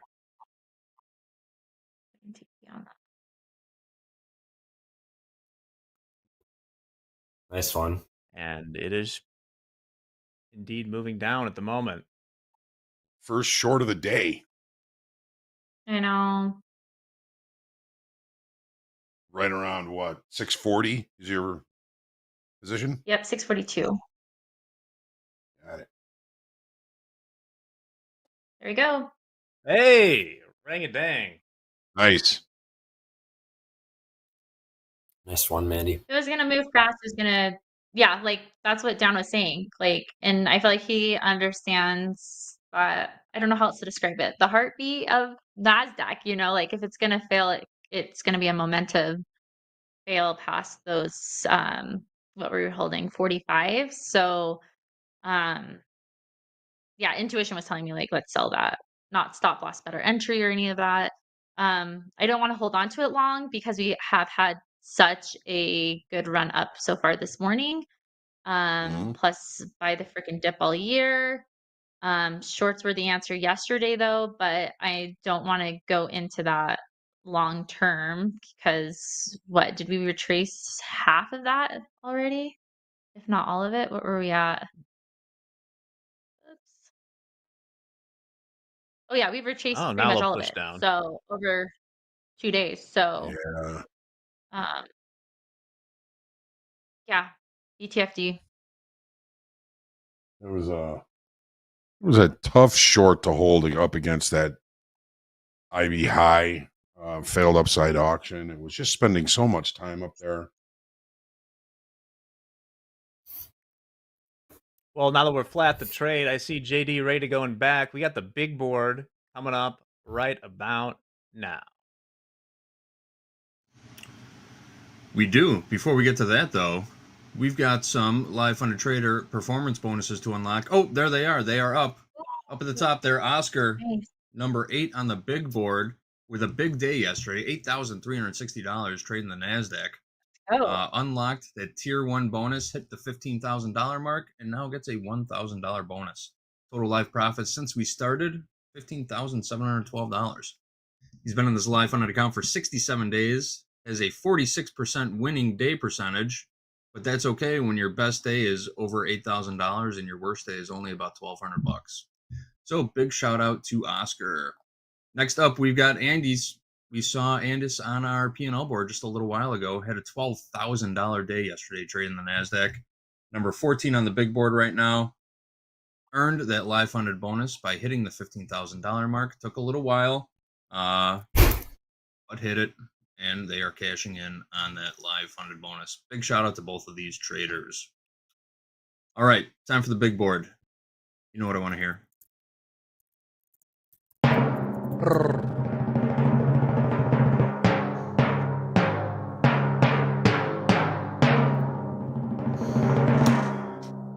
There they are, the top 10 live funded traders here at Topstep.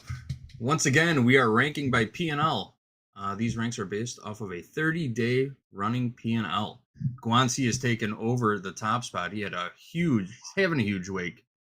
Taking big bonus or taking big payouts. Had a big $40,000 winning day. Now sitting at a P&L of $83,374 over the last 30 trading days. Trader J down there in second place now, $76,102. Top 10, in order to reach into the top 10, you will need a minimum P&L over the last 30 days of $12,573. Let's take a look at the next 15, 11 through 25 on the big board. Stephanie O with 11,837. No real huge movers. Nicholas K down there, I said no real huge movers, but Nicholas K down there did jump up 25 spots. It was in 48th place yesterday, now sitting in 23rd. Brendan O moved up 14 spots. He was in 38th, now 24th. And Tian Cheng was in 42nd place yesterday, now in 25th. In order to breach into the top 25, you would need a minimum P&L over the last 30 days of $5,472. All right, let's put that top 10 back up there for a few seconds. Get your cameras ready, take your screenshots. When you post to social, make sure you tag Topstep. Hashtag TopstepTV. Hashtag Fast Markets. Hashtag Power Hour. Hashtag Big Board. Just tag something. All right, guys. Nice. Held rank is I like that way of describing it. It sounds very official. Held rank. Little more selling. Sorry, I didn't want to interrupt that, but I did take another short. What was that? Nice. 27, and then I just wanted the VWAP target, and so I sniped like another $100 and something. So back to 483. Beautiful. Mandy, do you see the kind of head and shoulders you got there on your chart? Yep, absolutely. Yep. So are we gonna break through? Let's see. Good question.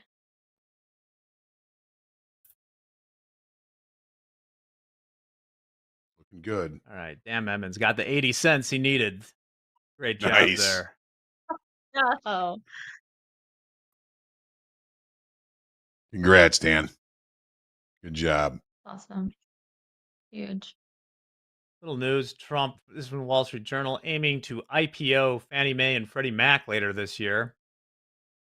I'd be lying if I said I knew exactly all the ramifications of that, but I will look into it. Huh. Is Turning it for profit. hands off for you, Dan? I think I'm probably gonna call it for the day after this, and Yeah.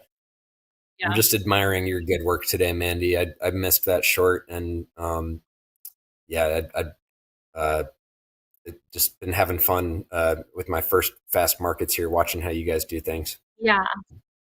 Fast markets is fun. It's been good having Yeah. you, even though it's kind of, I mean, is it just me or is this kind of one of the slower fast markets in a minute? As far as market movement, Like, in regards- yeah.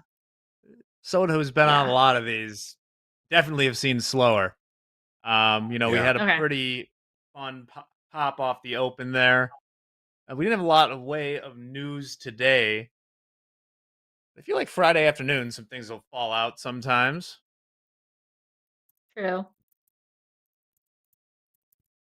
We have a VWAP bounce here. Totally could. On my end, just below 63.80 is the next kind of zone of interest here in the ES.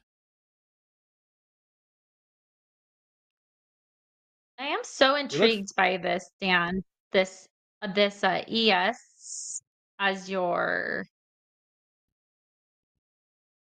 indicator, I guess. Is that the right word to say? As like, because you're using it to indicate on your NQ where to go.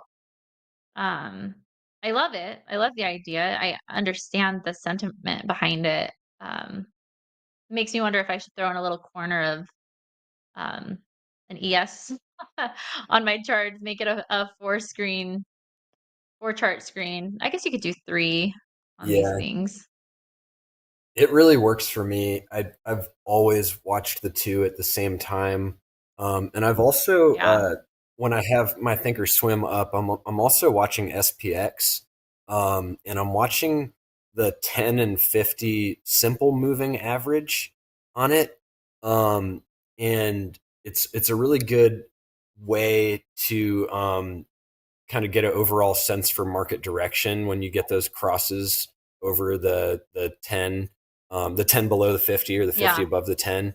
And the reason I'm watching SPX is because it removes that overnight noise. And I think it really, for me, it's just all about simplicity. So that's really my one sort of indicator that I have up most of the time. Yeah, I think even if you're trading NQ, I love the idea of mapping SPX onto it. It is Yeah. just at least where those big, round 100-point levels are in the SPX are worth That's a noting good because, like, one. if we pushed, for a while there, we were getting close to in the vicinity of pushing to like the 6,400 SPX, and there will be, especially on a Friday, a lot of action at those levels. And remember, most of the stocks in the NASDAQ are also in the S&P 500. There's a big correlation between them. Yeah, and the thing I forgot to mention there is the 30-minute is what I'm watching for with the 10 and 50 SMA on SPX. Just really, really helpful for getting a sense of where the market's going. Yeah. I like that. Dan, do you feel like in the last couple of weeks there's been a little bit of a disconnect between the NASDAQ and the S&P? I know the NASDAQ has really been kind of presenting as the stronger of the two. Does that make a difference in your ability to kind of use the ES to gauge opportunities in the NASDAQ?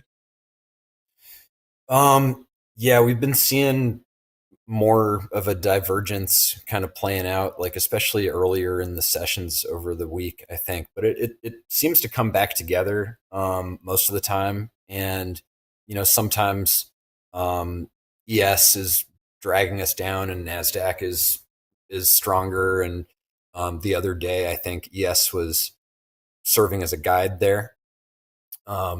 So I think typically, even if you're seeing a divergence, the levels on ES are still what's most important for me. Okay, understood. Yeah, and a lot of that, Hoag, has been throughout this earnings season. It's the AI story. It's what percent of the Yeah. index is part of the AI rally, and it's a higher percentage in the NASDAQ. I'm long. Mandy's long. Come on, you can do it. About Mandy. 6:30. All that stop Yeah, move up a little bit. 2850. Oh, get it. Just It looks like it's there. Get it. oh, yay. There we go.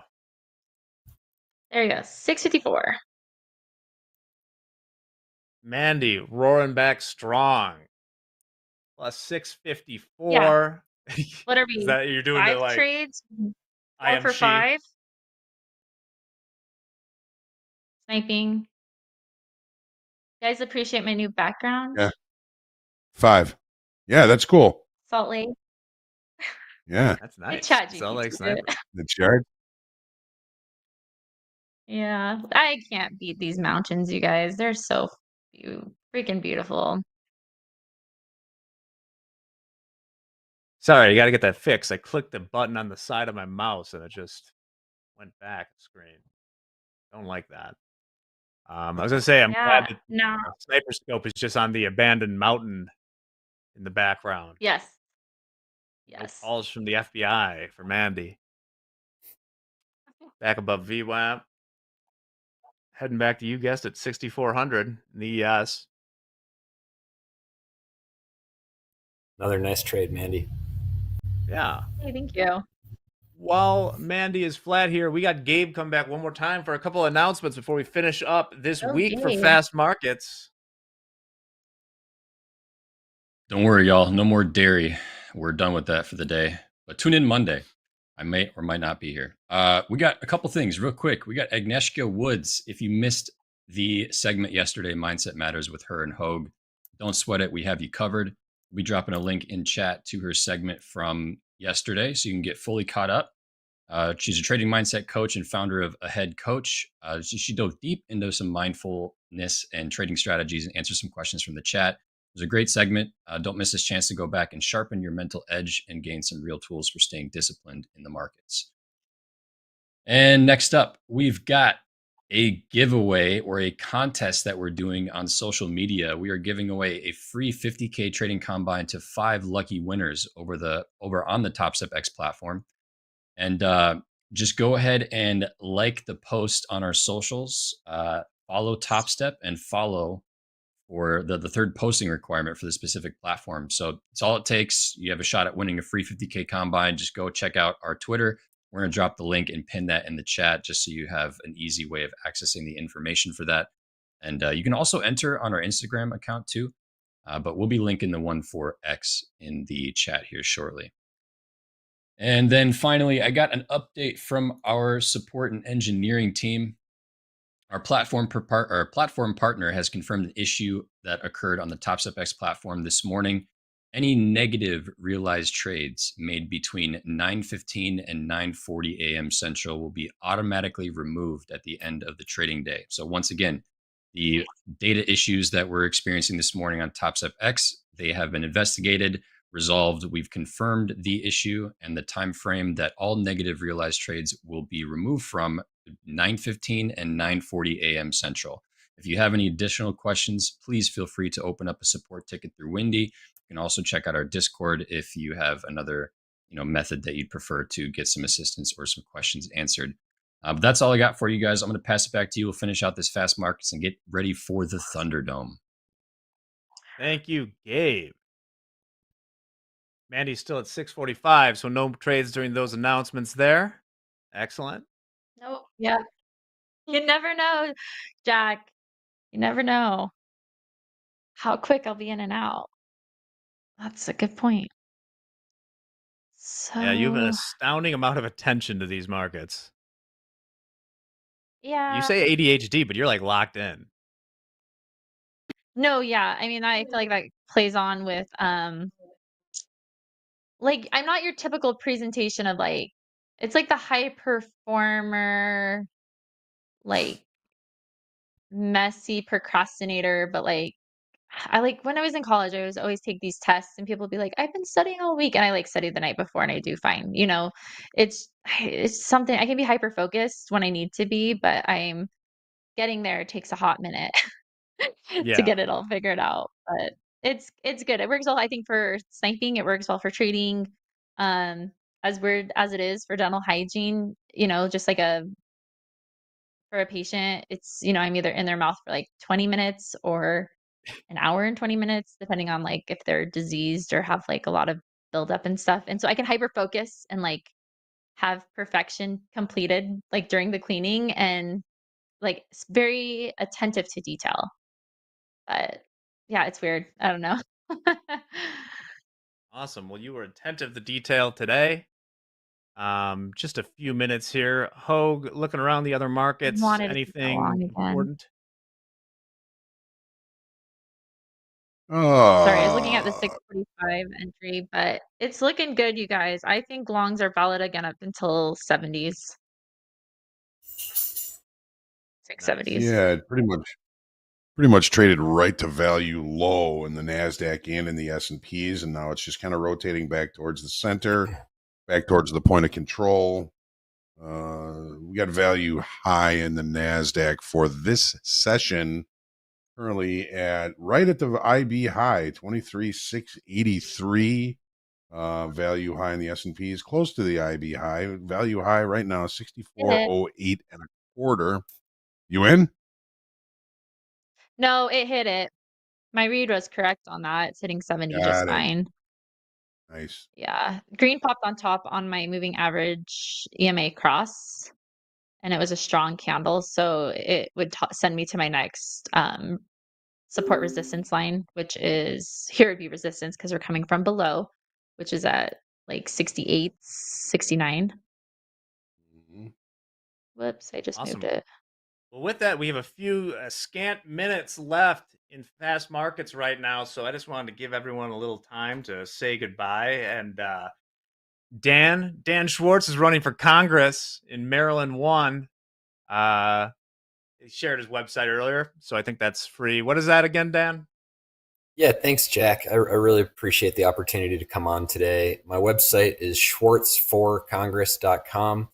Again, don't want to make things political at all. I just appreciate the opportunity to come on and talk about what I do as a trader a little bit and how it's enabled me to try to make this change in career here. Uh-oh. Mm. Chad, Chad just popped into VMix, and they're trying to silence Schwartz. So I'll finish it for them. So check out. I think we all have more in common than things apart. So check that out. Absolutely. Mandy, good sniping today. Hey, thanks, you guys. Always a pleasure. I will be on for Reversal Challenge. Excited to be with the guys and a few new faces for me that I get to trade with. And if you guys want to keep following me, Mandy in the Markets, Instagram, I'll be posting more updates on my journey to live. So thanks for having me, you guys. This is a fun, fast market. Awesome stuff. Pleasure So watching stick you work, around. Mandy. Yeah. Hey, Stick thanks, around Hoag. because as you've Thanks, gotten Jack. a very visual preview in the lower right-hand corner of this screen, the conclusion of Thunderdome between Chad and Alfie. Chad is ready and raring to go. Look at him. He's live before he's even supposed to be on. He is that ready. Great fast markets, great week. I'll be back later in the day. Everyone have a good time with Thunderdome. This is TopstepTV. Let's go.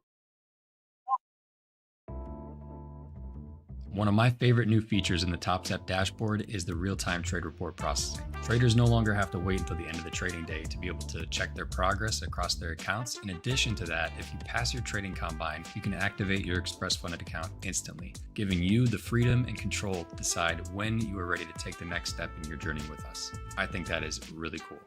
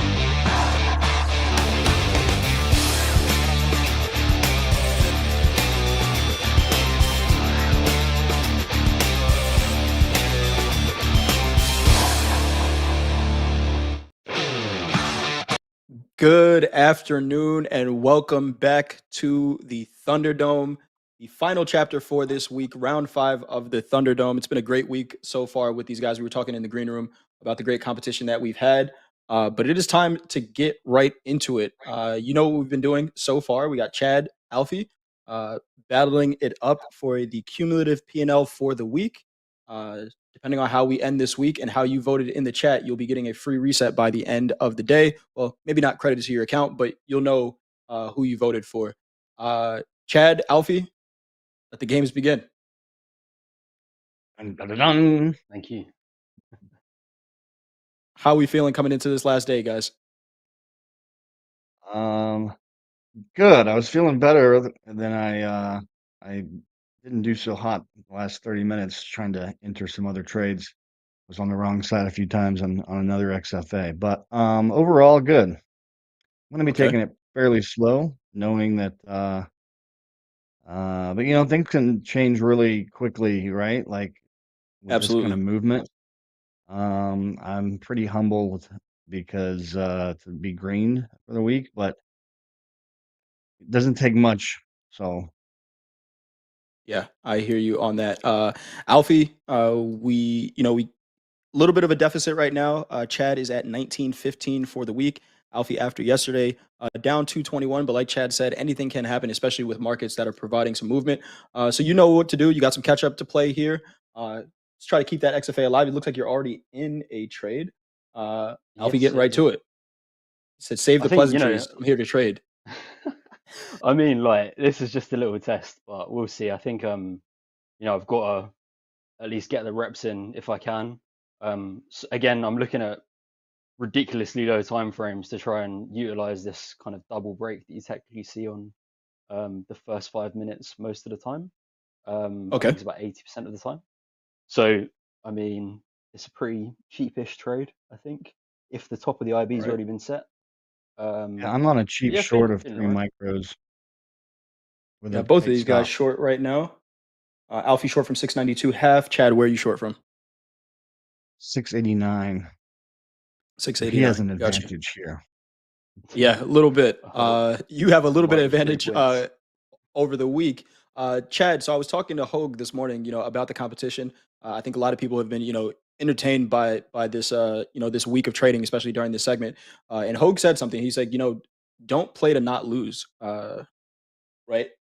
Play to win, where you have the lead. And Hoag's a Bears fan, so maybe he has some PTSD from watching the Bears just kind of, put it in neutral after the first half, after a first good half. But you're still being aggressive here. You're still taking trades. If your setup presents itself, at the end of the day, it's an opportunity for you to pull some money out of the markets. I like to see that. Obviously you can play some defense, but you're still getting in the markets, which is good to see. Yeah, obviously, there's maybe the idea of sitting on my hands and just kind of waiting. But things can change really quickly, like we saw in the opposite way with Alfie yesterday, right? Like we've all been there, and I feel like as an overall, I don't know, top step trading community, we feel when that happens. It tends to happen the wrong way when we go in when we push it, Yeah, 100%. But when it goes the right way, it can change things real fast. So, absolutely. Speaking of pushing for things, sure. Yep. I just went one long on gold, one GC. Okay. I've just, with gold, like on a Friday, at least from my experience, and this is pure woo. So every time I've tried to short gold on a Friday, it's blown up in my face. So I went long because I saw a little bit of a flush, and trying to kind of, I suppose, fade that retail state of mind sometimes. But this could well be it. I am going to try and push it today because I took a payout from this account. I actually made the money back that I lost in that 1 hour after that bond auction. Nice. It just flushed straight away. But that was probably the worst thing that could have happened to me at the time. Because it gave me this like irrational exuberance where I then went on like way more trades, ended up screwing over a couple XFAs, and then made a really, really good trade on another XFA, like finally hit it. So it was like feeling quite blessed for that because it was kind of the wrong outcome from like bad behavior, if you know what I mean? I get you. Yeah, we talked to some of the the VIP traders about that, where sometimes we'll see a P&L go very negative on the day, and then they get to positive, or they get very close to positive, and then almost consider that a win, right? Actually, we all know Rips. We used to have him on Topstep TV. He posted on X yesterday. He was down like 25 grand in a personal account and got back to negative $15 and stopped there, right? And a lot of times we try to tell traders to do that, right? If you get close to break even, but you're still negative, that's a huge win for the day, especially if you were down, because a lot of times what we'll see is if you get back to positive, the type of trading that you had to do to get there may not be the most sustainable. And then, we're opening up the door to more risk. So, I mean, Alfie, shout out to you for taking a payout yesterday. Ultimately, that's what we're here for, to take payouts from these accounts. And shout out to the production team with the Thunderdome tracker up at the top of the screen. So if you were wondering what the score is, we got a scoreboard up at the top there. Chad coming into the day plus 1916, Alfie negative 273. Go ahead, Chad. Oh, nope. I was just liking the header of that. That's pretty cool. Good for them. Shout Chad, out to them. Explain to the chat what's on your head. Oh, yeah. Why do I look like a geek? Because I'm a geek. This is a Moose device. It's used for meditation, and it tracks your EEG levels. When you're meditating, your brain kind of like goes off track, and usually you have a mantra, blah, blah, blah, to try to stay and without overthinking. And this reads your levels, and it's got a pretty cool setup where it will show, like, you're collecting bird chirps, and the more you're I'd say, like, in the zone or in that quiet mind state, you hear birds chirping, and the more you start overthinking and getting into, where am I going to go this morning? What are we going to do for this afternoon? When do I pick up my friends from the airport? Whatever. When you get into that, it changes to thunderstorms. Okay. So anyway, the point is, I'm using it to track data and trade against the trade logs over time. Okay. So, Dolby in the chat is saying that might be considered a PED. We'll have to check with the official ruling of the Thunderdome to see whether or not we can use performance enhancing devices in the Thunderdome. But we'll let it go for now. We'll let it go for now. It's right now. It's just been tracking over time, so I can kind of measure later against trade logs to see if there is Any correlation there? Yeah, any correlation. And it would be nice over time if there's certain things that happen, certain triggers, to have maybe something like an alert that says stop trading. Got you. Or safe to trade.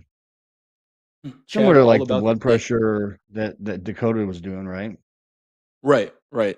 Chad is all about the data, especially data from ourselves. We track a lot of the patterns in the markets, but there are a lot of patterns that we can learn from ourselves. Alfie, we talk about that one a little bit later. But right now, we got these guys in some trades. Alfie short some micro NASDAQ. Chad is as well. And Alfie also long one gold. So let us know how those trades. And actually, that second ad was a little bit premature, it looks. So I might be playing a bit more defense now and just letting them run. Because I found like a couple of my trades over the last few days were good for hold. So I feel like this is just gonna be my position, stop loss, take profit, or like close before. So I'm just gonna try and set and forget. I wish I could press the lockout for like a hold. That'd be quite cool. Yeah. Because otherwise I feel like I have to tie myself away, Just let it work. Chad, what's on your shirt? What's Fun Shirt Friday? What do we got there? Is that a shark? This is the shark eating the duck today. So shark eating a duck. You know what? It's a lot of work trying to keep up with Topstep. There, you guys, my expectations with shirts, shirts and hats. Oh yeah, I mean you killed it this week. You killed it this week. Yeah, I'm gonna have to go shopping and get some new shirts for my next time on here. Tempted to set stop loss break even, just because if this doesn't drop from here, I don't know. I don't mind being out. Okay. We got the NASDAQ trading 23,683. S&P is trading 6409. Gold 3489, and crude oil 6430. No real tilt to talk about. 61% long in the S&P. We got both of these guys short right now. looking decent. Looking decent. We kind of ran out of steam above those 700s there in the NASDAQ. Let's see if we can get a rotation. I think every day this week we've identified a range that the market was going to trade in, about a 50 to 60 point range. Outside of yesterday, we did get a little extension, but we saw the market pop right back into that range. So let's see what it brings us today. I don't think we have any news or bond auctions or anything like that to worry about. It should be a pretty quiet Friday. Chad. A bunch of the chat was saying you described that headband really well, but they think you're just a Naruto fan. I don't know if you guys watch anime, but that's what it looks like. That is what it looks like.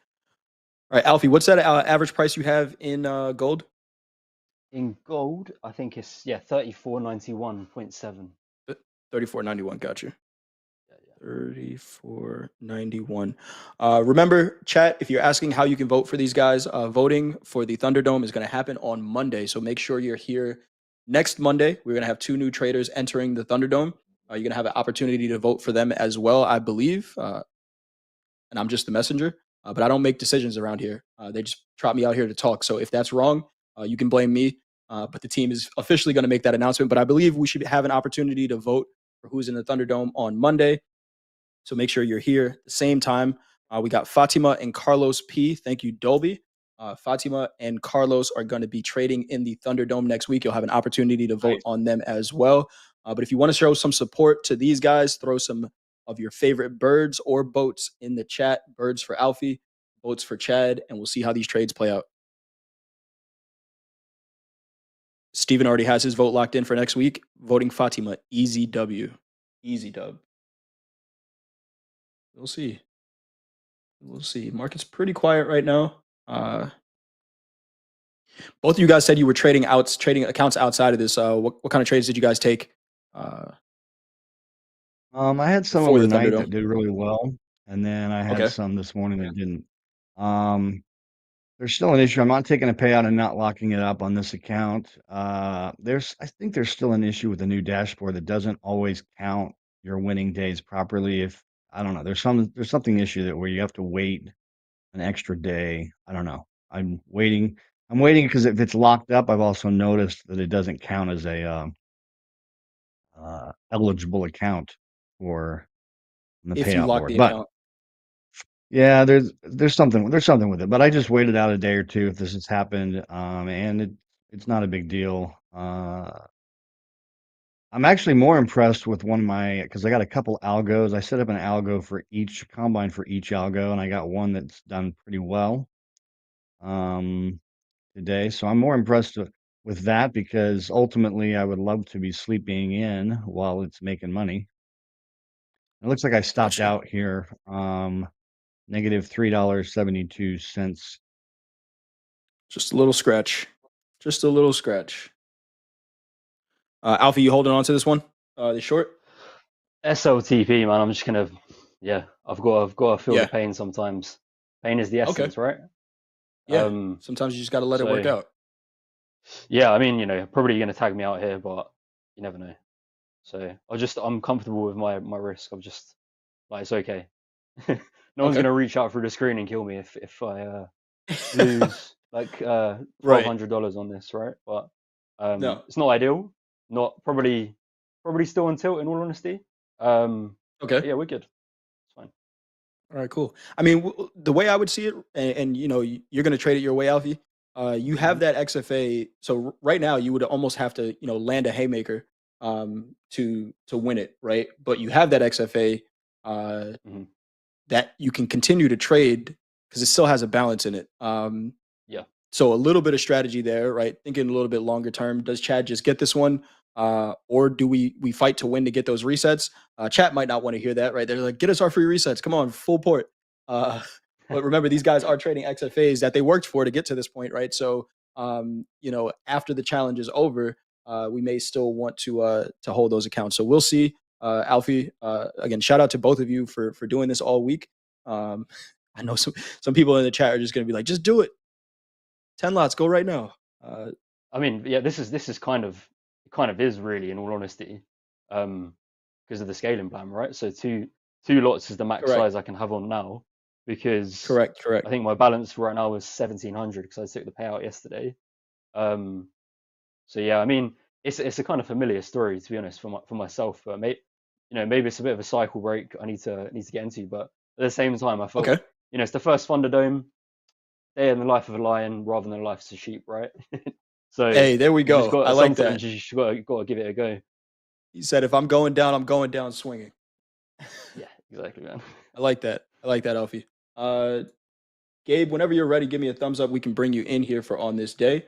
But got these guys in trades right now. And Alfie, I know you did want to talk a little bit about that tilt, so we maybe do it after one of these breaks. Yeah, that's cool. No rush. And what the audience maybe can learn from that. But again, shout out to both of you for doing this. I got my zebra shirt on as the referee today. Referee, announcer, whatever you want to call it. Chad is not frozen. Chad is just in deep thought there. He's sending some data to that headband. We don't know what he's thinking, but are you hearing tough here birds or thunder? because it looks like this could be a tail, and with these highs and right at a key level 700, I can easily see Yeah. this being a short again. But then again, it just made that new high, right? So highs love newer highs, so it's tough. Yeah. Yeah, I hear you. Could this just be a grind up that we see? Especially on a Friday. Hoag says it all the time, don't short a Friday rally. We see sometimes some knee-jerk reactions, but this is a tough market to trade. I was telling you guys in the green room, I was short from 671 in the NASDAQ, cut the trade because I was going into a meeting. But I'm kind of happy I cut it because if I wasn't there to take profits right away, I'd be down in that position. So, interesting markets we have here. Let's throw it over to Gabe real quick for some on this day and some announcements. We'll get right back to these trades. All right, guys, we're taking a trip back to August 8th of 1786. The U.S. Congress chose the dollar as the monetary unit of the United States, and it was first minted in 1792, initially as a local version of the Spanish dollar, which was popular in the Americas up until the 19th century. It was not until the American Civil War that the U.S. had paper money in circulation as we think of it today. During the early phase of the conflict, the government issued demand notes. These were slightly different to the legal tender that we know, as they were paid directly to creditors who had to redeem them for coin currency. To meet financial obligations imposed by the Civil War, the government introduced the first Legal Tender Act in 1862. Abraham Lincoln signed the bill creating the United States notes, the first legal tender fiat paper money in America. But there is your on this day for August 8th, back to 1786. I'm going to throw it back to you, Jay, and we'll be back with some announcements shortly. Awesome. Thank you for that, Gabe. It's what we're trading for, right? Those green bills. So thank you. Who was that? Did you say, Gabe, who was that again? I was kind of halfway listening. Who was responsible for the... Abraham Lincoln signed the bill creating the note in 1862, the first legal tender. Shout out to Abe. Shout out to Abe. Thanks, Abe. All right, Alfie, position update real quick. I know you're long gold. I'm flat. No, I got stopped out. Stopped out slightly. So I'm negative 1200 now, and gold looks like it's going to jump. But I'm just gonna hands off for a minute. Okay. Yeah, maybe have another look in 10 minutes. I've got another, like $460. So okay, got you. I could. That's one trade, really, isn't it? Like if I think about it. Right. For it. Chad's just like, do it for the competition. Put me back to bed. Put me back to sleep. Throw a couple Hail Marys. Chad, you're just coasting right now. Any trades that you're seeing, Chad? I'm just coasting. This is right in that area. I mean, it's I think it just broke. The NQ just broke yesterday's high, I think. 671 was yesterday's high, I believe. Yeah, 671. Yeah, that's where I was short earlier. So I don't know. I feel like, I'm inherently a bear, and I just always feel like this is like the edge of a cliff, and I can't believe buyers come in, but they do. and it historically has killed me, right? To like short up against these highs. I have my background, the Bart Simpson writing on the wall, do not short all-time highs, like on repeat. Yeah.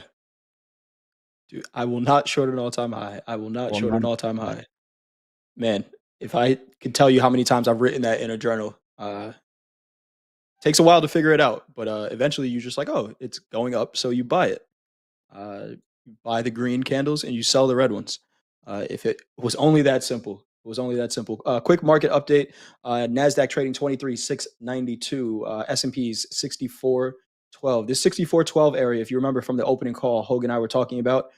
This was 50% of the candle that made the all-time high, the daily candle that made the all-time high, 64.12s, very close to yesterday's high as well. Still not seeing any volume trade above that yet. And I'm not surprised to see the momentum kind of slow down here. Gold trading 34.8860 and crude oil trading 64.16. No real tilt to talk about. We saw 61% long in the S&P, pared down a little bit to 57%. This might be the quietest market we've had for the Thunderdome this week. We still got a half an hour to go, and it is Friday. We have a bunch of other, potential things out. We have the deadline between Russia and the Ukraine that the president gave. We have, any around the corner, we could hear a tariff headline. So anything can happen, but looking pretty slow right now. And these guys are showing some patience in it all. Showing some patience. Chad, those shirts, do you shop online for those, or you find them in person? I definitely don't find them in person. What shop would have these? I think there's a site called Tipsy Elves or something like that. I don't know. Once you get on one of these lists, or once I even mention, I don't know, Hawaiian shirts or some shirts like they just start sending them to shirt, you just start. It starts showing up like, I don't know. I need to start talking about yachts and stuff like that. So he's like, I can't stop buying them.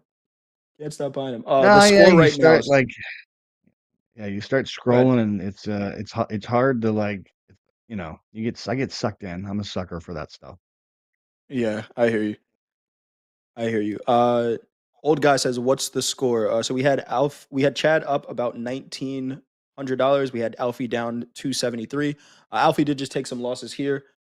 So does it look like the writing's on the wall? Maybe. But as a basketball coach, and I coached the game for a long time, there's one thing that we would tell our players all the time: you don't stop playing until the clock says 0. So anything can happen, and we'll see from here. We'll see where it goes.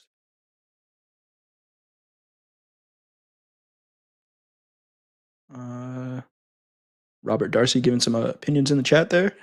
Good to see you, Darcy. Darcy, I wonder who you voted for. Robert Darcy, who did you vote for this week in the Thunderdome? Can't say yourself. You were not one of the options, but who'd you vote for? MJ never lost the game. He just ran out of time. It's 100% it. Market's slowing down here a little bit. This is like a calm before the storm, maybe. Are we going to get anything? Looking at financial juice, no news, pretty quiet. Yeah, I was having a look at Trump's roll call. I can't see much on there either. Yeah, but you never know. He might be on a flight somewhere. Just throw something out on Truth Social, get these markets going. Robert Darcy says ES going higher, not going either way. Going higher. 12 p.m. Oval Office Eastern executive orders, apparently. Okay. Gold Robert says or is that Australia Robert? AU Robert? I don't know. I read it as gold. Is that the symbol for gold? AU? The fat lady is warming up. She is getting ready to sing. Yeah, that's what it looks like, chat. That's what it looks like. But Alfie still has a balance. I'm not going to count anybody out. There's plenty of time here. Yes, there is. We just need Not the markets that I'm to voting agree. for Alfie, but Oh, Alfie, you know what? Where's Coach Hoop? This might be the Hail Mary. Pull up a cattle chart. Cattle. This might be the one we need. We said it yesterday, right? Cattle might be the one to win the game. The first trader to trade cattle. Yeah, we might get a little drop here. We'll see. It has dropped quite a bit. Yeah, it has dropped. At the start of the segment, cattle was a decent short. That would have been a good trade. It's down about 0.5%. The cattle Hail Mary. Yeah, wow. J55 says Chad is a wizard, but I've been voting for Alfie all week. Come on, Alfie, all or nothing, all in. All in. Support I've your just traders put a again. loss Shout. limit in, so I've got Okay. like I'm gonna have a max of $100, so I can at least trade one micro on this next week. So there's one more trade. Okay. I don't want to force it too much. Like Yeah. there's No, I nothing wouldn't. there. You're just trying to impose your will on something that doesn't move. I mean, if you want an example Yeah. of that, look at yesterday. And today Exactly. to some extent. Yeah. Exactly. While things are slow, Alfie, if you want to, we can talk a little bit about yesterday. What Yeah. was going through your mind? This has been a competition all week. What happened? I think it was like neuron activation in my mind when I saw that I was in the lead. So I was like, Mm, I'm either gonna I've probably got a chance. Like, and if that trade went my way, if I just held the trade yeah. from 400, it'd have been a completely different story. But my problem was, I told you guys that my problem is that I fade myself, Yeah. and then Yes. still managed to fade myself. So it's this like split brain thing where like I know what I'm doing is wrong, and I know Yeah. that is my like Achilles heel, but you're like the Oedipal story. You can't help but do that action, do that thing, and maybe to Got some you. extent that's what happened again today. Okay. But yeah, man, I think as long as I build awareness, just gonna get less and less, and then less frequently, and be a better trader overall. Got you. We've all been there. I feel like every Yes, we trader have. that traded, and we have a lot of sympathy, I feel, as a trader community. It's a 100%. Yep. rising tide lifts all ships situation in my mind, and I think I'd love to see us both in very green. Yeah, absolutely. 100%. I It's would gonna see happen. just It's, a little more green. yeah, it's all about perspective. I think trading is like, you could be really upset about, losing all your XFAs, blowing your combines, wherever it may be. But regardless, it's a leverage instrument, a prop firm, whichever way you look at it. Yes. So ultimately, yeah, 5 XFAs going plus all the combines is a couple $1,000, but it's not, 20,000, 30,000, 40,000. It's ultimately you're 100%. shortcutting that experience and that learning curve. It's like an apprenticeship Yeah. to markets. I definitely agree. And if you look at it like you're running a business, right? Alpha, you said you took a payout yesterday. If ultimately Yes, what sir. you're paying into it to participate is less than or equal to what you've paid, what you're taking out of it, then you're running your business the right way, right? We all know that trading can be a very difficult thing to do, the hardest way to make easy money, right? But if you're running it like that business, I think everyone is in the right place if you're here, trading with a prop firm, trading at Topstep, because like you said, for that same experience, it could have cost a lot more. I know for me it did. You hear MP say it all the time. So is it fun to lose an account? It's not, but I'd much rather lose a prop firm account than 50 grand of my own money. 100%. How can we vote? So there was a link that we posted, a form that we posted in the chat on Monday when we started this competition. So next Monday you'll be able to vote for either Fatima or Carlos. But if you want to support one of these guys right now, put some birds in the chat for Alfie or boats in the chat for Chad. Robert Darcy, looks like you have a challenger in the chat. Brad Sims will 1v1 you on TV. Let's get it. We got 2 new challenge. We got side bets being made, or Dolby's in the chat being Don King right now. Or he's setting up some more matches. We got Darcy versus Brad Sims in the chat. Let's do it. Anyone else want to throw their hat into the Thunderdome? You can talk to these guys. They can tell you about the experience, how it's been. Chad, they were saying with that thing on your head, you look unbeatable. Yeah. Let's go short now. Looking unbeatable, like LeBron with the headband. Can't beat that guy. Cannot beat that guy. We just need Topstep, written here. We just need a branded version of it. Oh yeah, absolutely. I think we could do that. Talk to MP. He would gladly put a Topstep logo on the side of there. Alfie, looks like you're in a trade here. What are we trading now? Yeah, this is more just. I mean, I quite like Bitcoin here. In general, Okay. I haven't really got much to play with because I think it's less leverage with MBT. I think I can do like a couple micros maybe. Okay. But yeah, I just like the position, and I think NASDAQ's still holding up pretty well. We've got all of this rhetoric around new Fed chairs, potential forecasting of future liquidity. Might get a little Friday bump. if not a weekend pump, but just seeing if that comes a Yeah. little earlier. Yeah. Got you. And I mean, again, if it past the competition, right? Maybe we don't have to flatten trades. If this is a trade that you like, leave it on. After the Oh yeah, competition, sorry, I even we'll forgot be able to about count the that. stats, right? Yeah, we don't even if Yeah, if yeah. if it's not going to be the one that wins the competition, leave that trade on if you really like it. Yeah, yeah, we'll see. I mean, it's only a micro, so we're all good. Right. We might be Robert getting a little Darcy. movement here. Okay, what are you looking at over there, Chad? I'm just seeing this is either the bottom of this range here, or it could fall out on the NQ. Seeing that as well. I've been looking for that move. Seeing We just these haven't tails really. get created, though, it's like, man, this would Uh, normally be where I would short and then get F'd. You realize you're at the bottom of a range, the wrong side. what I never asked you guys, what time frame are you looking at for this competition? What chart are I you looking usually at? trade on a 3-minute and a 15-minute 3. for Got general you. bias.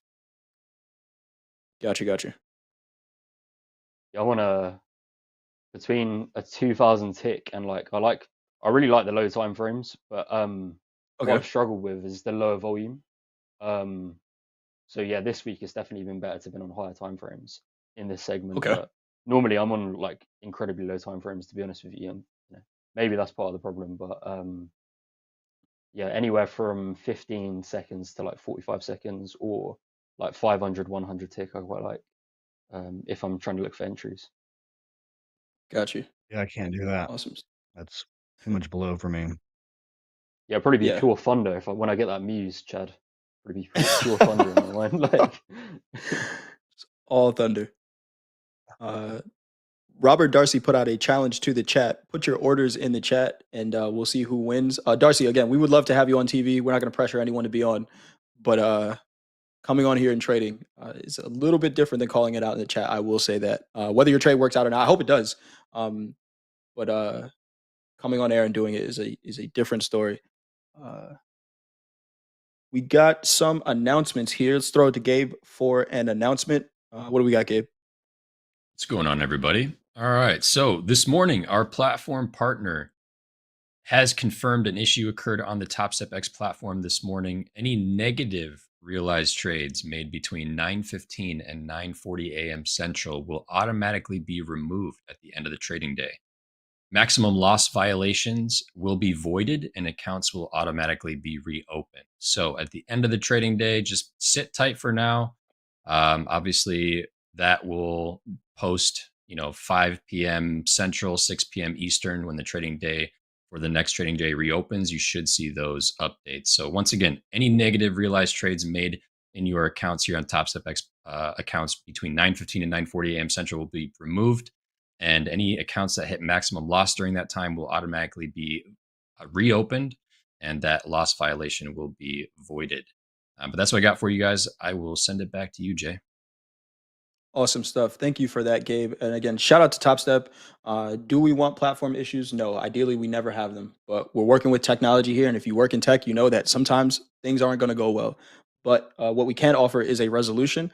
I saw some people in the chat saying, what if you reset already and things like that. I'm sure there's a resolution there. But what I want to say is, when there is a platform issue, that's a great time to practice patience as a trader. It's extremely frustrating. I said it the last time I was on there. I had a data issue for a full week with my personal platform, where every time I changed to a chart, the data started at that point. Now, I know one of the common things we tell traders is to look to the left for information. It's hard to look to the left when every time you change a chart, the candle starts there. And that's extremely frustrating, right? Because this is a week of me not being able to trade.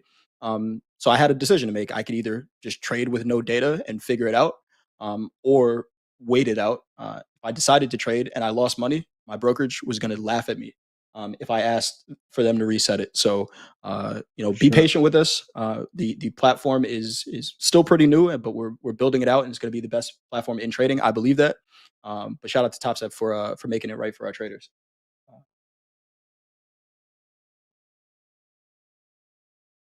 Chad, did you ever take that short? Nope, I'm looking at it. This is All right.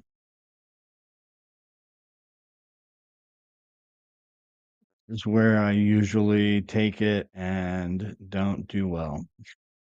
Yep. Yeah, I hear you. But It's a. I mean, we talked about ranges during this segment. This has been the tightest one so far. We're seeing a 25-point range in the Nasdaq. It's kind of hard to squeeze anything out of this. So I hear you on the patience. Alfie long micro Bitcoin. What price did you get over there? I'm long Nasdaq as well actually now.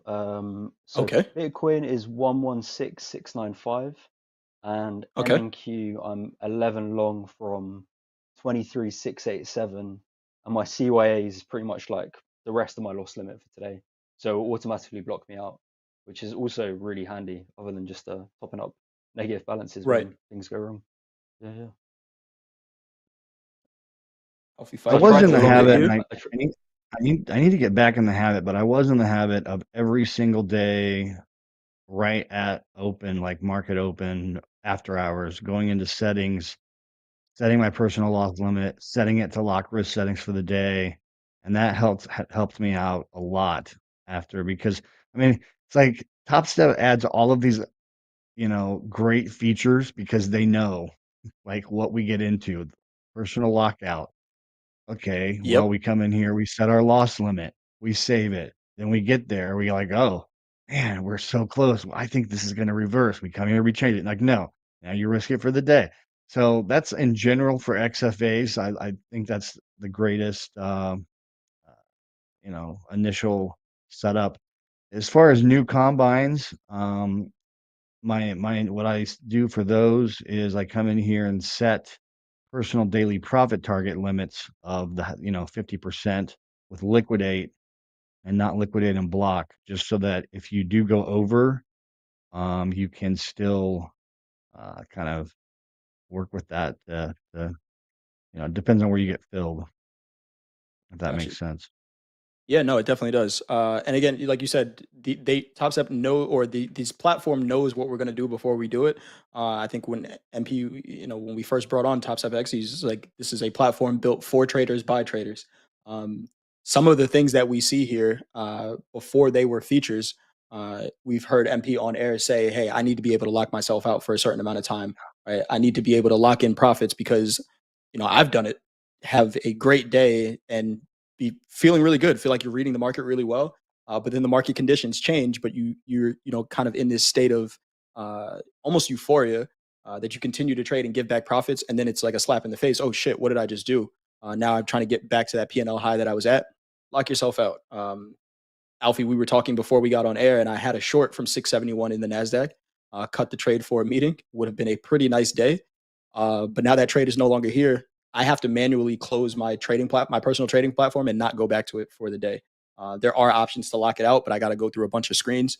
TopStep makes it super easy. You click a couple buttons and can't trade for the day. So great platform. 100%. Rico, you have a good one. Have a great weekend. We got Dolby long 100 lot from 23,615 in the Nasdaq. What a trader! That guy's pretty good. Nice.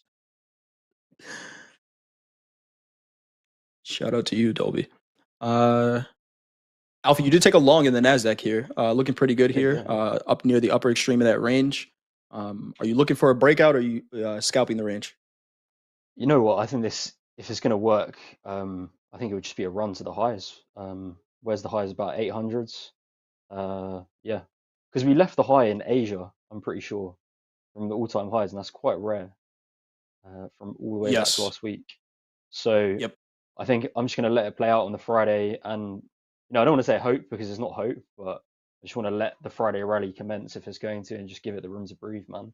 My biggest problem sometimes isn't just oversizing on losers; it's not letting the winners have the space to run, which give you that knocked out of the park day that improves your RR over time. So yeah, trying to just Right. reinforce that. Right. Yeah, when you got a good one, you got to hold on to it. We see that with the opening range trade that Hogan JD take in the morning. Are they always going to work out? No, they admit that it's a low probability trade, but when it works out, and in order for it to work out over a longer period of time, you have to let that that 5-1, 6-1 trade play out if it presents itself. Because if you're choking any trade, then low probability, you're losing money over a longer period of time. 100%. Yeah.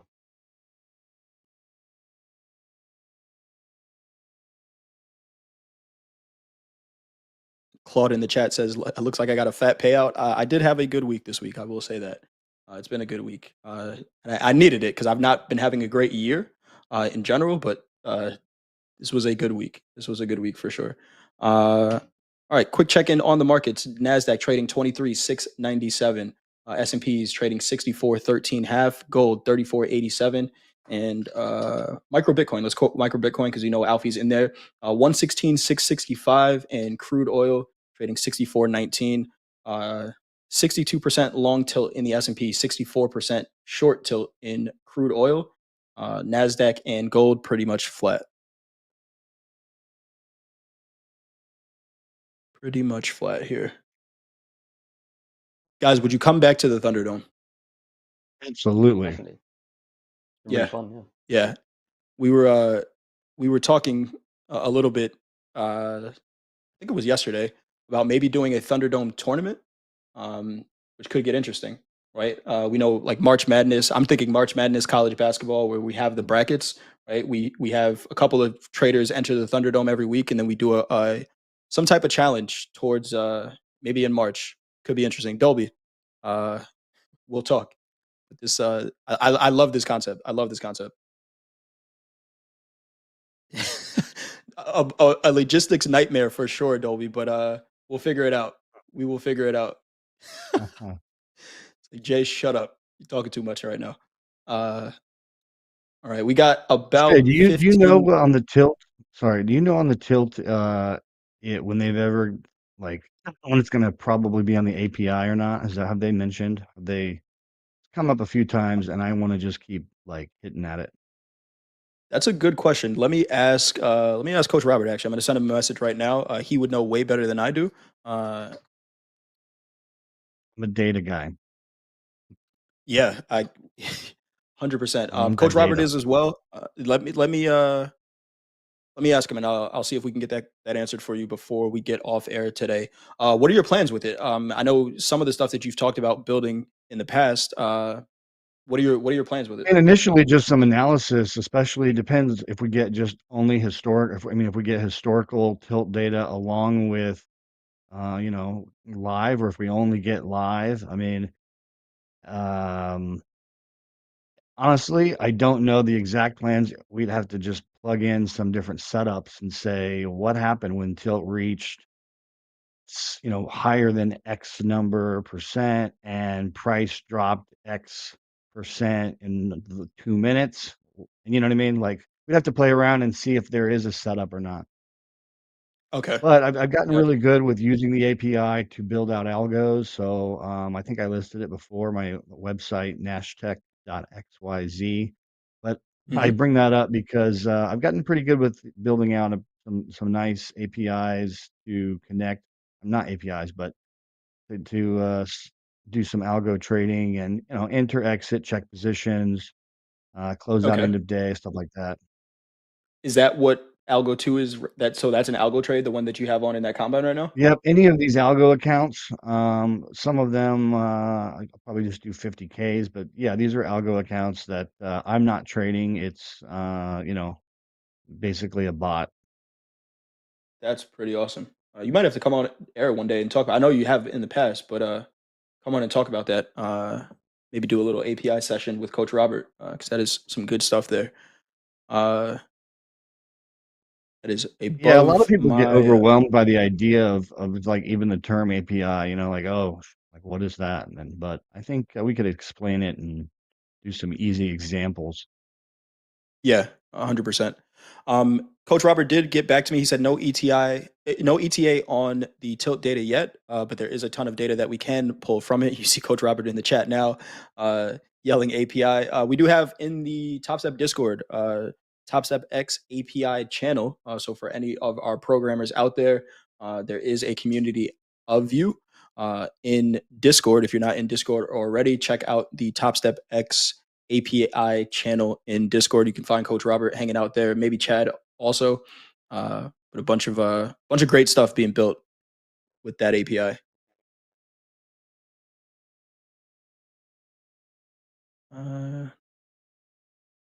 Let's see what we got here. A little pullback. We cannot find any buyers above that 700. Darcy, I saw your price in the chat. You're looking for a little pullback in the S&P here. You might get it. I think I don't know about now. The volume is almost non-existent in this market right now. In a 25-point range in the NASDAQ.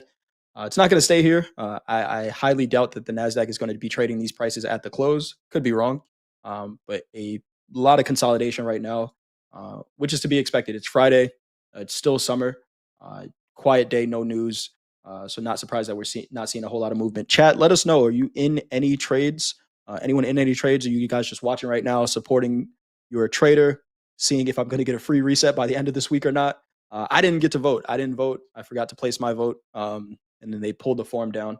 But next week, I'll vote next week. I won't tell you who I'm voting for though. Because then I'll try to skew the competition.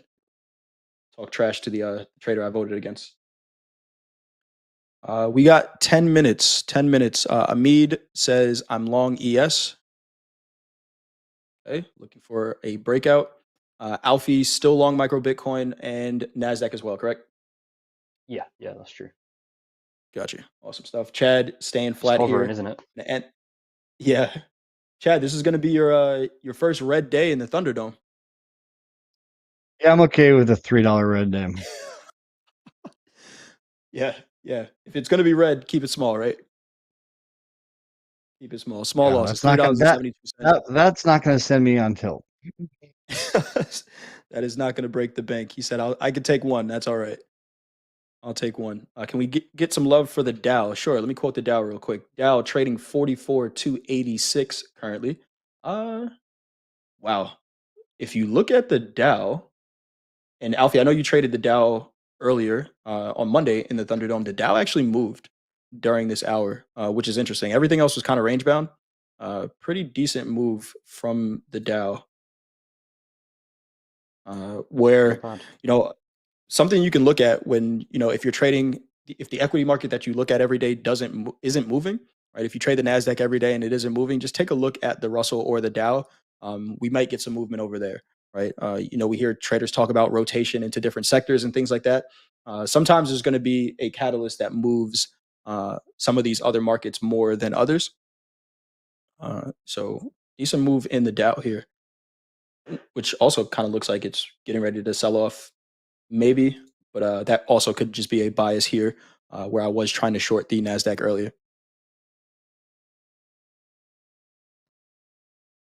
Rogue ticker, if you don't have an open combine but an active XFA and you traded in it today, I believe those trades will be reverted.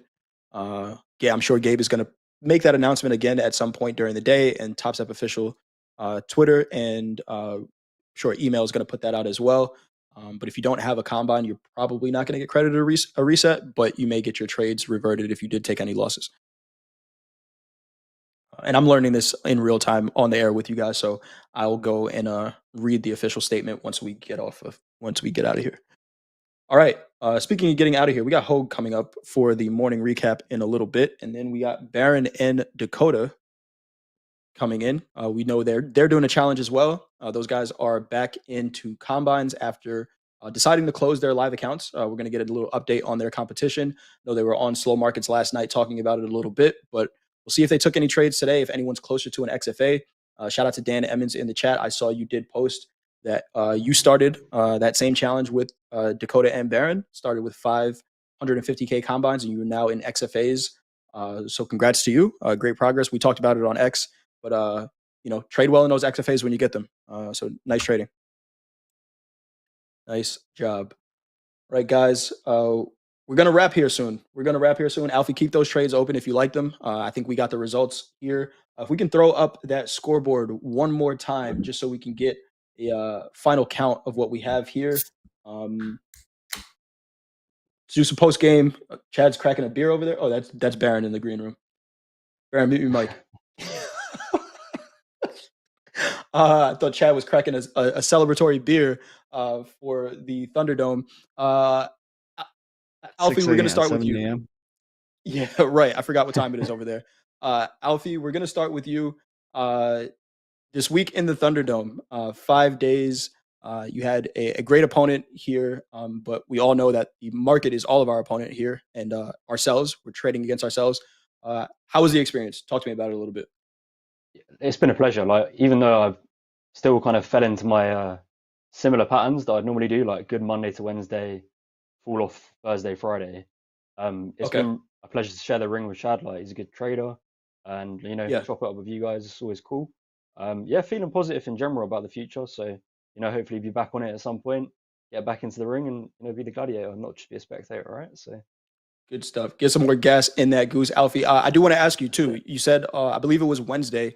You said, this is going really well. Obviously, yesterday was what it was.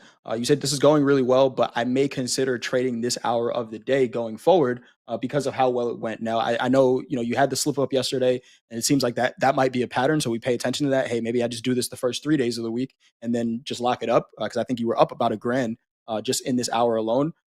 Is that something you're going to continue to consider?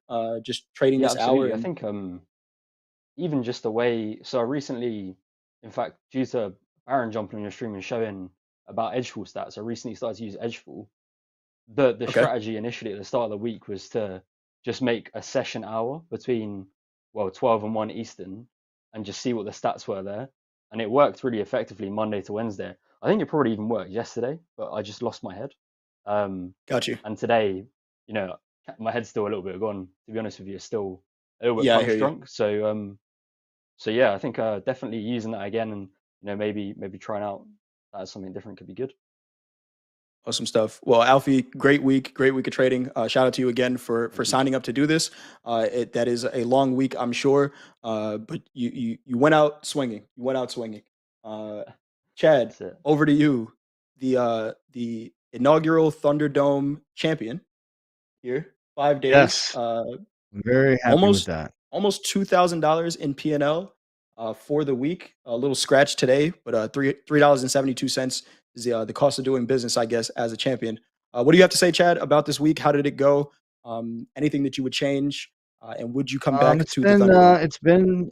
there's been a little pressure just knowing also like all the chat has been there, like wanting their resets and feeling that pressure and waking up. I had to wake up around 4:40, 4:30, 4:45 to be like fully alert by the time 6 a.m. comes around here. Right. So that's been the hardest part. I've enjoyed it. I think it's been something that's like it's a competition, but it's also been good to see, like when Alfie kind of went on tilt a little the other day. It was good to see the chat and the community sort of. We've all been there, and it's like we all feel it. It's like we have Right. some sympathy and empathy. It's like, yeah, we're competitors, but we're also just wanting to be better traders, and we don't have to be in 100%. competition. We can like I said, rising tide lifts all ships, and we can all get better with trading. Awesome stuff. Awesome stuff. Chad, one last question for you. What is that hanging from your microphone? These are my brass balls. Sometimes I have to hold them if I'm, going in a few contracts too many and I get nervous. And like my Yeah. husband said the other day that the gays are good at picking tops and bottoms. So I did a little better job with that, and so obviously it helped, this week. There you go. There you go. Well, ladies and gentlemen, the winner of the inaugural Thunderdome, Chad N. Give it up for Chad. Throw your boats in the chat. He may not be inviting you to your yacht, but he did get you a free reset.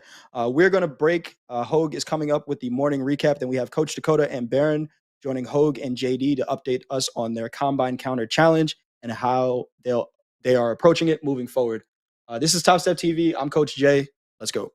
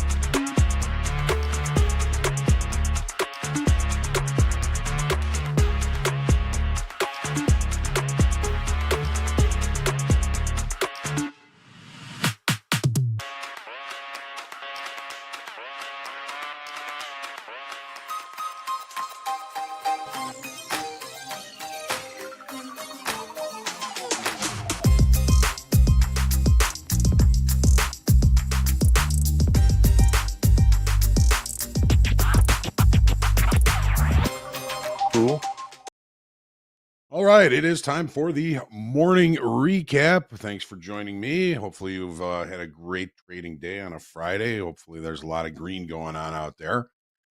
Fascinating and fun fast markets this morning. A couple of scalpers on there where we can take a little bit of a look at what they were doing. But as always, we're going to start with the opening range trades in the gold and crude oil.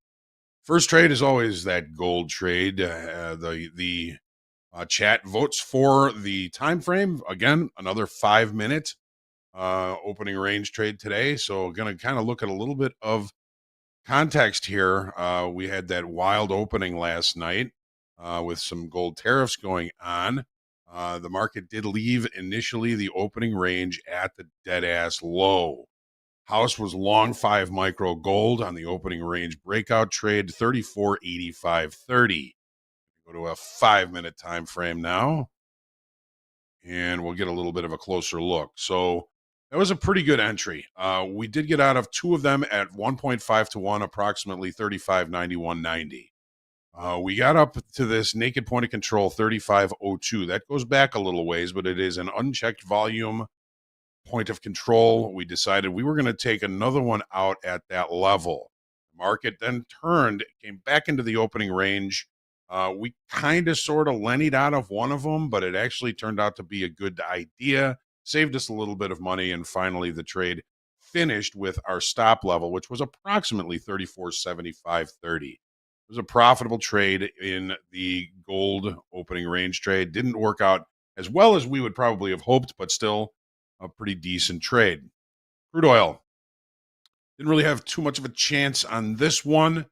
The opening range breakout broke to the short side, that 5-minute opening range breakout. Got a short 5 micro crude oil at $64. Didn't really give us too much in the way of potential profits. The market turned around, took out the high of the opening range, and got us stopped out at 64.30. Overall, I believe the house account was up about $47, I think, at the end of the day. So far, there haven't been any other haven't been any other house account trades. We're going to take a quick look at context in the S&Ps. So we, excuse me, we did open above value or at the high of value from yesterday, approximately, pretty much in the middle of the range. Usually that's going to tell me I'm probably going to find better trade locations as the day goes on. The opening range did break to the downside in the S&Ps, but didn't really see too much in the way of participation. The market did turn higher. We're still basically inside the range from yesterday. We did take one little look above the session range high from yesterday, not the overnight high. That was a little bit closer to weekly kickoff high. And the market has really been kind of just hanging around at kind of P shape here, kind of a short covering rally. It kind of feels like here, not a lot of volume, not a lot of big participation, and some decent price action. We're going to take a quick look now at the NASDAQ. Now we're going to go when we get scalpers on there. It's kind of hard to go trade by trade, and they got the right idea. Mandy and Dan were looking for longs on the way up here. And Mandy took 3 longs on the way up. She made some decent money on those. At one point, she was up about $446. There was one loss on the longs for Mandy. Dan was pretty much keeping things pretty close to the bone. He kind of was keeping his sitting on his hands for the better part of the morning. Dan said he has been struggling a little bit and didn't want to get all biffed up on a Friday. So no problem there. Well, I think one of the trades of the day was when we put in the highs here. We did put a failed upside auction, and Dan and Mandy were kind of sensing that the momentum to the upside was starting to fall off a little bit. And I would certainly agree with that, especially with the advent of the failed upside auction. So Mandy took her first short, the only short that she took today, if I'm looking at this right. And she had a nice profit on that. She gets in, gets out pretty quick. 23,642 was the level, 1 NQ. She took a 10-point profit on that. And then she took another long at near the end of the session. 1 NQ, one, mini NQ 23,628.5, and took another about 10-point profit on that. So Mandy finished the day, or at least the session, with one loss on the longs. She finished the day up $654. Context? Well, again, we opened in range and in value, probably looking for better trade locations as the day goes on. The opening range kind of traded both sides in the S&P and in the NASDAQ. It did take out the low of the NASDAQ, I think, first, but buyers came in, and we see this market continuing to push to the upside. I don't know what's going to happen the rest of the day. We have had several attempts at continuation above that IB high. Both the points of control are very high in the profiles today. Is that indicating that we have maybe found some sellers up here? We've got negative delta of 8,500 in the S&Ps, positive delta of plus 2,000 in the NASDAQ. On that note, got an inspirational quotable quote for you today.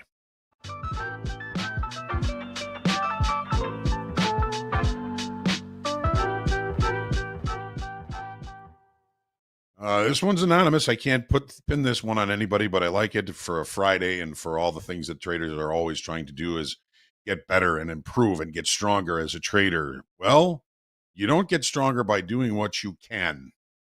You get stronger by doing what you thought you couldn't. Amaze yourself. Amaze yourself. You're gonna be amazed at some of the things that you're going to be able to accomplish as you continue to work on becoming a better and better trader. That is our quotable quote. Looking forward to Lunchbox Trading. We're going to have JD and me joined by Baron and Dakota. We're going to see how their challenge is going. Looking forward to seeing you there. This is Topstep TV. Let's go get it. And an even quarter bid, half bid, the orders bid, even bid. Now I'm a seller. Quarter, half, the orders, and even.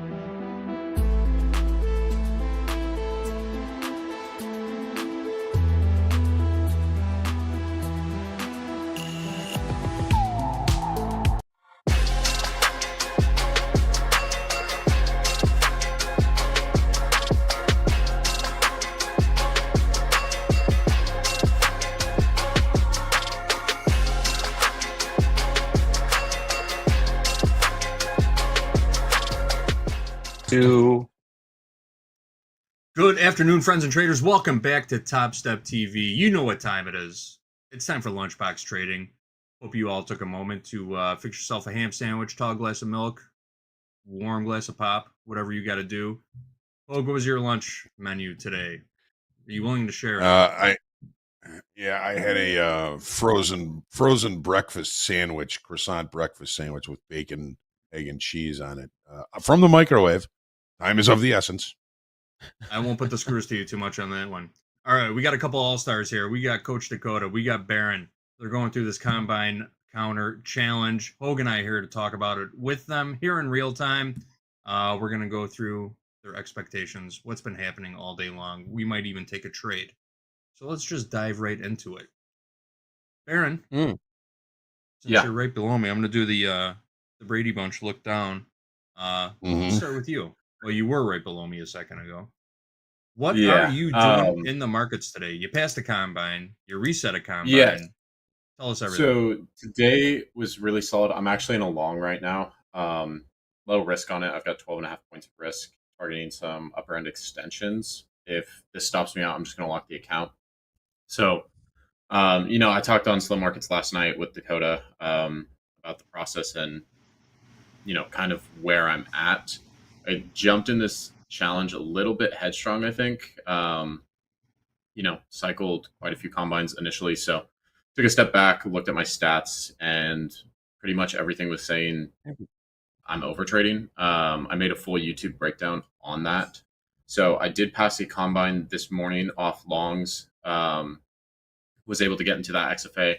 Then I took longs off this 0.5 with the VWAP tap, the overnight VWAP tap. Took longs up with 3 cons. I also shorted this little pop with 1 mini. So made about $800 off that short, and then another $2,700 off the long.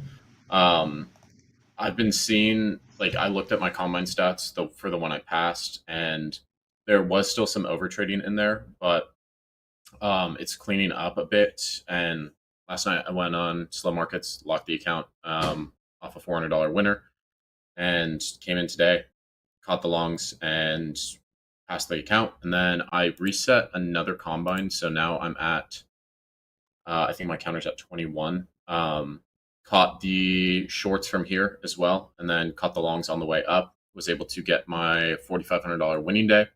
So overall, good little turnaround. I know I came into this struggling a lot, so taking a step back, just slowing down a little bit, and it's working so far. Excellent. Let's talk about overtrading for a second. You mentioned that. When you say overtrading, are you trading too big size? Are you just putting on too many trades? No. What's your definition of overtrading? Overtrading to me is, I call it monkey brain. I call it monkey brain, where you're going long, you're going short, you're hitting the button, expecting to get a banana, and the market comes and pepper sprays you. And then you go back and hit the button again, and it's pepper spray again. So, if I look at my executions, I can tell, okay, I'm just trading out of trying to make money. I'm not really trading for, following the process, actually trying to take it slow and go through that. It can involve over leveraging, but from my stats, it's not necessarily a over leverage thing. It's just taking too many trades. That makes sense. And a lot of us have fallen victim to that also. Aaron, what about your stats? Kind of told you that you were over trading. Were you going trade by trade, saying, "Yeah, this is just too much," or was it just in your basic stats, number of trades, risk reward ratios, those kind? Excellent question. I went back and looked at a combine that I'd done in April when I quit my job, because I was doing a pass a combine thing in my Discord, and I looked at the number of trades I had and what my P&L on the days were, and my average P&L was $600, and it took me 5 or 6 days to pass it, and I was having, I think max was 8 trades in a day. When I looked at my stats for the combines I was trading on, it was 30, 40, 50, 60 trades, and it's just a matter of me getting in the trades and then getting out. I did just get stopped on this, so I'm going to short. go ahead and just lock it out. Which is this is what I was doing to get into the live in the first place. It's I was taking good trades and then trying to compound on that P&L. And if I I just took a loser here. It was a $500 loser. I'm up $3,000 on the day. Was up 3,500. If I take that small loser, it's just like, okay, I'm just going to call it, lock the account. So to me, it's just lack of discipline. That's really what's just been showing. And yeah, it's not necessarily like over leveraging or any of that, but just taking too many trades, just trying to chase the market every which way. And the combine that you hit 4,500 in profit on today, how many trades did you take in that account? Let's take a look here. I took, let's see, I think there's scales in here. So 5 trades. So I took, let's see, I took a long, I made 800 on that. Then I took short with 2 contracts. So it's 3 trades. I took a long, and then because these 2 I added into. So this first long I just took with 1 con. Then the next trade I took 2 cons. I did 1 at first, then added a second once it looked good. So that was my short trade, and then I took another long, and that was with 2 cons again. So I added into that as well. You can see the add times. Okay, so I went 11:09, and then 2 minutes later added a second con here. I did that second con a little early, I think. I was just looking at the trade location, but it looked good to me. And so I took it up 4,500, and I'm gonna be stepping through these combines one by one as I pass them and get into the XFA. I traded the XFA today because this was an ideal trade. I wanted to be able to capture that move. I did take this short here. I only had about $300 of risk on, and my target was this 0.5. That would have been 1,200. I took it off a little early, but risking 300 to make 800, still a good RR. I lost won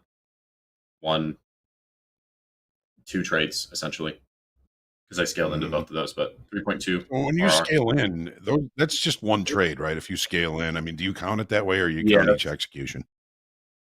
I count it as like the scales. I don't count those as separate trades. Right. Okay.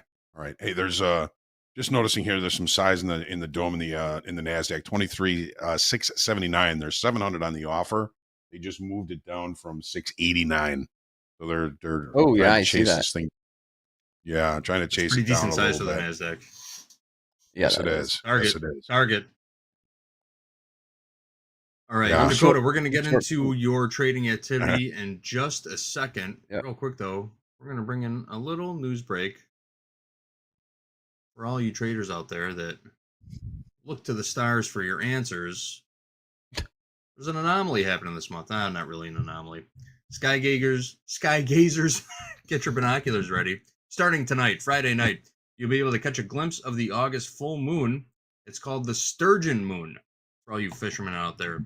Earth Sky says it will be at its fullest around 3:55 a.m. Eastern Time Saturday. That would be 2:55 Central Time.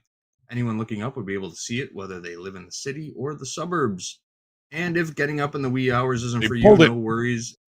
A NASA scientist says it will appear to be full for a few days. Now, as to why it's called the Sturgeon Moon, folks, it's because it marks the time of year when sturgeon fish are most readily caught.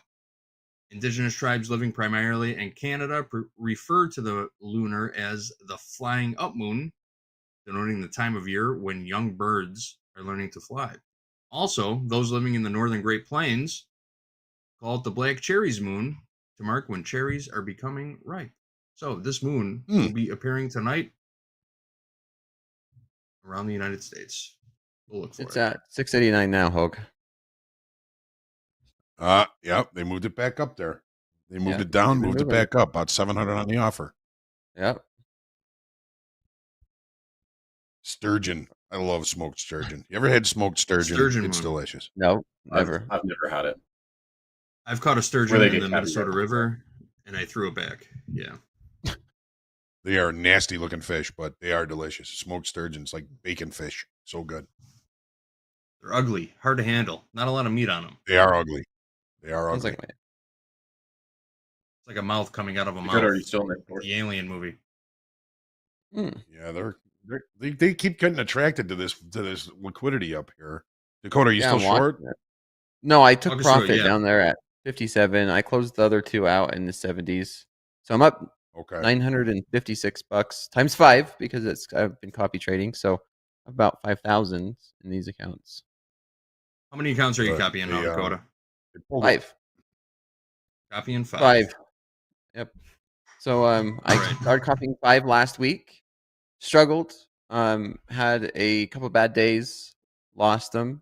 And so I restarted these fresh 5. So as much as it doesn't look good because there's some drama on social media, like, oh my gosh, how are you already at 10 combines? It's like I've technically blown 1, but since I mean, we're copying trading, I'm already at 21, Dakota. yeah, exactly. And that's what I'm saying is that's what comes with transparency, man, is we count everything. It's not like, it was only just went through 1 and I'm only on 2. No, we're copy trading. We're showing everything. That's the point of the transparency, to show what, actual traders really go through. And so it's only fair.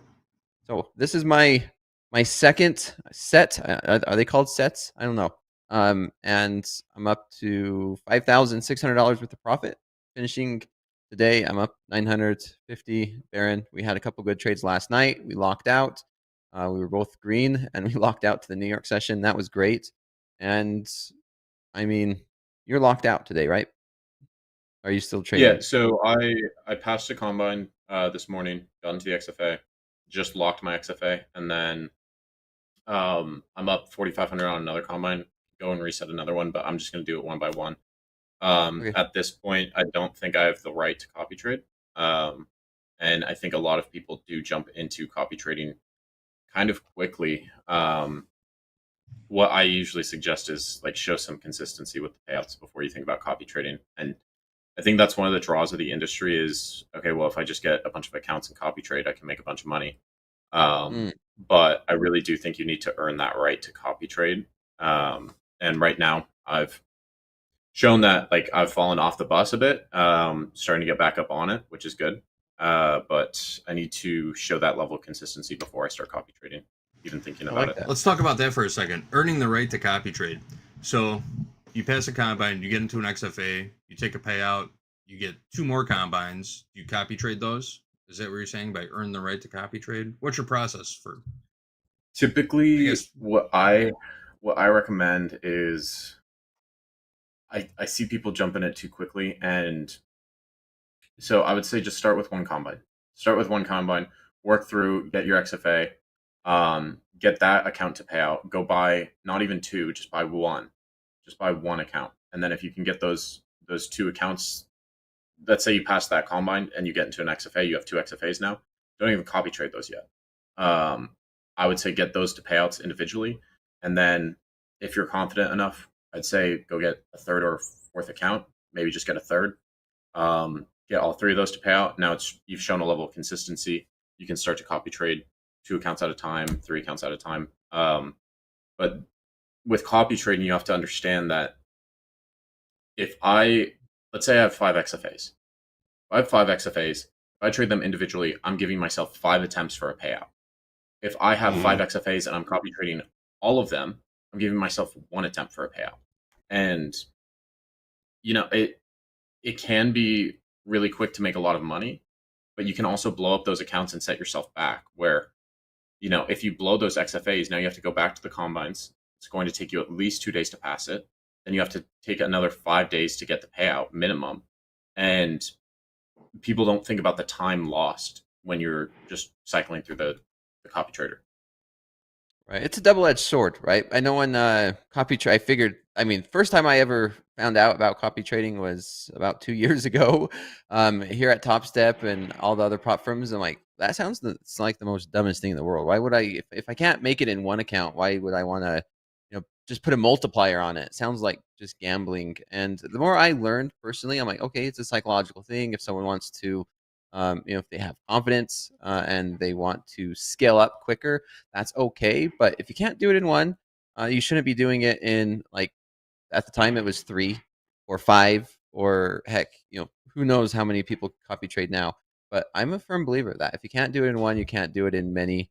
I was very against copy trading. I've warmed up to it, and so that's why I'm doing 5 at a time. I'm looking at this. I'm like, I'm going to try and do it. I'm trading this just like it's one combine and not thinking about like it's 5. But yeah, we're going to see how it goes. If I struggle again, like I said, I did the 2 where I passed 2 combines and I got 2 more. Okay, well, 2 seems pretty good because like we had that conversation where we could do 10 a month, and so so far so good for me. We'll see, but it could definitely get to a point to where I'm like, okay, I need to get back down to just 1 combine until I get my crap together. Dakota, you kind of alluded to one of the questions I was going to ask you. The seeing that you're trading five accounts as one, and you say you're able to kind of just treat it like it's just the one account, just because it's one on the board that you're seeing on your screen. You still have that thought behind you that that this is more risk than just this contract or 2 contracts that I'm trading on this account. It's it's 5 or 10 contracts overall. How do you separate yourself from kind of realizing that you're trading one, let's say 1 contract, but on 5 accounts, that's 5 contracts? How do you separate yourself from that?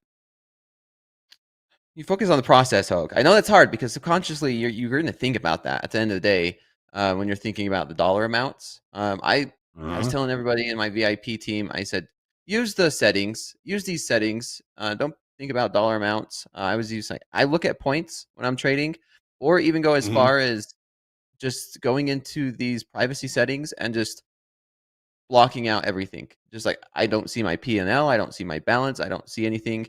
And just like a professional golfer, you just focus one trade at a time, and then after you're done trading for the day, then you could go back and review and add everything up. It's hard not to, though, as humans, Hoag, where we just think like, man, I made $1,000. Actually, it's times 5, so I made 5,000, because you're subconscious of this dollar amount. We're so connected to the dollar. It's hard not to think about it, and that's why we get so emotional. But I'm going to trade it just like I'm trading 1 combine, not even thinking about it being copy traded, and following. It's the same process, right? It's the same exact process. You place the trade, move your stop loss, take profit. Same, you make 10 points, and it doesn't matter whether it's copy traded or it's 1 contract or 20 contracts. It's the same exact process. Yep. It's like, don't think of an elephant. It's just hard to not think of it. Whatever you do not think of elephants. Yeah. What do you guys think of our different processes right now? Because obviously I started out copy trading, called it, said, okay, I'm not doing well on these accounts. I'm going to take a step back, just do 1 at a time, make use of that lockout button. I know if I didn't lock out last night, I probably would have taken another trade. And then this morning we had a nice setup, took it, caught that winner. But what do you guys think of going through 1 at a time versus the copy trading? I mean, if I was doing it, if I was in this challenge, I'd probably be doing it the same way as you right now, Baron. I never heard of copy trading until it started maybe 1.5 years, 2 years ago. It was just a thing that never existed. You traded 1 account. That was your account. Yeah. Win or lose, profit lose, right? So this whole copy trading thing is, it started with the accumulation of more prop firms and everybody trying to gain an edge in market share, right? That's how copy trading became a thing. You open up all these accounts and you copy trades across them to try and get to a funded level. It doesn't happen, outside of the prop firm world.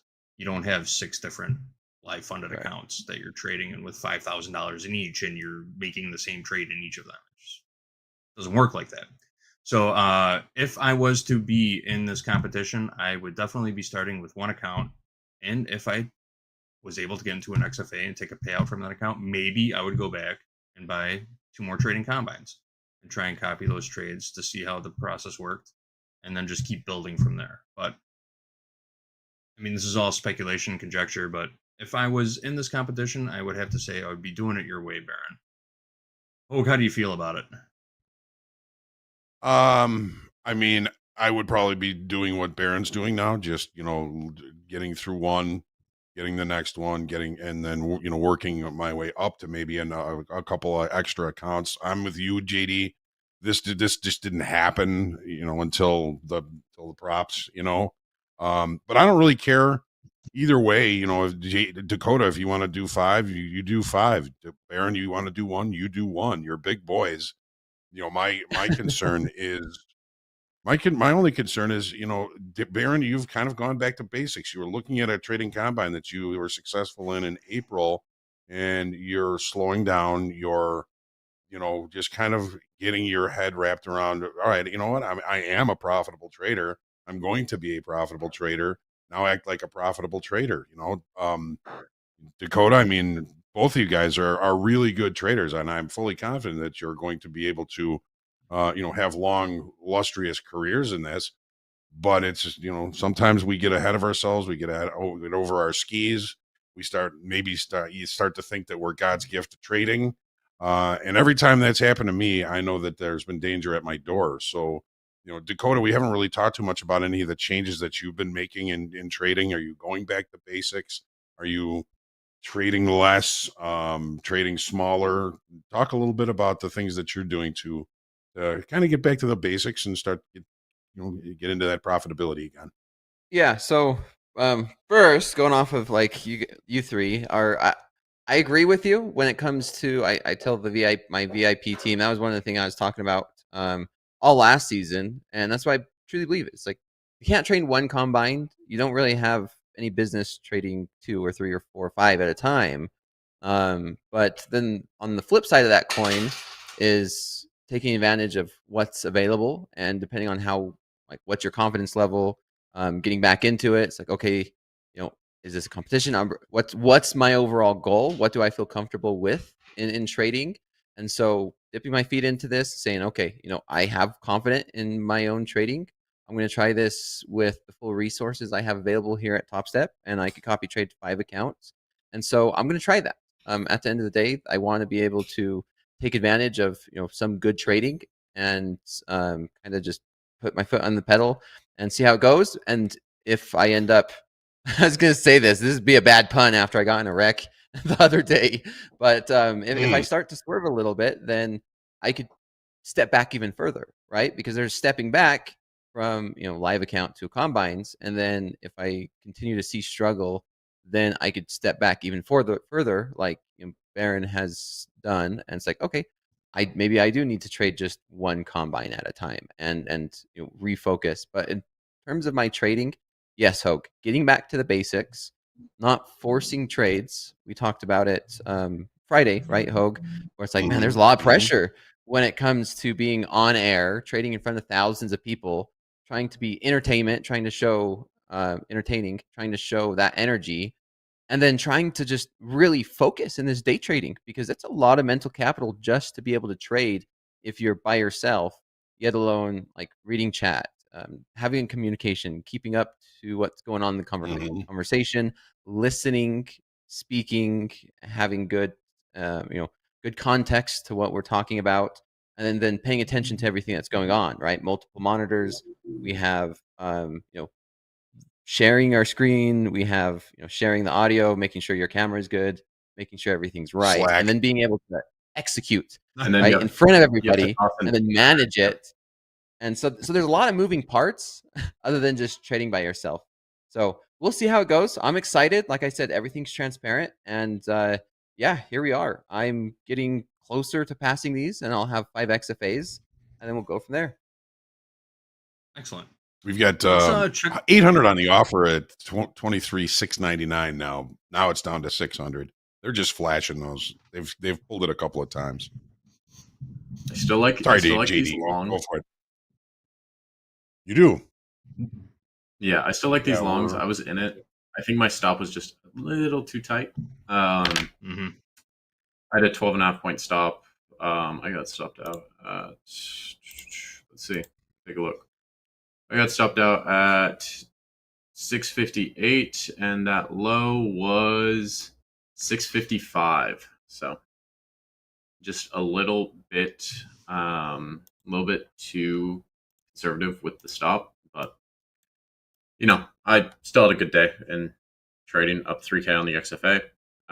It's locked out. Can't complain about that. Yeah, and I always encourage people, if they're up on the day on a Friday, lock the account. Don't go into the weekend with, I was up 2K and then took more trades and blew it. And biffed. Yeah, you don't want to biffed go. You don't want to get biffed on a Friday. Capital Preservation Friday, folks. Let's check in on the tilt real quick. Currently, we got 58% long in the ES. I'm showing 50% short in the NQ, 73% long in crude, and 58% short in crude, and 58% long in gold. 78% short in crude. I biffed that one. Sorry, guys. Real quick, we're going to check in on some funded trader hot streaks. We got some XFAs to look at from yesterday. These traders are on a roll right now. Let's see if this pulls up. All right, Cam in the back. I'm going to need you to push those funded trader hot streaks. Not going to happen. All right, I could just talk through them real quick. Go back to that last shot. There wasn't much change on the XFA board.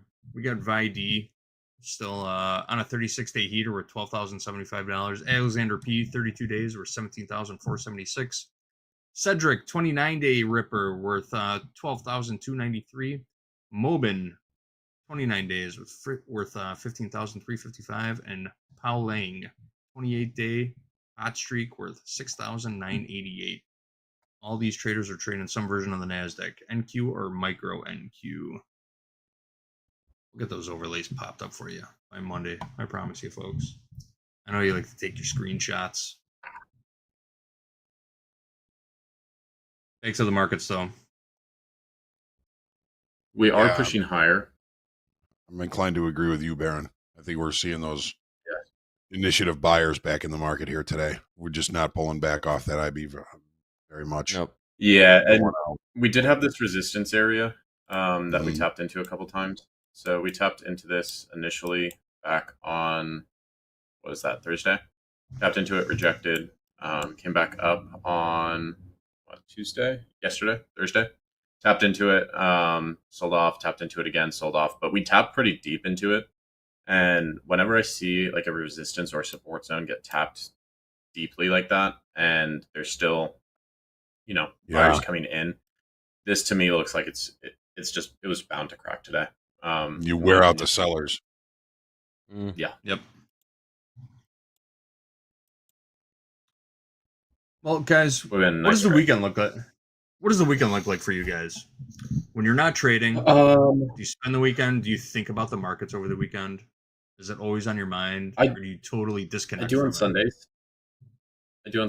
I do a weekly outlook call on Sundays, and then I'll be filming some more YouTube content, trying to get that running. And I'm getting back in the gym, which that helps with the discipline side of things. It's been probably like a month and a half for me without being consistent in it. Thankfully, one of my roommates, he's been going to the gym for 10 years consistently. So that helps quite a bit. But yeah, probably just reviewing trade journals, trade logs, seeing, if there's areas where I can improve, hit the gym, probably make a nice little Sunday dinner and do a weekly outlook call. Very good. Nice. Dakota, what's your schedule looking like? Sundays is usually a trade. I'll review everything for the week. It's not very extensive. I typically don't review my trading until monthly. Really, I'll look at it monthly. Every Sunday, I'll just have a review, and if something dramatic happened, like I made a major mistake, for example, sleeping in through CPI or something where I'm like, okay, something's wrong. I need to just review this sooner than later, and then adjust my mindset. And I save that for Sundays. But Friday nights, Saturday, it's boxing, pure boxing. You can see I'm coming in to on air with black eyes, cracked ribs last night. You could see my lips all swollen and bleeding. But wow, that sounds like a lot of fun. Hoag, it is. It's funner than you think. I enjoy boxing. It's competitive. Yeah. Yeah, it's Well, very it happened in therapeutic. so the black guy happened in a class, not in a bar fight. Is that what you're saying? Say that again. It happened at a gym, not in a bar fight. Is that what happened? Nope. It's all the gym. It's all the gym. It's all at the gym. We All right, wear I've heard hair conflicting gear, stories there. but you'd be surprised. I did get in a car wreck yesterday, and Ouch. I tell you what, boxing hits harder. Boxing hits harder than that. Airbag deployed, and I Oh, felt geez. it. I felt it. It was like So- taking a right so hook to the this face. weekend. This What's weekend, that? are you gonna go pick up a new car? Yeah. I've got time to go car shopping. Honda Civic. It's time to put it away. Exchange it in for What- another one. What are you I don't gonna know what I'm get, gonna get. No, Hoag. That cost No like Lambo? $5,000 to fix up my Honda Civic, and it was like Yeah. a little fender bender. And if that was Lamborghini, I'd be out like 50 grand. Yeah, at least, right? So what are you gonna get? So I don't know. I asked chat for suggestions. They gave me some great suggestions the other day. I'll probably like pick four options that I like, and maybe I even leave it up to chat to vote for one of the 4 options. Well, the I classic. can give you some good options, Dakota. Yeah, everyone's good, has Let's hear it. some great options. There's so many cars anymore that is just like, what do you pick? Definitely not a Kia, because my Kia just destroyed that, or my Honda Civic destroyed the Kia I hit. Oh, Ooh, it's all coming together. see. We're starting to paint the We'll see. picture. Yeah, I'm a Mopar guy. I'd love to get another 1970s like Dodge Challenger, or maybe a Plymouth Cuda. But For an everyday driver? not for an everyday driver. No. I have to get a day-to-day driver. Probably another Honda Civic. yeah. You just get Uber Eats to bring everything. My wife and I just bought a Honda for an everyday driver. It's a wonderful, wonderful vehicle. Nice. We'll see. Maybe I could get a payout in some XFAs here, and then I could pay for my car. And you will. All right, let's get back into the markets. Who's in? Who's out? What do you guys see in here? I'm locked out. I'm locked out. So no more. There's trades for me 1,000 lots. today. 1,000 lots on the NASDAQ at 709. Yep. I do think we push up some of these extensions. Maybe. I mean, we keep coming up to these highs and rejecting. So you could just scalp towards the long side. You could do that. I think that would be pretty effective. Trying to time the highs. I mean, you can do it, but I'd rather just lean towards one side in the scalps, which would be the longs. So, yeah. Especially going into the close. Going into the close on a Friday, there is an anomaly out there that exists. They call it the late Friday rip. It doesn't happen every week. And it is a thing, and we are so close to the highs right now. We are delta divergent in the S&Ps quite a bit. Negative 6,500 in delta, right at the highs. There's buyers in there. There's 1,200. That sounds like a potential. That sounds like a potential to rip. Yes, it does. When you have all that selling, you have all those sellers in the market, and it's not moving lower. Yeah, you can have right underneath the highs and just smash highs. Yep, squeeze coming did up. Just get in long. Yeah, there's 1,200 sitting at 709. I'm long from 92. We came down to these. Yeah. Well, we came down to these 80s. See how we consolidated for a little bit, and then we started breaking right back up. So, did you just buy 92s? You just got in? What's that? Did you just buy those 92s? I just bought these 92s. Got in. Okay. Just got in. Talk us through it. So, I mean, basically everything we're saying, right? We broke through these 680s right here. 680s. We broke out, came test these 700s. We pulled back. You see this consolidation this is a tick chart. So this is some good consolidation right back down here. We peaked below the 690, And then as we started breaking back out again above it, I entered into 3 minis. So I'm going to look for us to come back and test 700 again. 700, big round number. I could see us poking up to these 720s. And we have that big contract sitting at 709. So let's see what we could do. Risking about 20 points. 1,200 on the offer at 709. Yep. I think this pops. This looks on NQ. It looks ready to just run. Yes. Take a peek here. Yeah. This looks like it's gonna pop. Now let's see if we can get it. I had the long too, just too tight of a stop. And you're locked out. Another Baron, you're locked out. I know. I'm trying to be more disciplined, Hoag. Trying to be more disciplined. Excellent. I like that. I like that. This will happen again. Yeah. So as much as you want to trade, you can't unlock the account just yet. You can't. You can't. I could go reset another account. I'm not going to do that. Just going to keep, chipping away one by one till I get the full allocation. We're not going to let you leave for another 6 minutes at least. So how does it feel sitting there watching this, knowing you want to be long and you can't do it? I'm fine. I'm fine. Yeah. Good. When I was doing really well in May, in April, June, I was ending the day and just not thinking about the markets. And recently that hasn't been the case. So need to get back to that, where I was seeing successful behaviors. I had a lot of things going on recently between the challenge, the move. July price action was not the best for my system, but this August price action has been incredible for it. So just kind of take a step back and just start to build those habits again, good habits again. I like that. I like that too. Very much. JD, when I did start trading at Topstep, you guys still had phone and coaching, and your dad was actually my coach at the time. So it's fun to see, now JD's the coach.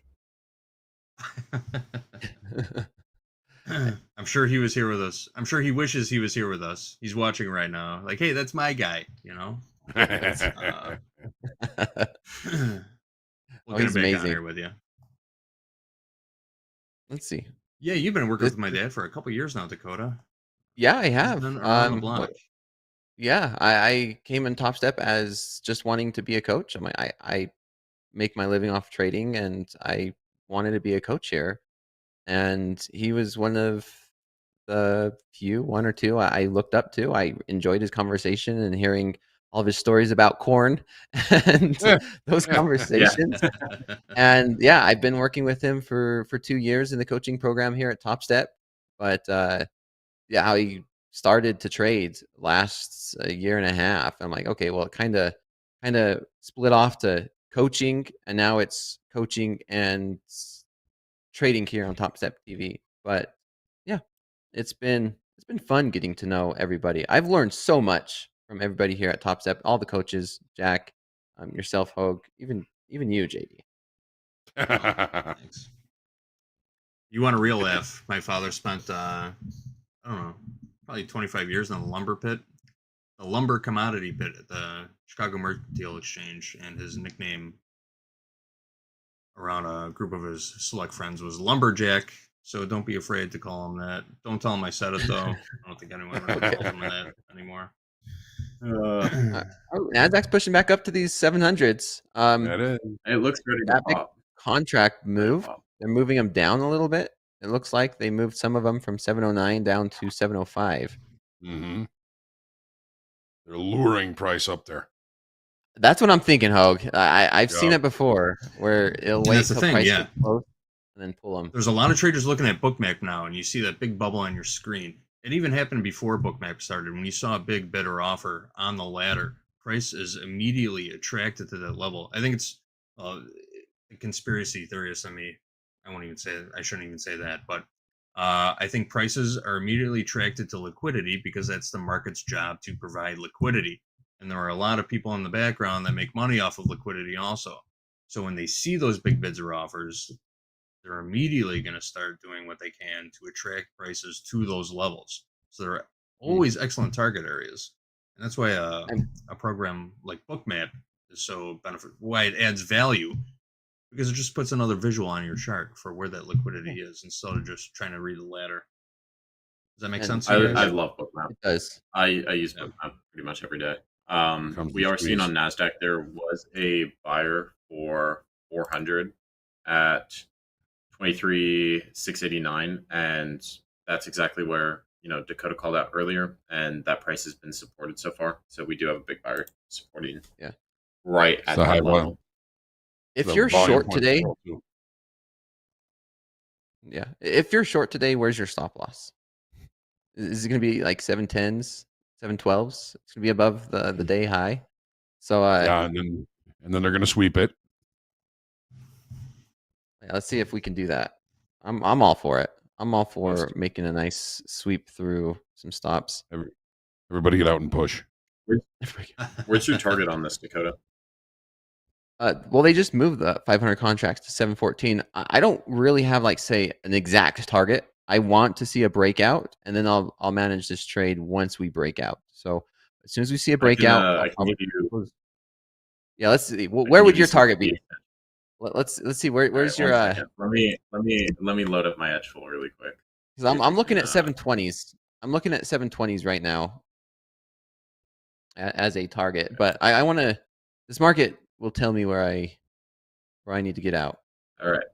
So I'm gonna go over to Edgeful. I don't know if we can show that, but I would look for 720s looks good. You have the 0.3 sitting there. It's 77% chance to hit that. 70% chance for that 0.4. 0.5 is 60% chance. That's where I'd either leave a runner for this 0.5 or the 0.7. If we can start getting up there. If I'm looking at, let me go back to my Topstep X. 1 second. Where'd that go? I lost my Topstep X. Let me switch over to Topstep X, and I will show you where those extensions are at. So if I'm looking at my Topstep X, I'm using a 45-minute IB. So I'm going to find the high from up to 10:15 Eastern. Taking my fib tool. I actually have a template saved on here, IB extensions. So if you're looking for that 0.3, that is 724. That has a 77% chance to hit. To that 0.4 is 70%. And then the 0.5 is going to be 60%. So you've got some upside targets there, Dakota. Definitely. One thing I like about momentum trading, Baron, is I don't like to cap my profits where sometimes we don't know if this is going to be a 50-point breakout or a 100-point breakout. I've been in situations where we stop run, and the next thing we know, we're up 50 points. And if I had to take profit, I'd be sitting there with like a 20-point take profit, and this thing's just ripping 100 points. I'm not saying wouldn't be happy with 20 points. How I usually manage it is I will take scales at these extension levels and then aggressively trail my stop and bring it up to it depends on the momentum of the market. If the momentum's really high, I'm going to target that 0.7 or even that one extension, and then just be aggressive with my stop. But I would scale, some either at this 0.3 or this 0.4 in there, just to secure some of that profit. And if it wants to run, I have those runners on. Yes. Yep. That's the powerful of having multiple contracts, right? So, and we're getting over 700. Let's see if we get this breakout here. I'm long 15 contracts. Are you really? Well, yeah, you want to multiply. Yeah. Oh, right. Yeah, I'm only long 3. Yeah. See the difference? See that difference in emotion? Yep. Yep. When you're talking between 3 and actually copy trading, but when I'm visually looking at this, I'm long 3, right? When I'm visually managing this trade, I'm long 3. I'm up, $600, and so that's that power of where I started to be okay with like the copy trader is because of that mental, psychological help that it brings you. So I'm going to tighten up my stop loss now, and let's see if we could gain that momentum above all of these session highs.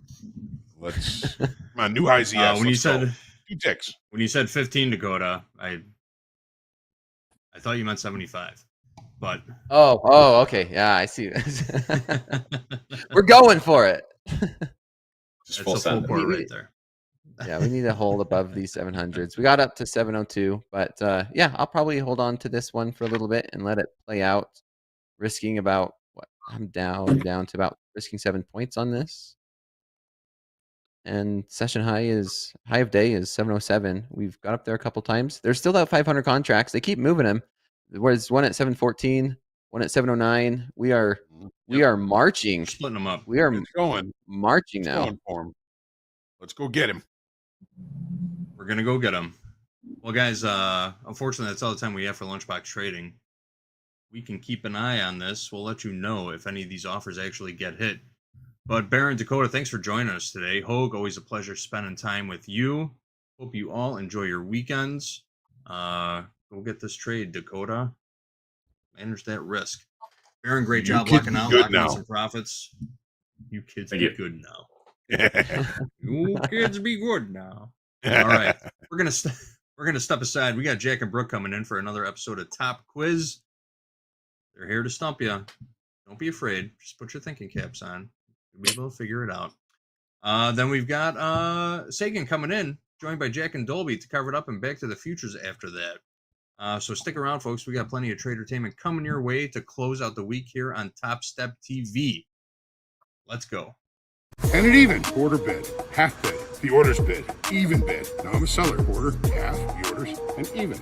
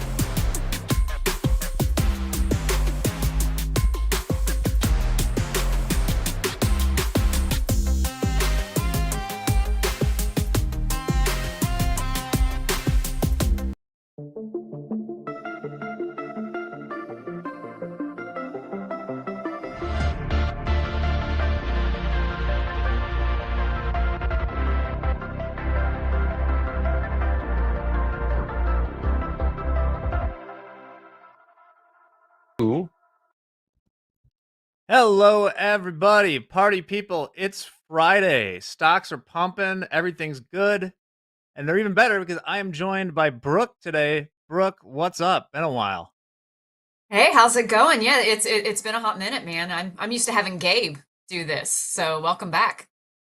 Well, I'll try and be as good, if not better, than Gabe. If this is your first time watching, you got that link that's pinned to the top of the chat right now. Click on that, follow the instructions, and you'll get to this Kahoot. If you finish in the top 5 or are a randomly selected person who gets 3 or more questions correct, you'll be entered for an extra entry into the drawing for season 4 of Topstep VIP. I think that's pretty much all. How have you been doing with these quizzes, Brooke? What is our expected? I think, yeah, I've been 3 for 4 on majority of them. So Okay. I still have not got that perfect score yet, but as long as I beat Bonnie and Hecker, I'm fine.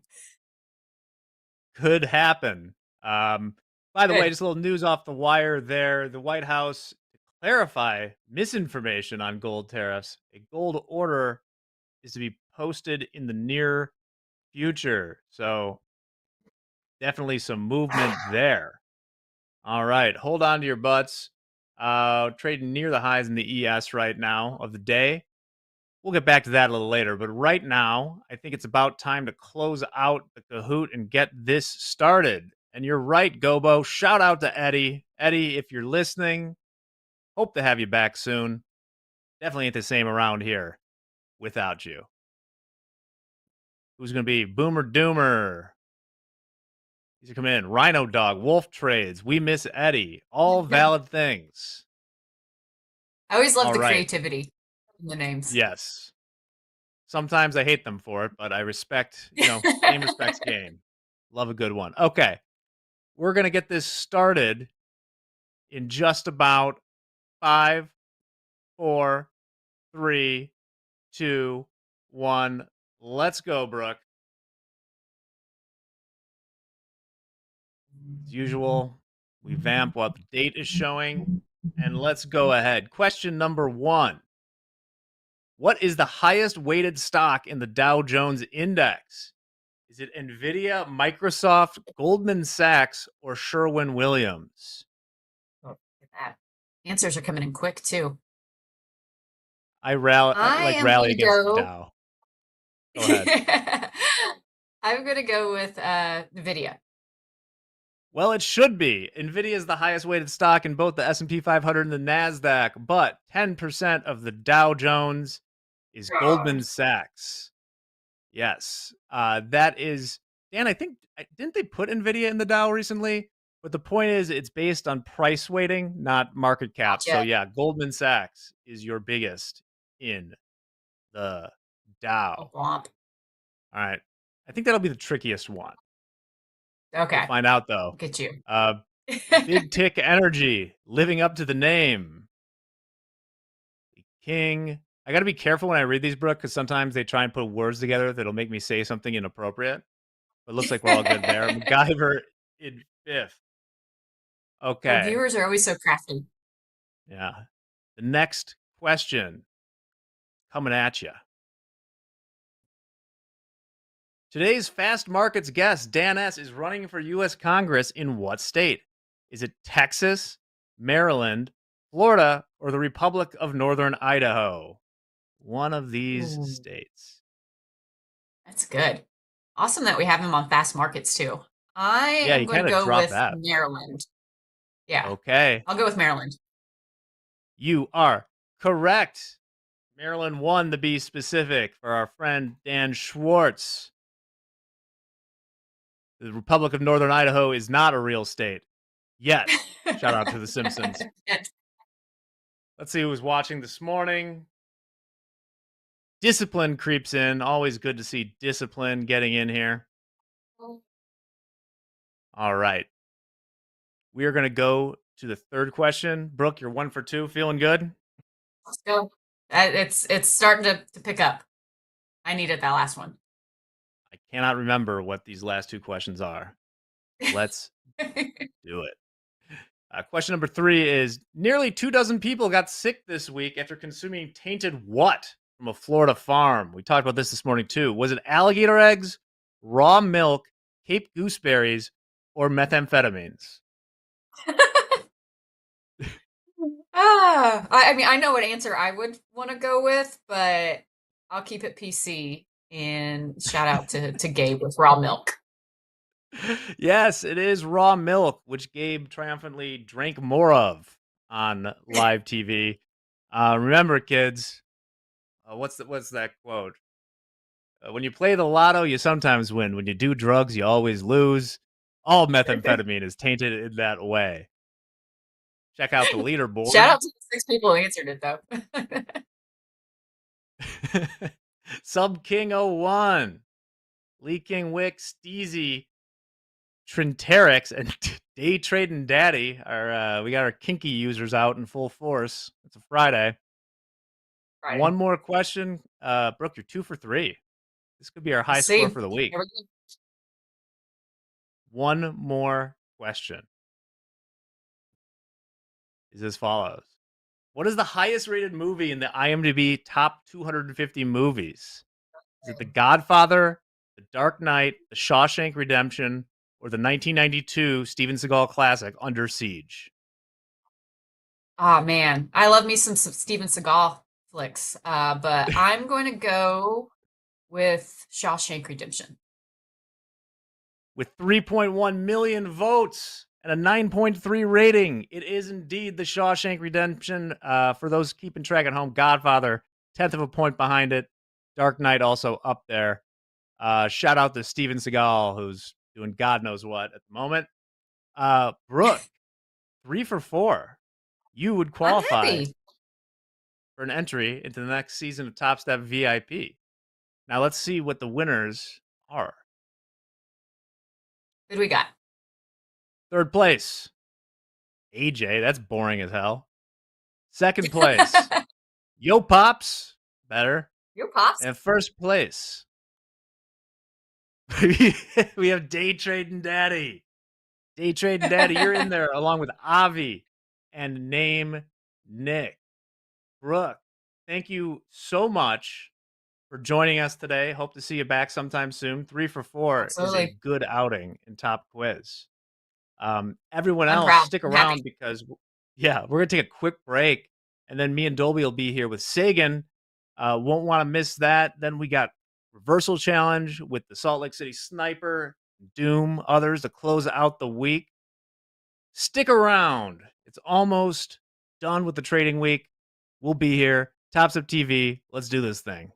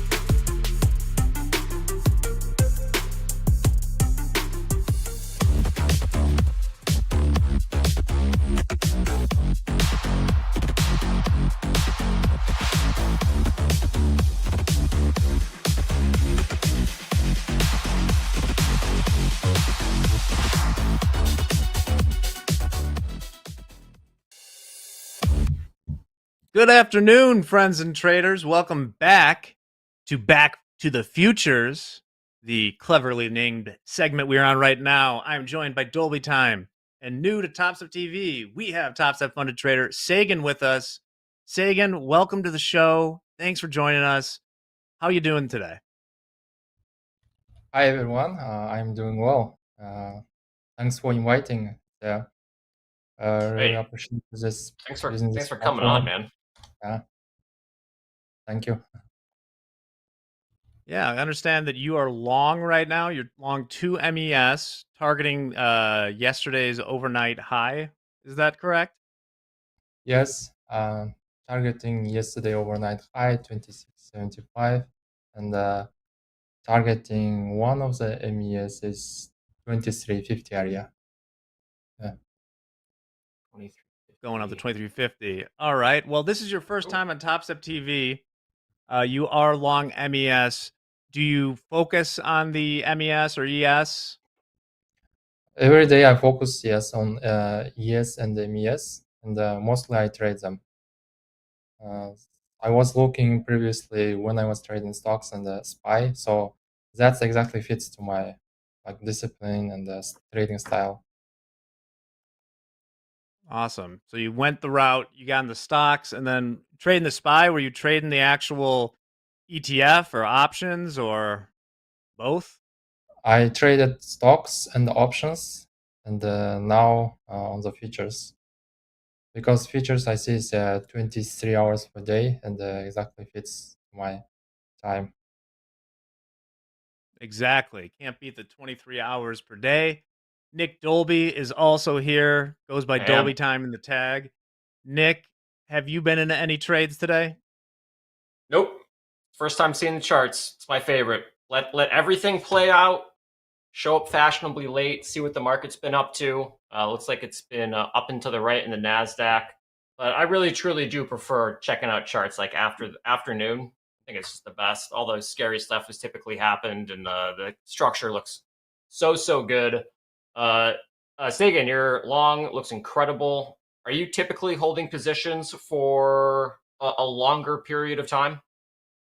Yeah, I usually trade. I use the daily time frame and the hourly time frame. So for entry point, I use 5 minutes. So typically, it's like when I'm trading, I hold like hour or 2 hours, sometimes like 30 minutes. Mm-hmm. When I do scalping, only hold like maybe 5 minutes, like 10 minutes. Yeah, that's how I trade. Awesome. Nice. What got you into this trade here? So on this trade, I was focusing in the morning on this breakout, and I noticed. Let me move my Topstep. Yeah. Okay, I see now. So pre-market, I was focusing on this breakout. It already break out. I missed my trade. So if we check on the 1 minute time frame here, so I already missed this trade, and I was waiting for pullback. And once it made a pullback, I was putting my alert here, and I also missed this one. Exactly, I was focusing, it was a level previous 63.91.50 area. And if we see SPX, and it was a previous high on SPX 63.89.75. So that's exactly it was giving the position, but I entered late, put my stop loss here, and overall market is bullish, so I was focusing for continuation. So in the morning I must trade, but I got to check and charts. Man, Excellent. you got a crazy good entry. Wait, what time did you enter that trade in? Like, did you bottom tick that entry? I bought one of them here, and I was planning to enter main one here, but I missed it, and I add more here. Once the buyer is coming in, I add here. So I entered around like, so this one, right, 11:29, then this one 11.54, and I still holding this position. Okay, nice. So you kind of averaged into this position here. So really Yeah. good hold time. I think chat is probably freaking out because you're up so much profit so far, but you haven't moved your stop to break even. Do you typically not move your stops when your trade is so in your favor? What's kind of your thought on that? No, I usually move my stop loss when it's making the pullback. So I left this order, and just in case I was preparing to if it gets like up to move my stop loss. So I usually move it to the up. So like now it's not too late, I think, to just put it there like zero risk. Yeah, now chat's happy. Yeah. There we go. Yeah. So heads up, I see some of the things in the chat. Yes, gold is crazy right now. Really? Yes, there was an announcement the White House wants to clarify misinformation on the gold tariffs. Gold orders to be posted in the near future. So you can see the sharp sell-off there, kind of retracing exactly the move that was made when these tariffs kind of came out. Bouncing a little bit off there right now, but gold was down, $50 on that move right there. That is a hell of a move. Also, in about 7 minutes, we got President Trump will be meeting with Armenia's prime minister. So we'll see if any questions come out of that. That's all our news for now there. Okay. See if Trump mixes things up here. We got a question in chat from Olzas. He says, or they say, Sagan, where are you from? I'm originally from Kazakhstan, but living last year in the US 8 years in New York. Yeah, that's about it. Kazakhstan. Jack, you ever been? Kazakhstan? To New York or Kazakhstan? Oh, no, Kazakhstan. I was born in That's yeah, where you were sorry. born. How long Yeah. did you live there for before you moved? So when I moved here, it was 2007. So I was 22. So Excellent. That's 22 cool. years. Yeah. Oh, Olzas in the chat. That. I my mate. I'm also from Kazakhstan, and Doom really wants to visit, so we will be sure to check that out. But no, Dolby on the list. I have not been there yet. Gotta say, Great my place geography, to- Jack, not too hot. Probably couldn't point it out on a map for you. Well, there's still time, Dolby. We'll do some geography quizzes along the way. But Oh, good. So how long have you been trading, Sagan? I've been trading. So first one, I was learning about 2013, and when I came back to US, I was doing it start seriously in 2020. So 5 years. On futures, 1 year. Yeah, in 1 year. Oh, nice. So relatively new to futures. So do you prefer futures over other mediums of trading? So futures is fixed like it's 23 hours, and the stocks on swing trading now. Okay. I was doing day trading before on stocks, like using the other platforms, start trading and the orders, time price, level twos, footprints. Yeah. And then what got you into trading? Did you have like family members, friends, YouTube video? No, I show on the websites.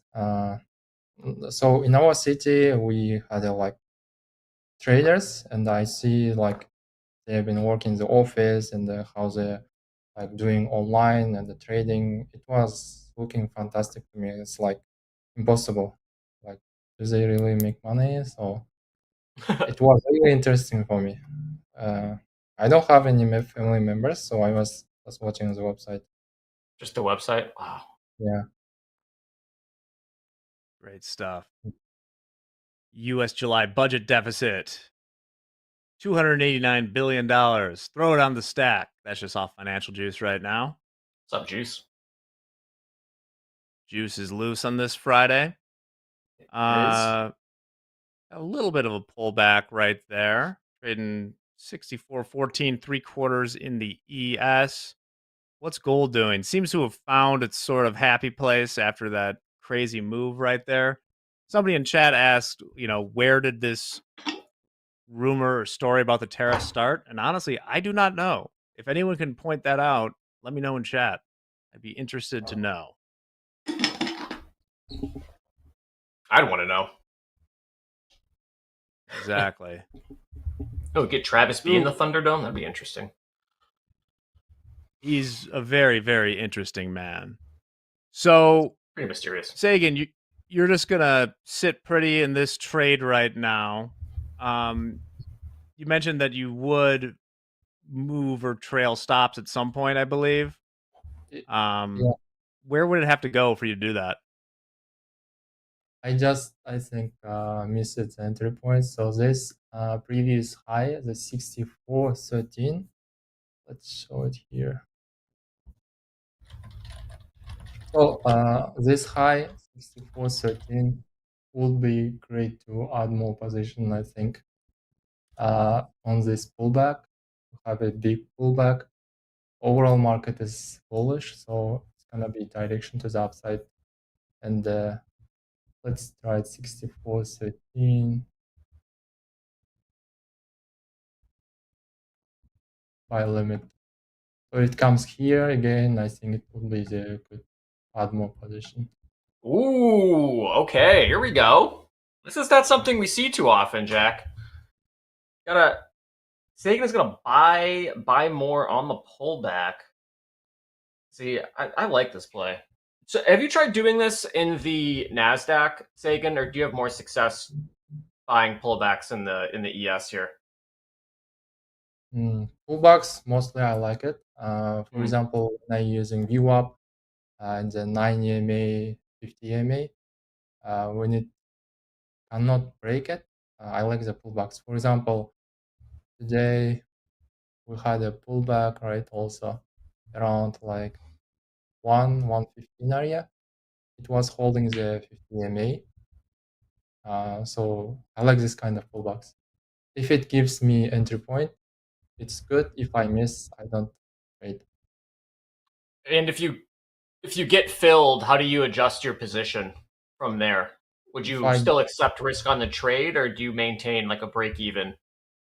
If I fill on this trade, I just put the stop loss below this candle. So it will be, let's see what price, 64.1150. 64.1150 would be your new stop. I'm gonna give you like a 50 points. So 64.11 will be my stop loss. I give the a little bit room. Cool. So see if you can get a pullback. You're bidding 64.13. I'm getting your orders on my chart as well, so I can play along here with you.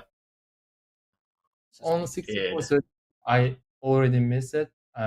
If it comes back, I think it's great. But we'll see. Okay. All right. We're long MES. We got Sagan in the house.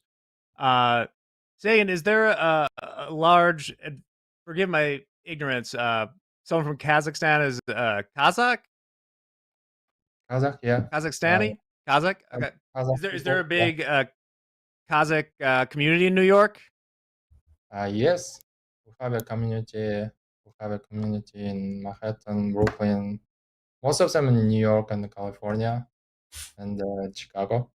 Yeah, we have a community. Yeah, cool. We do our traditional foods and meetings, playing football, tennis. Yeah. That's so cool. Well, if you ever come to Chicago, check out. It was called Red Square. Then they changed their name to Chicago Bathhouse. There is a whole lot of our Kazakh friends there. It's also just a great place to hang out. So, pumping that. Cool. Thanks for sharing. Of course, yeah. I have a lot of friends from Chicago also. Nice. That's awesome. Shout out. You got Is anyone watching you today on Topstep TV? Wait, is anyone watching you? Do you have any friends watching you or family? Me? Yeah. Maybe I have a friend of traders watching. I shared them. They asked the link and I shared on the YouTube. They can join. Maybe joining. Oh yeah. Friend traders. They also trading Awesome. stocks. Yeah. So is Gabe coming in? It's just sitting in the green room. I keep on waiting for Gabe to drop in here like, via parachute. We'll have to see if he gives a thumbs up. Gabe, give me Okay. a thumbs up if you guys are ready to come in or not. All right, Wait, thumbs up. Inara Zimanova, nice, also from Kazakhstan. Oh, all right. We're here. We're here. There And we're he here is. for jab, jab, jab. Here are your traders from today. We got David past 550Ks this morning. Here we go again. Great job, David. We got Cody past my 100K combine this morning. Stoked. We are stoked for you, Cody. AJ, first day in the new XFA up $700. One trade, 5 MNQ. And I'm setting a trailing personal daily loss limit for minus 300. So locking myself out in the green and not looking for another trade. Great job there, AJ. We got Dan Edmond. Shout out to Dan. 80% the way through 150K combine. Excuse me. Let's make more progress today. Dan, I hope you were able to make some progress today on Capital Preservation Friday. We got Chopper. Just started the morning with a $620 win on gold. Man, shout out to Chopper. And Yarden locked out 2 combines up 680 and 450 trading only micro gold. Great work, y'all. Shout out to all the traders jabbing away and stepping up day after day, persevering. We'll see you guys back on Monday. Back to you, Jack. Thank you. I hope Chopper wasn't still long micro gold in the last hour or so, because that's the market du jour today. Trading 34.60 right now in the gold. And, Dan ended up completing his mission here, and I believe he crossed those trading combines across the finish line. I do believe so. Congrats to Dan. So it's a follow-up to the jab, jab, jab. There we go. I got some bids in, Jack. We're gonna bid 2 MES at 64.13 with Sagan here. Yes. See if we can get a pullback. No, I don't think so. I missed it. Oh, you missed it. Yeah. So did you pull the orders then? No, if I miss, I don't add more. So I just hold it. You just hold it. Okay. Cool. Yeah, Cool. that's how I usually do. The first time I was buying on the top, like here when I missed, so I don't do it now. You don't do it anymore? Yeah. Learned your lesson. Yeah. So, Sagan, what are some things that you have maybe learned about yourself being a trader? So learn about myself. It's all about patience. So I was not like being like a patient. I was, for example, like this, fear of missing out. I see like it's moving to 64.13, right? So it moved up. Oh, I missed this trade. I'm gonna buy here, and once I buy, it went down. So it's better to feel the great price than buying on the top. So it's about patience and discipline. Like whatever I plan, I trade. If it works, works. If not, I just stop out and close position for day. Yeah, discipline, patience. Yeah, it's not being right.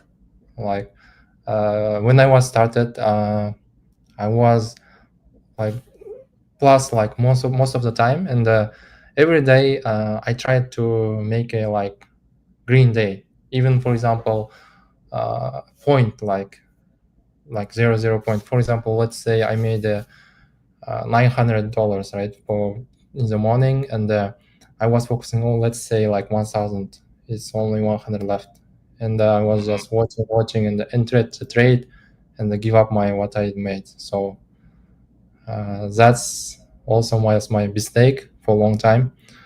And now I focus on trading, like what's inside, what strategy is happening. Is it coming to my entry level? Is it fits to my strategy or not? what's the risk ratio, and is it good to enter now or wait, or is it giving like A plus trade, like A trade, or it's a C trade? How much can I risk for this trade? And I ask all of the questions before entering, and then in the morning, like I do meditate. I use the apps and the balance, or for example, Headspace. So all of this stuff keeps me balanced, and making the balance of like winning and let it go. So when I try all the time winning, it doesn't work also. Or when I do like let it go, or I don't have to catch up, it also doesn't work. So I'm finding the balance of this one with meditation and the discipline and action. Yeah. Oh, that's a beautiful answer. Yeah, that's what I learned. So I think it's a lot to journey. It's 5 years took me, like sitting every day in the computer. Yeah, it's for me, I learn a lot of myself. It's like a mirror of myself. Yeah, the screen is a mirror. Dolby, you do any meditating? You have the general vibe of someone that would do that. How's that been going for you? You got me, Jack. Yeah, I'm more of a breather. So I do Wim Hof pretty frequently, the old Wim Hof breathing, try to get like a good buzz, doing my breathing exercises. And then I do the EM Wave 2. It's what's it called?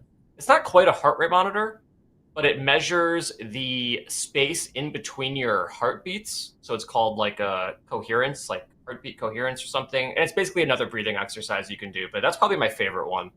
That's the coolest. Or like a little like ear tag. It measures your heart rate and then just measures the spaces in between your heartbeats to see if you can get them like lined up. It's cool. It's cool stuff. I'm a big fan though. When I got funded, Jack, like way back in the day, my routine was like 20 minutes before I traded and then like 20 minutes before bed. And I think it took me about like 2 weeks of consistent meditation to like really see like the benefits. So I highly recommend it. Highly recommend it. Good to know. I'll What about try you, it at Jack? some point. Yeah, I do kind of like the 1950s guy thing where the many stressors in my life, I just squeeze into a ball and put it inside me and hope for the best. Yeah. But, maybe I'll get into the meditation at some point. Yep. I think it's important for trading. I think it's the balance part that Sagan you're kind of referring to is like finding that inner peace and being able to let stuff go easier. Oh, I've got some fans here for the heart wave, which is pretty cool. So Sagan, how did you educate yourself? Were you a lone wolf, or did you have any mentors? Were you more into reading books, or is it online videos? So I started 2020 from SMB Capital. It's a trading firm located in Manhattan. Oh, yeah. And I met traders, Lance, also there's Max from there, and we have a Shark, the big traders, and so that's how I get motivated and like, wow, that's a big journey, like 10 years, 20 years, what's my plan? And it was a big thing for me, and I watched the videos, also like I took a course from there, and last year I took it also with them with Justin Sparrow. There is also a trader, and learned from there. So most of the time I'm with them, and I use YouTube videos. So and whatever is content about the trading and about knowledge, focusing on knowledge and how can I better than I said yesterday. So how can I be better like today than yesterday? And focusing on myself. Excellent. Awesome. So did you go into the office for SMB? SMB, they did an offline meeting. Yes, on this time Offline. We had a meeting. Were you able to meet Lance? Because we just had Lance on our show. Actually, I think it was last week, Jack. Yeah. I saw the reels once. Yeah. Yeah. Once on the reels. Yes. Yeah, I was able to meet. There is also traders we met there. It was Oh, nice to that's talk to super them. cool. That is super cool. Would you ever go back and work in an office again if you could? You mean like previous job or in the Like office? a trading office. Like, would you ever go into the office to trade? Now I use it to do free trading, like living several states like Hawaii and Miami, and depends. I think for me it's interesting. Yeah, I would, if it's something to learn for me, I will go. Yeah, it's interesting to get to know more and to get knowledge from me. Yeah. Oh, that's awesome. Great. What an experience. Well, Dolby, What up? we got a request from the chat. If we have a second here while we're waiting to get our bids filled or for Sagan's trade to work out here, someone's asking to show how the trailing loss limit works. The trailing loss limit, one of my favorite features. Yes. Chat, get out your pen and paper. So on the far left-hand side, we have the gear. We're going to go to settings. We are then going to go to risk settings. It's just the default second tab. And what we're going to look for is the personal daily loss limit, PDLL. And let's just put in $500, for example. So without doing anything right here, our daily loss limit is $500. It will not move. Nothing will change. And then if you want, you can add modifications to it. So you could, have it do liquidate your trade or liquidate and block your accounts. But you can take it up a notch and click this little button down here called Enable Trailing. And then there's actually two types. You can trail unrealized gains. So that's if, like, say you're up $600 in a trade and then it comes back down $200. That would be, I don't know, $100 difference if you have a $500 daily loss limit. That's public math, though, so double check that. And then the one I actually like is unrealized gains. So that's after you close out a trade. That means your loss limit would move up by the amount you've entered in your loss limit. So that would be $500. So for example, let's say we have our $500 daily loss limit. We have a $500 target on a trade, and we have a trailing realized gain. If we make our $500 and we have a $500 personal daily loss limit, that means the lowest our profit could be for the day would be $0. So that would be locking in all of the $500 because you can't lose more than $500 because you have the realized gains on the enabled trailing or your personal daily loss limit. Hope that makes sense. There It's you cool. go. Ask, very cool feature. We shall deliver. Dolby, did we get filled or? No, we did not. We did not get filled. I also pulled the order while I was describing that, but I can put it back on again. Only if we want to. Got a little bit of time left here. Things have slowed down. Let me check back in on the gold real quick. We want the gold still hanging out. It really did find its happy place after all that mischief. Don't see anything yet out of the Trump meeting. Sure, there'll be some questions. I still want to know about the gold rumor story. I like when they said the tariff thing, I kind of assumed that that's why you got to check your sources and stuff. I didn't think that was a rumor or anything like that. I thought that was what they said they were going to do. Boy, was I wrong.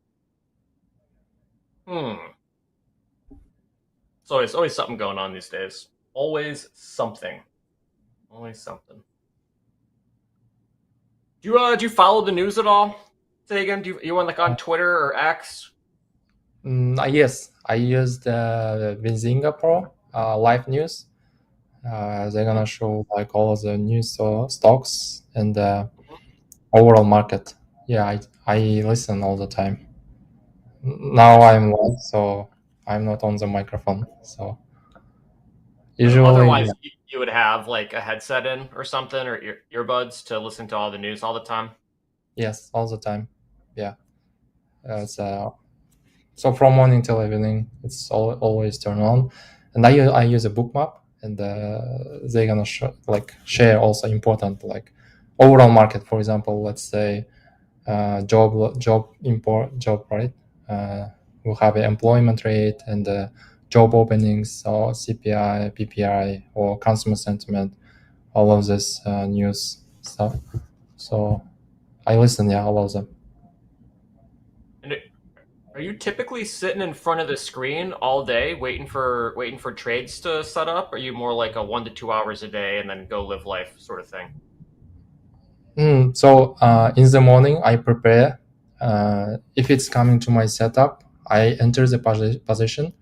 For example, today's morning I missed it, so I was on the call. And once we have a big move like today, let's say like till 10:30 area, right, or till like 10 a.m. If I miss this trade, I just focus on wait for consolidation. After usually big move, it's gonna consolidate. If I catch up the trade and I put my order and put my stop loss and the target, and sometimes I walk and doing my other stuff, or maybe gym, or maybe go to store, or like 15 minutes, 30 minutes, or other stuff. So I just place a trade and stop loss, target, and walk away sometimes. If it's required, for example, it's something interesting, I just sit and wait. What's gonna happen on this level? What's the price action? What's gonna happen here, there? I read the market. Yeah, depends on is it coming to good, interesting like position or not. Yeah. And how many trades a day do you typically take? So 2-3 trades. Yeah. Nice. It's a good number. Cool. Reminder, we're in the SPX right now. We're at about 63.93, so just 7 points more upside in the ES. Will be at about that 6,400 level in the SPX. I say that because it's Friday, options expiring. That could be a place to become sticky if we start rallying a little more.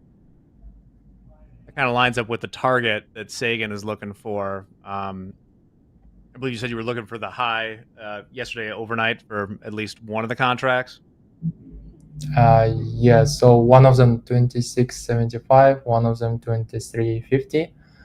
I see here index made a new all-time high, 23,619.24. Right, so most of the time I notice index is leading, and so SPX might be continue. But most of the time, on my experience, I think.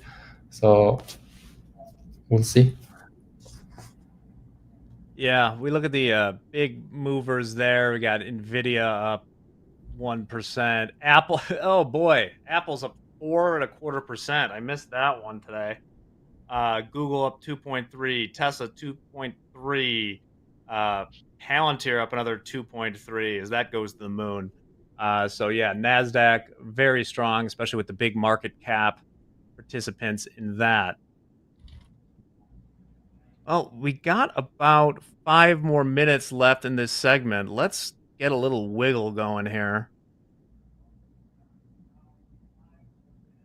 For the ES? We'll see if we can wiggle. Yeah, that'd be got some nice. size on the ladder. Got some size. You know, got 376 at 19.75, and then 21 has 478 contracts on the ES. So it's sizable. It's not in 1,000 lot, but it's up there. See if it ever gets filled. You know, Andre was talking about the caveman trade, which is kind of a getting ahead of it or bidding it up into that range. It's like a magnet. Do you watch the Dome a lot, or you just watch it through Bookmap, mostly, Sagan? I use Bookmap most of the time, and so VWAP, EMA, volume, and big orders. What I was showing on the Bookmap. Yeah, that's it. Nice. Yeah, we're gonna ask you a question. We're gonna ask you a fun question. Okay. All right. I'm not gonna ask the question though. Gabe is. No, I've got it. What's going on? All right. Well, my friend, thank you so much for joining us today. We're really happy to have you. We have a quick little game we like to do. Pick a number, any number 1 through 40, and I will ask you a question associated with that number. 7. 7. All right. What's the weirdest food combo that you actually enjoy? Words combo food. Yeah, the weirdest food. Like the weirdest combo. combination of foods together. For instance, if I were going to answer that question, it's a tough one to think of on the fly. Would be like ice cream and gin. What are some foods that you like that are a weird combination? So I remember when I was a child, I was eating this macaroni and the jam, so in the sweet and the meat. So it's it was funny thing to my friends. So macaroni and jam. Macaroni and jam. Yeah. Yeah. I think my 3-year-old son is gonna be into that. Yeah. Sounds delicious. We're saying breast milk and ice cream. Yeah, that's a great answer. That is a great answer. It is. Well, I guess actually, I have one more question. Sagan, how many languages do you speak? I have a lot of admiration for traders who come on here from other countries. So, how many languages do you know? So 3 languages. So my Kazakh language, and the Russian, and the English. Cool. Can we hear some? What's it? Kazakh. Kazakh. Say like, yeah. We say salam, hi. It's salam. You say this is Topstep TV. Let's go. Oh yeah, how do you say that in Kazakh? Let's go. It means kettik. Kettik. All right. Oh, that's sweet, man. Topstep TV kettik. Well, you know how we're going out of this segment. Yep. Got about a minute left here. Anyone you want to shout out, Sagan? Friends, family, vibes, any final words? Yeah, I want to say all of my families hi from this Topstep TV, from the USA, all of my friends who is watching and the family members who is watching. And thank you for this opportunity and this platform and the trading communities that you are building. I appreciate for that. And next step to grow and learn more and being consistent. Yeah, it's a lot to learn. And thank you for inviting. Well, it was a great experience for me. It's a pleasure to have you on, Sagan. We'll have you back sometime. Hope that trade works out for you. Everyone else out there, stick around because we got the reversal challenge coming up to close out the week. The week needs to be over. We got Braden, Doom, the Salt Lake City Sniper, and the Avondale Hat Guy, Dolby, are going to be competing. I'll be around to provide commentary. Thanks again, Sagan. We'll see you soon. In the meantime, this is Topstep TV. Kittik. Kittik.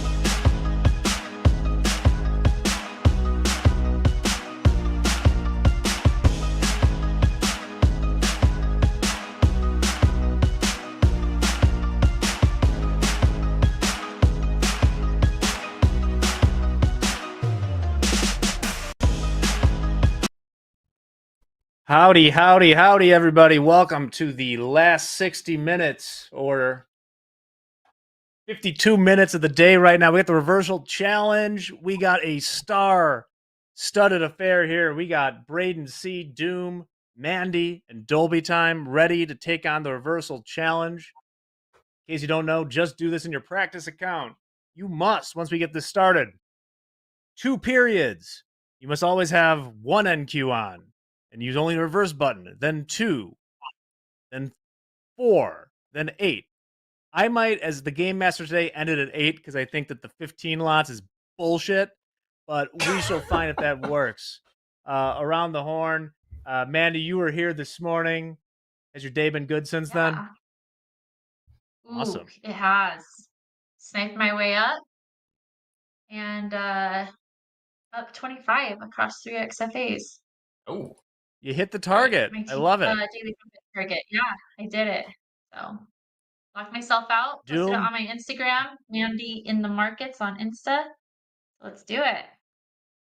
Excellent. Doom, you look locked and loaded. You got the Wu-Tang shirt on.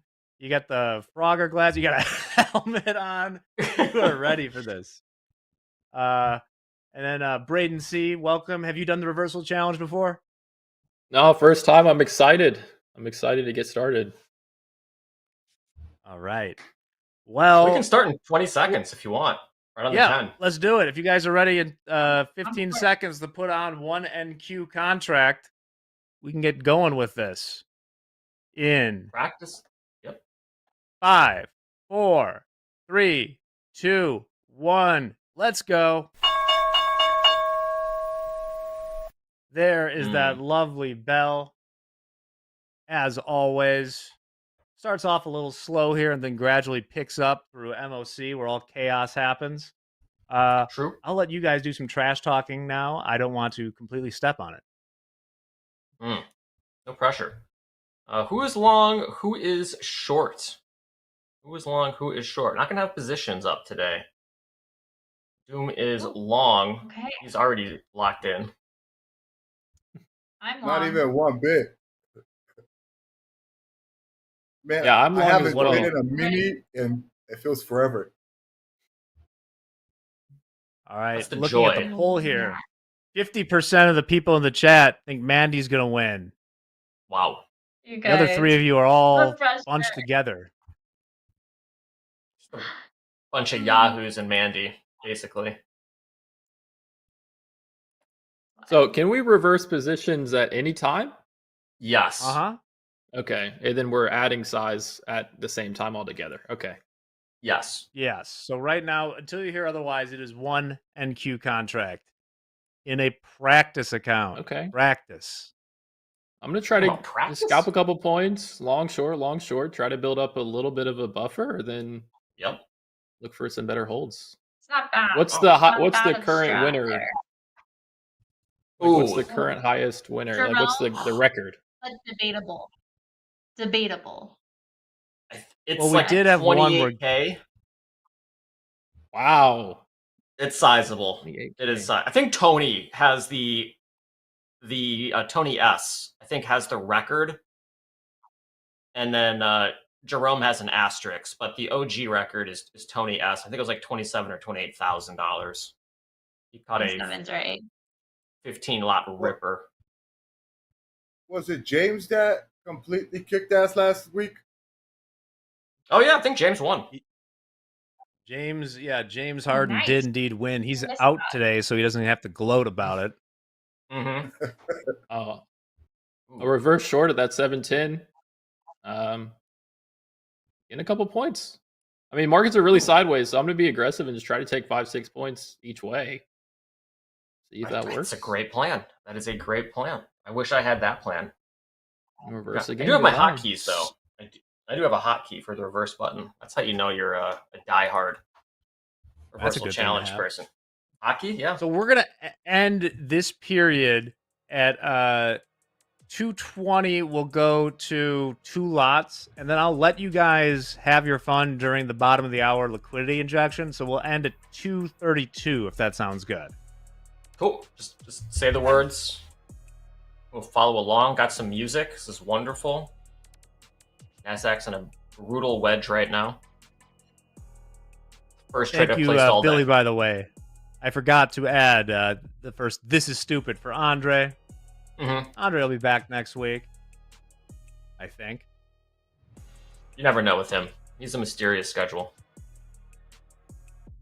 Yeah, he did seem pretty mysterious on his way out, and I didn't catch where he was headed or what he was doing. So pretty mysterious to me, unless I missed it. I believe he is in the great state of Colorado currently. I do believe. Oh. Might be hanging out with the boss man himself. Wouldn't doubt it. I think so. Back in the green. He was oddly green. cagey about it. He was. Like, you're gonna say you're going to Colorado. It's not a big deal. I just get DMs at random hours where he's like, "Hey, I'm out tomorrow." It's like, okay, make an adjustment. This I don't ask feels questions. So weird. This feels so weird, man. No stop loss, no nothing. Nope.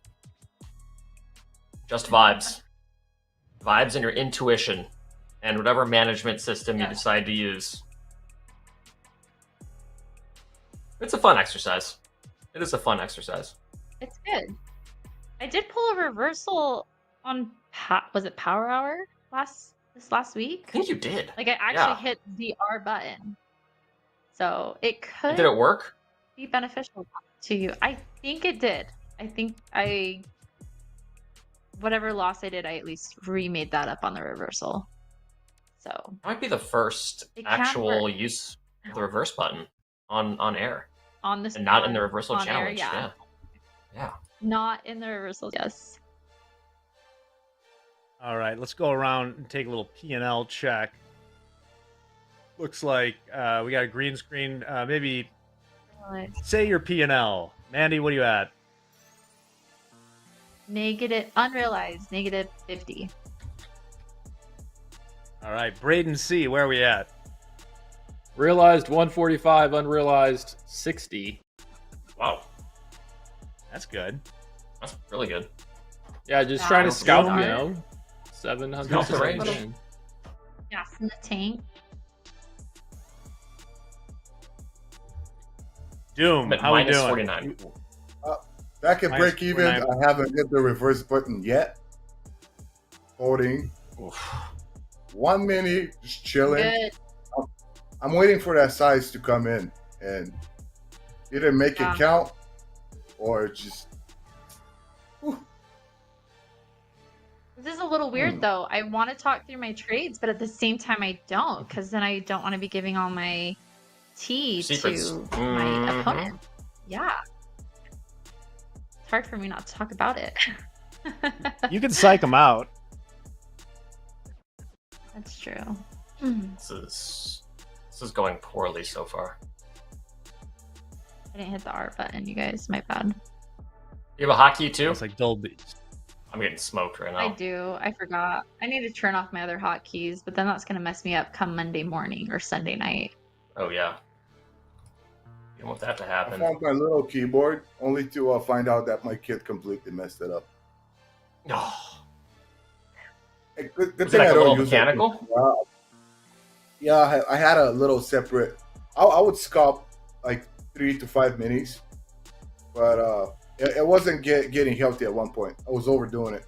Started giving back more than I think. Yeah. Slow and steady.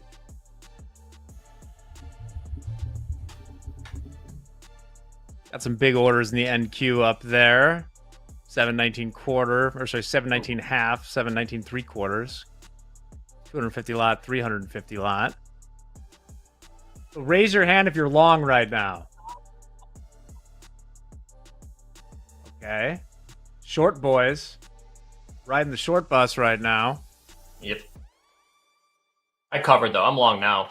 I'm trying to get some of this back. I'm kind of caught in the middle of the range. That's something I find difficult about the reversal challenge is like trying to get on the right side of a range. You might have to take a haircut or two to get that position that you want. Yeah. So, because we always let you behind the scenes, I see people asking, why aren't the live P&Ls on the screen? Well, we would like to, but we use a bunch of computers to run this show, and the one that would be able to do that is overheating and spitting steam from it right now. It's actually in a data center, but I can only assume that's what it looks like. So no live P&Ls. You can see it on the screens as we switch around. So if you do reverse, call it out, guys, because we're kind of operating on an audio medium. Ooh, fun. Okay. Or keep it a secret. Or keep it, or say nothing. I like where I'm at. All right, trying to get this back. I am short. 7-Eleven. My favorite place. Oh, love me a 7-Eleven. What's Man, your go-to I order? I ordered a whole pizza earlier. From 7-Eleven? Yeah, I had the craving just for that trashy gas station pizza. It's like, okay, I'm gonna get the whole pie, eat only 2 slices. Gone. Yeah. Yeah, I like the taquitos. There's a 7-Eleven at the end of my alley. Same. Dangerous times. So in about 45 seconds, guys, we're going to go to 2 contracts. Okay. All right. Get this into gear. I'm a big Maverick person. I don't know if they have them out in the Midwest. I think that's only a West Coast thing. Maverick gas station, cleanest bathrooms, the best food. Seriously. Sodas with the syrups that you can add to it. So it's a cheap swig for me, basically.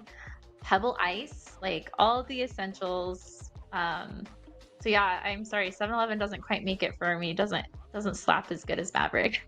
Not even Well, Mandy, put down your monocle and put 2 lots on right now. Easy. Okay. Is Maverick like Buc-ee's or something? Is it like that high a quality? Is it as high a quality as what? Buc-ee's. It's like a massive gas station chain that's known for hot food. I mean, it's not as big, but it's a good one. Bro, what is going on? All right.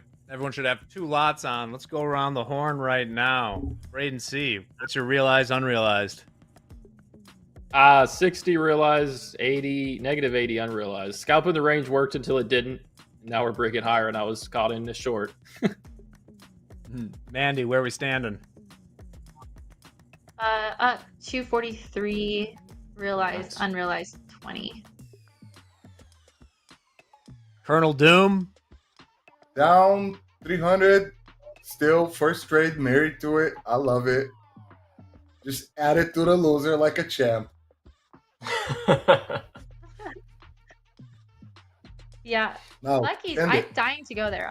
I've never gone. So whenever I make myself out Midwest Texas, somewhere in there, I think that would be awesome. But yeah, it's a mini. It's like a size of a 7-Eleven. The Maverick is. But that's where we always stop on our drive from Utah to Washington. There's usually a Maverick on almost every pit stop that we need to hit. So that's the bathroom we go to. I'm weird like that, especially with the kids. So Hey, clean bathrooms, very important. Ooh, let's go. Sell off here. Being the slightest of sell-offs. Yeah, it's a Dre sell-off. 5 points. Hype up 50 points. Yep. That is right. Can we get back to break even? That'd be ideal. We're down 77 realized. And we're short the 713s. Not quite at the high of the range. Kind of stuck in the middle here, unfortunately. Dude, look at this 5-minute chart in the NQ right now. That is quite the pile up right there. It's a perfect range. That's going to break before the end of the day.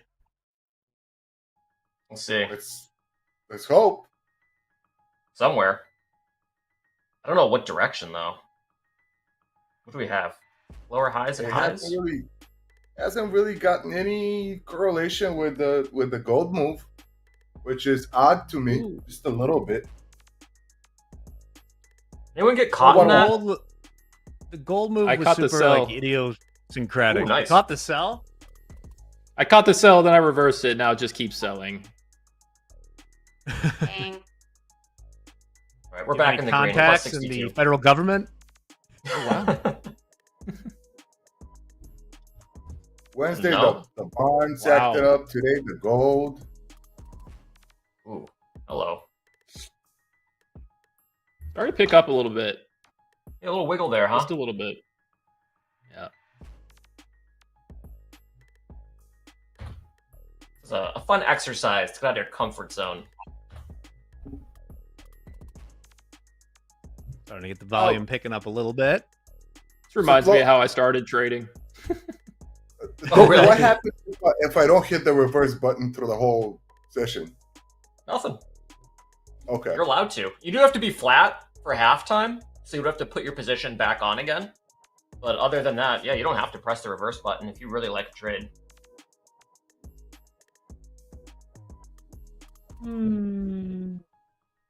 Wait, you said halftime? Is that when we switch to contracts? No, we take a You pause. know, you should already have 2 contracts now, Doom. Yeah, I'm another up 2. contract done. Okay, 2 we Yeah, I got. got 2. I haven't closed the first one when we were switched. You're not. Yeah, you're not supposed to. You just add it on. You just tack it on to whatever your other position I is. just added on. Yeah, All right. That's right. That's right. One more push to the upside. One more. How far were we leaving this? Into the auto liquidator, or we taking it out of the bell? Yep. Well, you get till flat 3. for halftime first. That's Number coming up 1. at 2:32. Then Andrea's going to come in with some updates, Okay. some hashtag Power Hour content. Then we're going to come in hot and heavy with 2 contracts again, switching quickly to 4. And then after MOC, maybe at 55, we'll go to 8. I'll say I want to play this. Let's get it. Sell it. like a- Sell it. Sell it.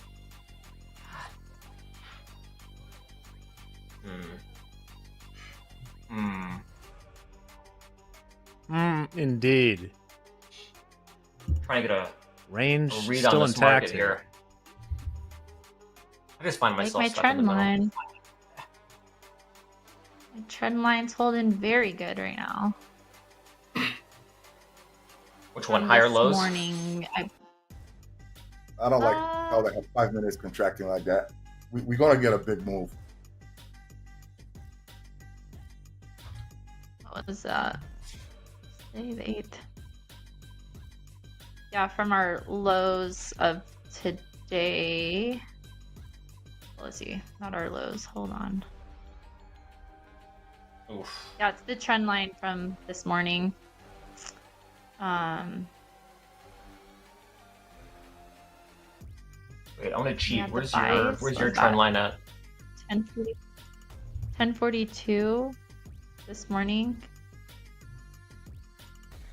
Just that line all the way up until basically now, where we're at top 658, and then holding here. So let's see if we can keep above it. Tell us all your secrets, Andy. I want to be able to fade your trades Yeah, I know, live on it's air here. Help people. Braden, you were saying I know, that are we this doing is. above or Oops, sorry. below? Oh, shit. Do I get to do above Yeah. or below? Who gets to do above Yeah, we and should. below? I'm just kidding. We should do above below. Wait, hell who's, yeah. Mandy. who's the newest Mandy brought it to? Who's the newest to the segment? Probably Braden, right? Yeah. Braden, have you ever done above below before? No. Okay, cool, perfect.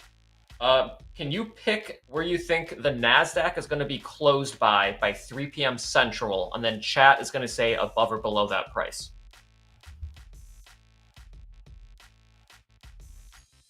$23,750. 23,750. Ooh. Oh, okay, I like that. I like it spotting too. some point. Hey. Yeah, that's spicy. That's a spicy call right there. All right, 23,750 above below. What do you say, chat?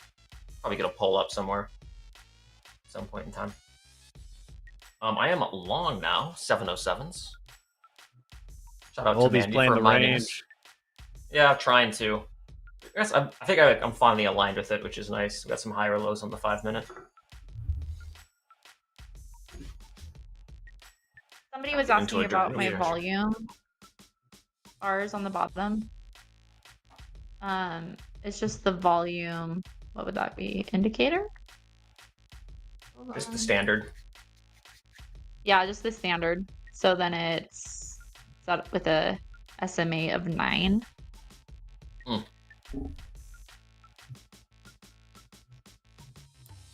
right. Minute 30 until the bottom of the hour. We'll see if we can get some movement there to play it out. Then we will do a quick halftime, get turned around, and start this again. Around the horn, Dolby, where are we sitting? Realized 330 plus, unrealized $20. We're currently long 707. So okay, see how this goes. Braden, I got realized 280, unrealized negative 280. Ooh, scrap. I'm losing. Well, it's the bottom of the range coming up here. Unrealized. Break it. Unrealized. Send it. 450. You should have asked me a second ago. I was unrealized 250.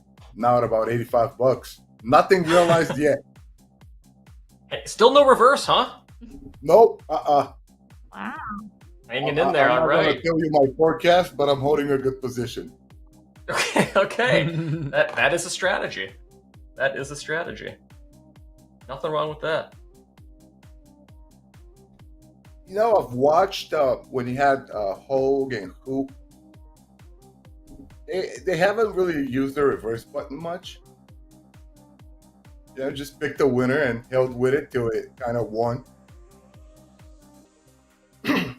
Yeah, I think or at least the strategy I follow is I've tried to do that a few times. You know, just hold on to the positions. But for the first half of Power Hour, it seems we get these ranges, and also it's pretty important to lock in realized. I've found because of that.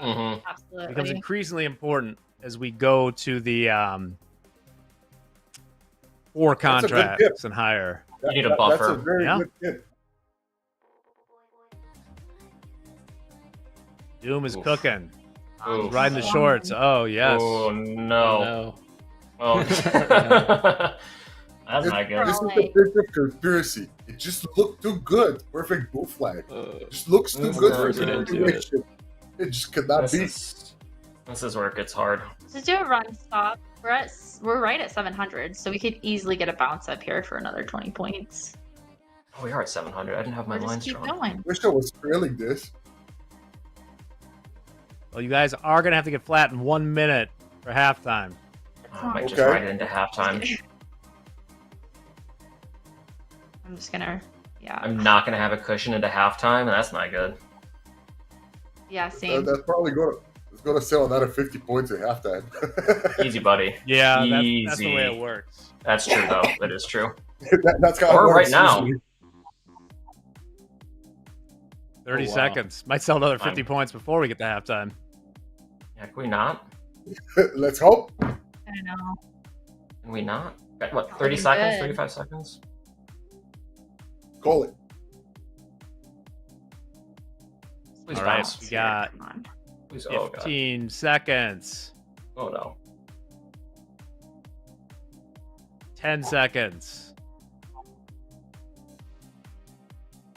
5, 4, 3, 2, 1.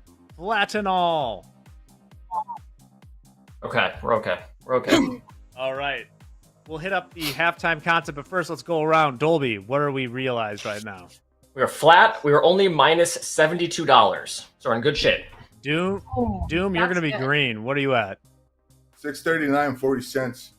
Ooh, I was nice, about to dude. reverse it. Oh, what is this bullshit? It is. Braden, where are we at? Down 174. And Mandy? Negative 680. And here's a bounce. Okay, I like those are halftime. mere Ill-timed. flesh wounds to what's that's going to true. happen next. But first, Andrea, let's get in here and do the Power Hour content mines. All right. Well, here I'm going to do top quiz winners first. So we got Trade and Daddy got first place. Phantom Man. We got Big Daddy. A lot of dads. Shout out to the dads. I tell you, they're kinky on Friday. Just Friday, huh? Okay. Yeah. So congrats. And then here's some power hour content for you guys. All right. Leah says, "Won a Topstep account from KTran55 last week. This week was eye-opening. Red day started red and stayed red, so I'm lowering my DLL to save some money. Back to break even, plus some profit starting next week. Thanks, Topstep, for risk settings you can lock." There we go. And a green on the day. Nice. Next, we got Dan Emmons saying that fresh 150K XFA smell is like freshly baked bread. Now the real work begins. So we got 5 active XFA accounts. Congratulations. All right, next one. We got Yama say, "Let's get that confirmed. Yes, please. Lock me out so we can tune into Topstep TV with undivided attention." So it looks like they're going to lock out green on the day. And then finally,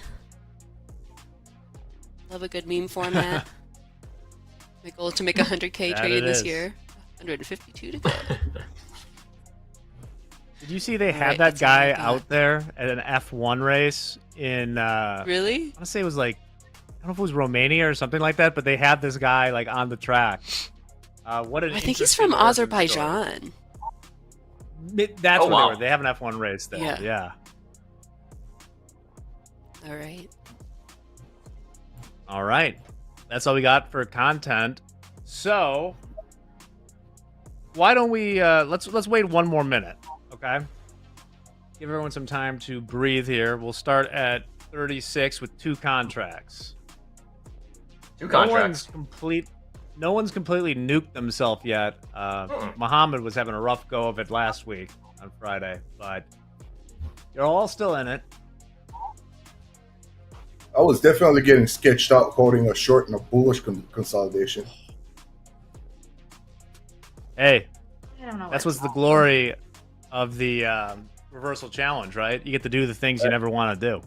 It's true. Hey, invisible head and shoulders on the 5 minute. How do you know it's there? All right. It's invisible. Can't even see it with these glasses. It's not fair. I took mine off, man. They were getting foggy. I had smoke in my eyes. They were getting foggy. Right. I'm a hot dude, 10 man. seconds. Going with 2 lots. Oh man, what a In weird spot. 5, 4, 3, 2, 1. Send it, boys and gal. All right, hold your hand up right now if you are long. It's the best I can do.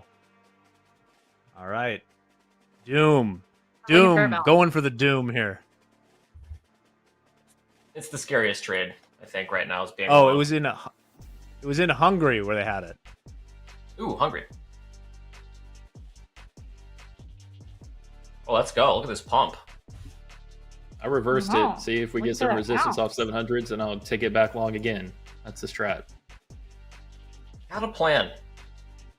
You were quick to form a plan for a reversal challenge. Most people, it takes a little bit. You were saying that this is what your trading was like back in the day. Do you care to elaborate on that?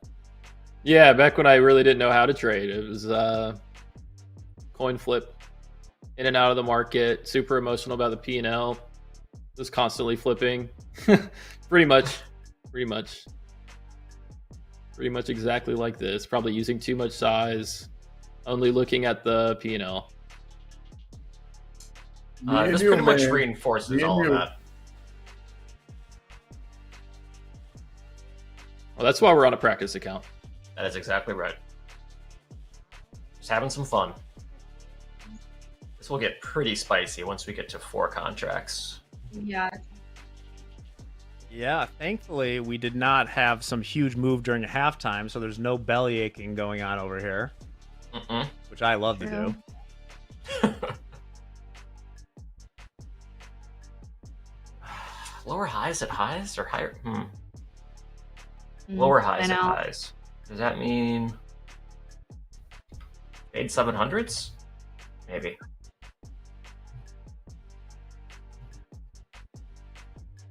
All right, we're short. Let's try it out. Here. Yeah. All right, Jack, thanks Dolby's for that vote short. of confidence. Indeed. And what? Look at that 95. Wow, quick 100 Here we bucks, go. right? Quick 100 bucks. I'm flipping again. Okay, I'm long. we'll 95. go to 4 contracts at 45. 45. Wow. I can do Okay. that. That's easy. Yeah. Well, do you usually do it earlier? I kind of base it off of where people's P&Ls are at. So it's like a little dungeon master-esque. If people are getting smoked, then I'll keep it low. But if people have healthy balances, I'll try to push it a little bit. Well, Dolby, I do not have the advantage of being able to see your P&Ls. So tell me, who's hurting? Who's up? Oh, I'm getting some life put back into me. All right. Up a little. plus 69.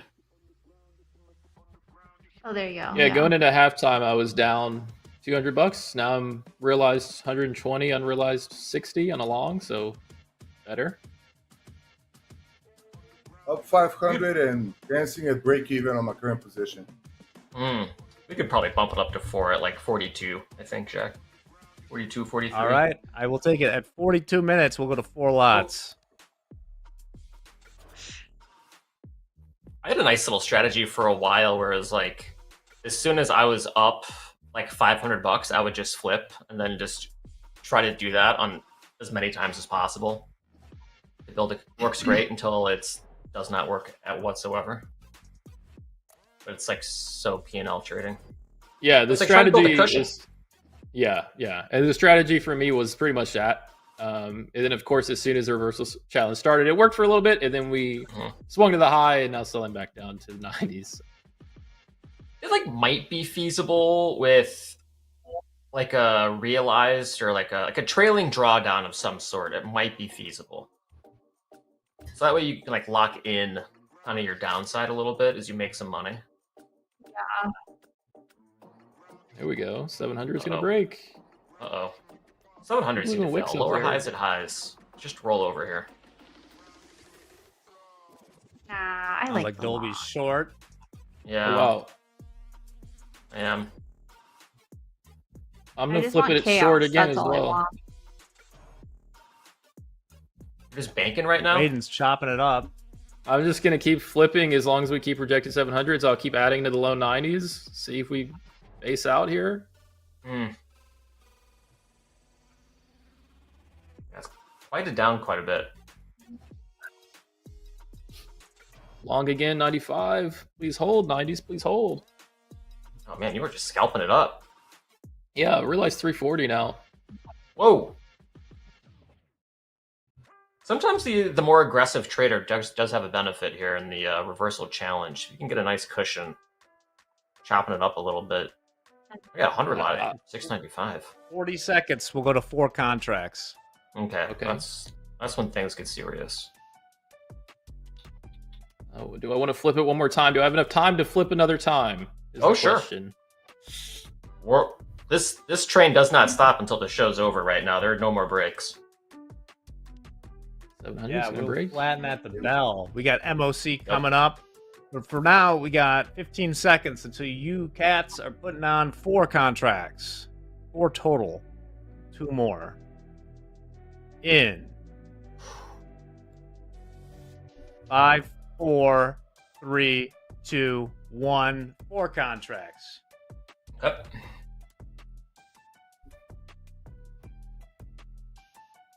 Feels All so right. weird being Raise short your NASDAQ. hand Wow. if you are short. Okay. I gotta lock in. I'm long now. I'm long. This range is so Great. tight, man. What's your realized, Braden? You've been Up 750. doing a lot of realizing. Realized. Okay. 100. Never mind. Back to 0 unrealized. Uh-oh. Negative 200 Oh, there we unrealized. go. Negative 300 unrealized. All right, we got some That's there. how We got quick it can flip. some there. Oh, wow. Oh, nice. Oh my Let's gosh. go. Oh, More let's go. contracts is no joke. We're plus 600. Let's go. Wow. That was incredible. What a move. I'm I think I'm negative going to hold this 1,000. one a little longer. Oh, how do we Let's go. resolve this? How do we resolve this? That's what I'm always thinking. This problem. How do we resolve this problem? Where are we going? After MOC No at idea. 52, we'll go to 8 contracts. Jesus. Yes. Eight contracts? Yeah, not going to help you there. I think we just like shorts all day. Lower highs at highs. All rest of the day. Yeah, the whole 17 minutes of the rest of the day. Oh, I'm getting cooked. There is a 4,500 loss limit that is in place. I'm not that getting cooked. Okay. That's more of a PSA. Lou Andy, I get it. You like Tesla. Commented about it again, and you're taking a 24-hour break. See you Monday.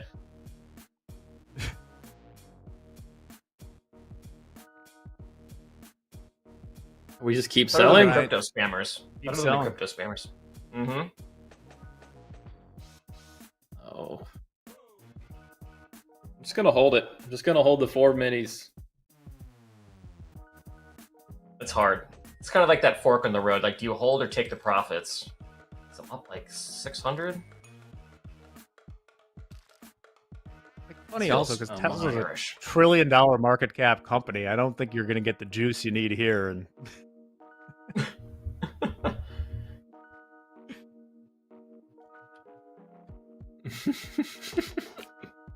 What is your P&L? yeah, let's go around. Dolby, what you at? Realized 594, unrealized 600. Okay. Doom? Unrealized $1,100. Realized 450. 647. Sorry. Damn, Doom. It's coming. I'm realized 750 in the green, unrealized $1,000 in the red. Ooh. Okay. Still anyone's game. I'm up green 365 realized unrealized. Oh, now we're cooking. we're like cooking. 100. Yeah. Look at this, nice bounce. Wow. All right, we'll lock up. And We'll lock up some of it. We're long again now. we're moving now. Yeah, we are.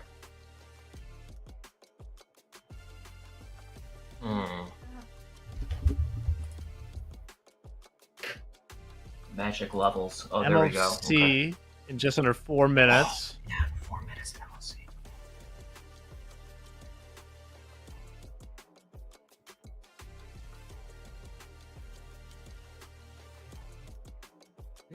We'll see where the P&Ls are. Maybe I'll give you the 15 lots for the last minute or 2 minutes. Yeah, see how close we are.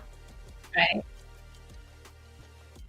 You haven't lived until you've traded 15 lots 2 minutes into close on a Friday. Not at all. Yeah. No one in danger of busting out right now. We're Everyone's good. still alive here. Mm-hmm. These are good P&Ls for this time. I threw down like 1,700 to $2,000 going into MOC. That's when things get real hard. Real hard.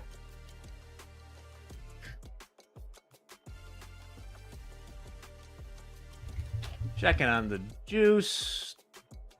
Nothing huge coming, except I guess Pheasant is going to be in charge of the search, the next Fed chair. Okay. Ooh, this is not good. Selling. That's not good. How do we get out of this one?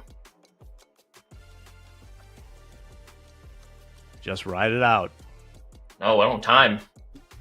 This thing's gonna eat up all my profits, Jack. Let's go Same. back up again.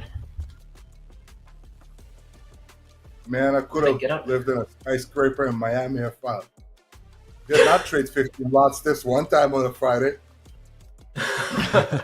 Don't trade 15 lots end of Friday or end of No. any session. Unless you have at least $2 million in your account. At least. And if you have $2 million in your account, you're probably not doing that in the first place. True that. I'm puking. Oh no. Yeah, the Oh no. problem is you can't just puke. You got to reverse. So I know. just sold for the break. I'd rather puke actually at this point than get stuck in this. It's such a bad feeling, like reversing at the bottom. It's the worst. That's why I brought in the helmet, just in case. Wait, I are don't you have long, to. Bobby? I'm short now. I was long for a little bit. I was long around like 688s, waiting for it to bounce back up. But now I reversed at 679s, and I feel like I'm just shorting the bottom. Yeah, I'm kind of there with you.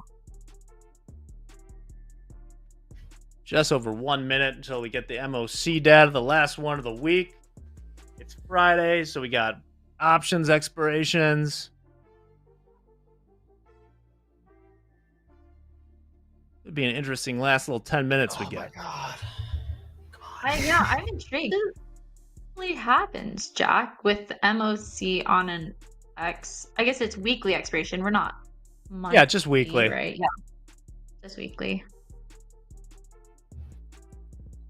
Yeah, I was going to say earlier,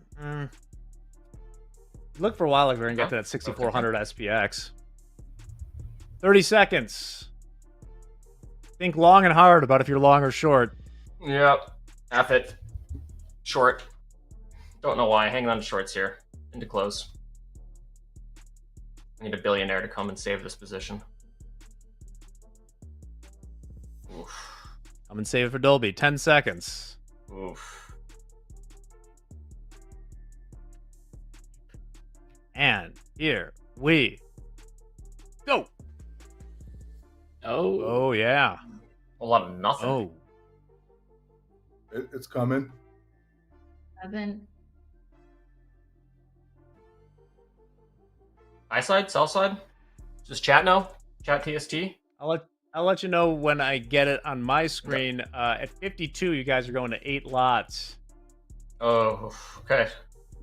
Where's that guy? That one guy from chat that knows the future, buddy. Come on, bro. Come in clutch. Not now or never, bro. Robert Darcy? That one? Yeah. That's someone else. Yes. Hit us, bro. Tell us what's up. I'll take an insight. I'll Venmo you $20. Hit me. Oh, we got my favorite song on the playlist for post MOC here. Yep. Oh, isn't it? Wow. Oh. Yes. Never gave up on you, Trade. Never gave up on you. Oh. Well, guess what? You have a chance to redeem yourself in 1 minute. We're going to 8 lots. Jesus. Oh, that's not good. Oh, crap. Really?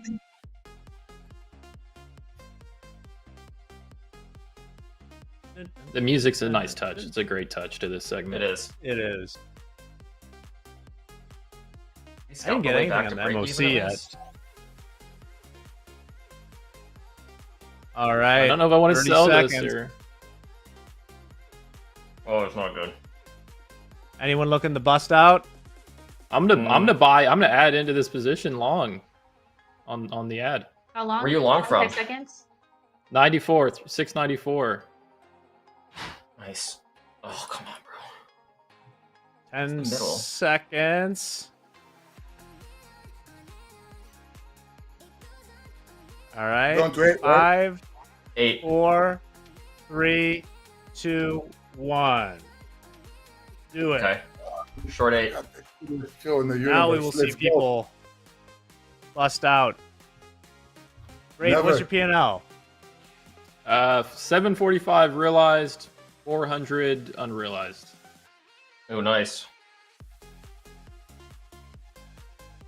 I'm $65 green, and at break Awesome. even here. Oh, nice. How are you guys trading this many contracts to be break even right now? It's impressive. Got some pros on.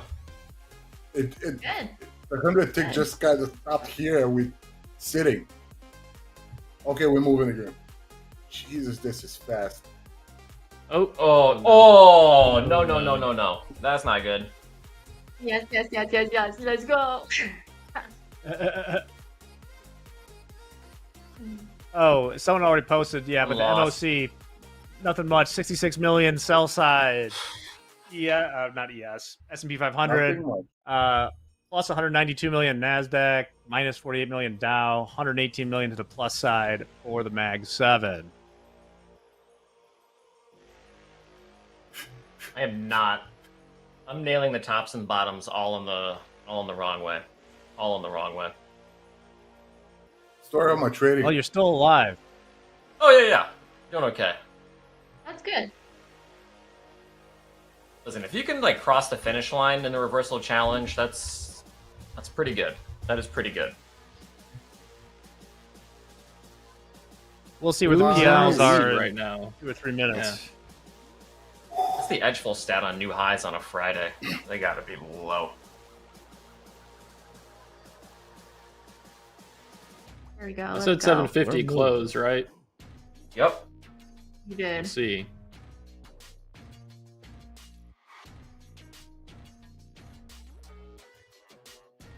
Okay, negative 1800.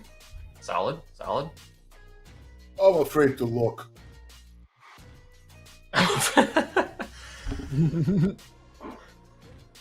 Stay short. Andy, 700. where you at? Oh, this is I'm gonna Yes, chop yes, shop. stay short. Absolute I'm chop at shop. 1600. All right, 30 seconds to maybe the next injection here. 5 minutes left in this week. Dude, the moon, baby. No. Yes, This is yes, bad. yes. This is. I want to let me lock in plus that. profits, but that means I have to reverse, and I don't want to Reverse. You reverse can- this. You can do a double. Oh yeah, you could flip it really quick. I could do that. It takes a second. A couple $100 bucks. Oh, this looks great though. Oh, whoa! Shooting I'm for those thinking all-time jack- highs. Send it. Yeah. Go for it. Oh, pull back. That's good. Oh, don't jinx it, Dolby. What? I'm short. I'm in survival mode right now. I need this to sell off, Same. or at least get back to break even somehow.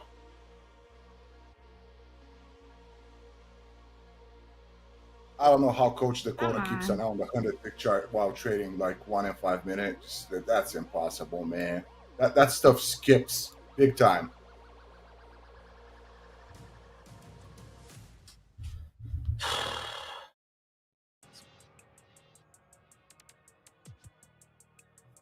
Looks like. Okay, so middle. who's in the green right now? Raise your hand if you're in the green. Doom's up, Raiden's up, Mandy's up, Dolby. Cool shades. Besides that, what do Got you something think going for me. about? Yeah, we'll hit 15 the lot? Oh yeah. 15 lot at 58.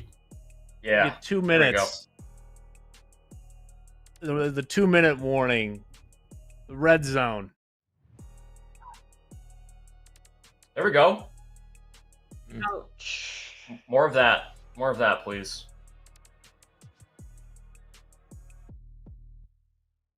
Please, please, please. Right at 700. Bring it. Should I just cover? Wait, when Should are I we cover my doing short? it? The last minute? Last two. 58. The last 2 minutes. 58. And shout out, just so the people at home Minutes. know what you are. Just shout out long or short.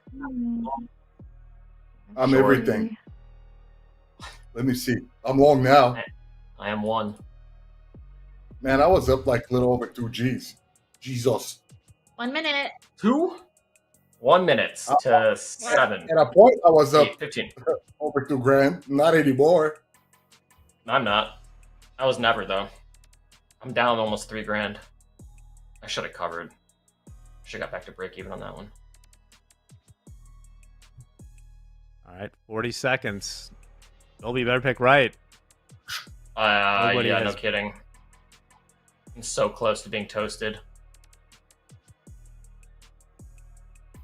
Come on, 30 give it. seconds. I should have reversed on there. Man.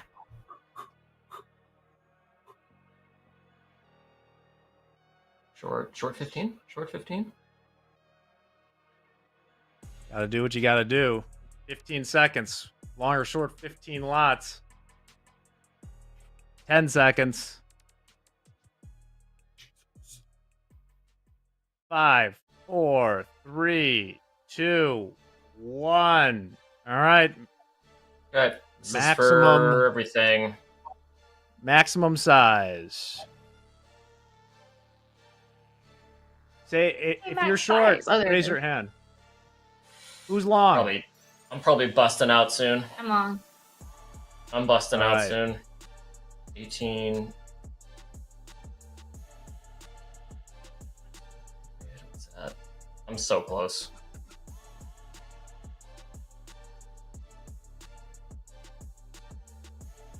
You are very close. Dolby right in Yeah. lightning. Will he be the first casualty of I the think reversal so. challenge?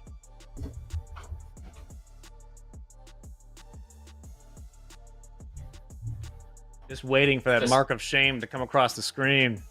I think I'm toast. Yeah, I'm toast. Son of a. Dolby's I'm down. Then there were 3. Kick him like he's on the floor. Who's long right now? I am. Doom and Mandy. Exciting Well, last that's reverse. 48 seconds. This Wow, reverse we button actually has to gonna be get- quicker than this, bro. I'm just holding a short that is down thousands. Yeah. I wanted to nature see of the the run up. beast. I wanted to see the run up. I really just flipped so I could reposition, but it just never gave me better entry. But wait. Look at this. Wait. It is getting wiggly. Big time. Ooh, got to be done in 20 seconds. Flat in 20. Yes. 600 contract. There's a 600 contract at I hit 613. the bid. Or sorry, at 735. Sorry, 600 contracts at 735. Oh, I've been wow, keeping you're my eye right. on this. And Send it. all right. Put a you move. have 5 seconds. 5, 4, 3, Oh no. 2, 1. Flatten your position. 3 folks. Braden, well, let's let Braden go first. What's your P&L? You made it to the finish line at least. Negative 400. Hey, that's not bad. Yeah, No, that's pretty good. The Maelstrom. good. Yeah. Wow, new highs. Now, Doom. Crazy. Doom, where are you at? I'm up $3,000, 60 and 60 cents. Ooh. Mandy? Nice. A nice green 67.59. Is that $6,000? Thousands? Or hundreds? Okay. Mandy. $759.80. Ah, Mandy wins again. As half Wow. of you guys I'll take a guess in W. chat, Mandy, the sniper, came in today, paid 2,500 real bucks, and then came in and took the crown in the reversal challenge. Times 3. Awesome stuff. Times 3. 3 XFAs. Oh, wow. Nice. So what's Oh, what, times 7,500? 7,500? Yes. That's a Okay. good day. Whoa, we're pumping into the close here. Yeah, look at or this. past the I close. think it's a steak dinner or sushi tonight. I got to go ask my husband, so we'll figure that Oh, out. it's good sushi night. Yeah. Yeah, Coach Great Jeff, stuff. put Well, up Mandy- the numbers. Yeah. Enjoy the spa party. Happy birthday to your Oh, daughter, yes. Braden. Thanks so much for Thank joining you. us. And good one. Doom. Braden, pleasure.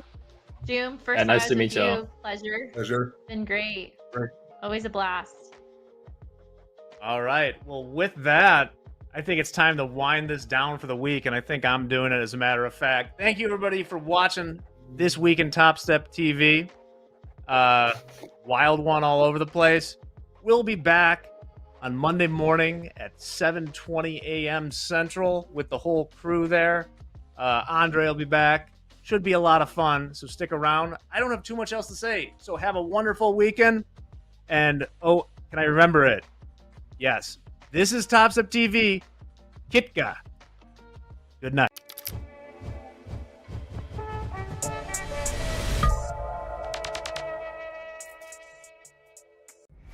Why Topstep? Because traders shouldn't have to risk everything to participate in the markets. And since 2012, we've provided capital to over 10,000 futures traders just like you. From the pits in Chicago to screens in over 143 countries, we've been motivated by one simple idea. We don't care who you are or where you learn to trade. If If you pass TopStep's trading evaluation, you'll be invited to trade with our capital in a fully funded account. As a TopStep funded trader, you keep 90% of profits and we take the losses. We also offer educational resources for all levels, live classes, and free group coaching from a team with over a century of professional trading experience. We're invested in your success. So what are you waiting for? Ditch the brokerage account, start learning by doing, and become a TopStep funded trader today.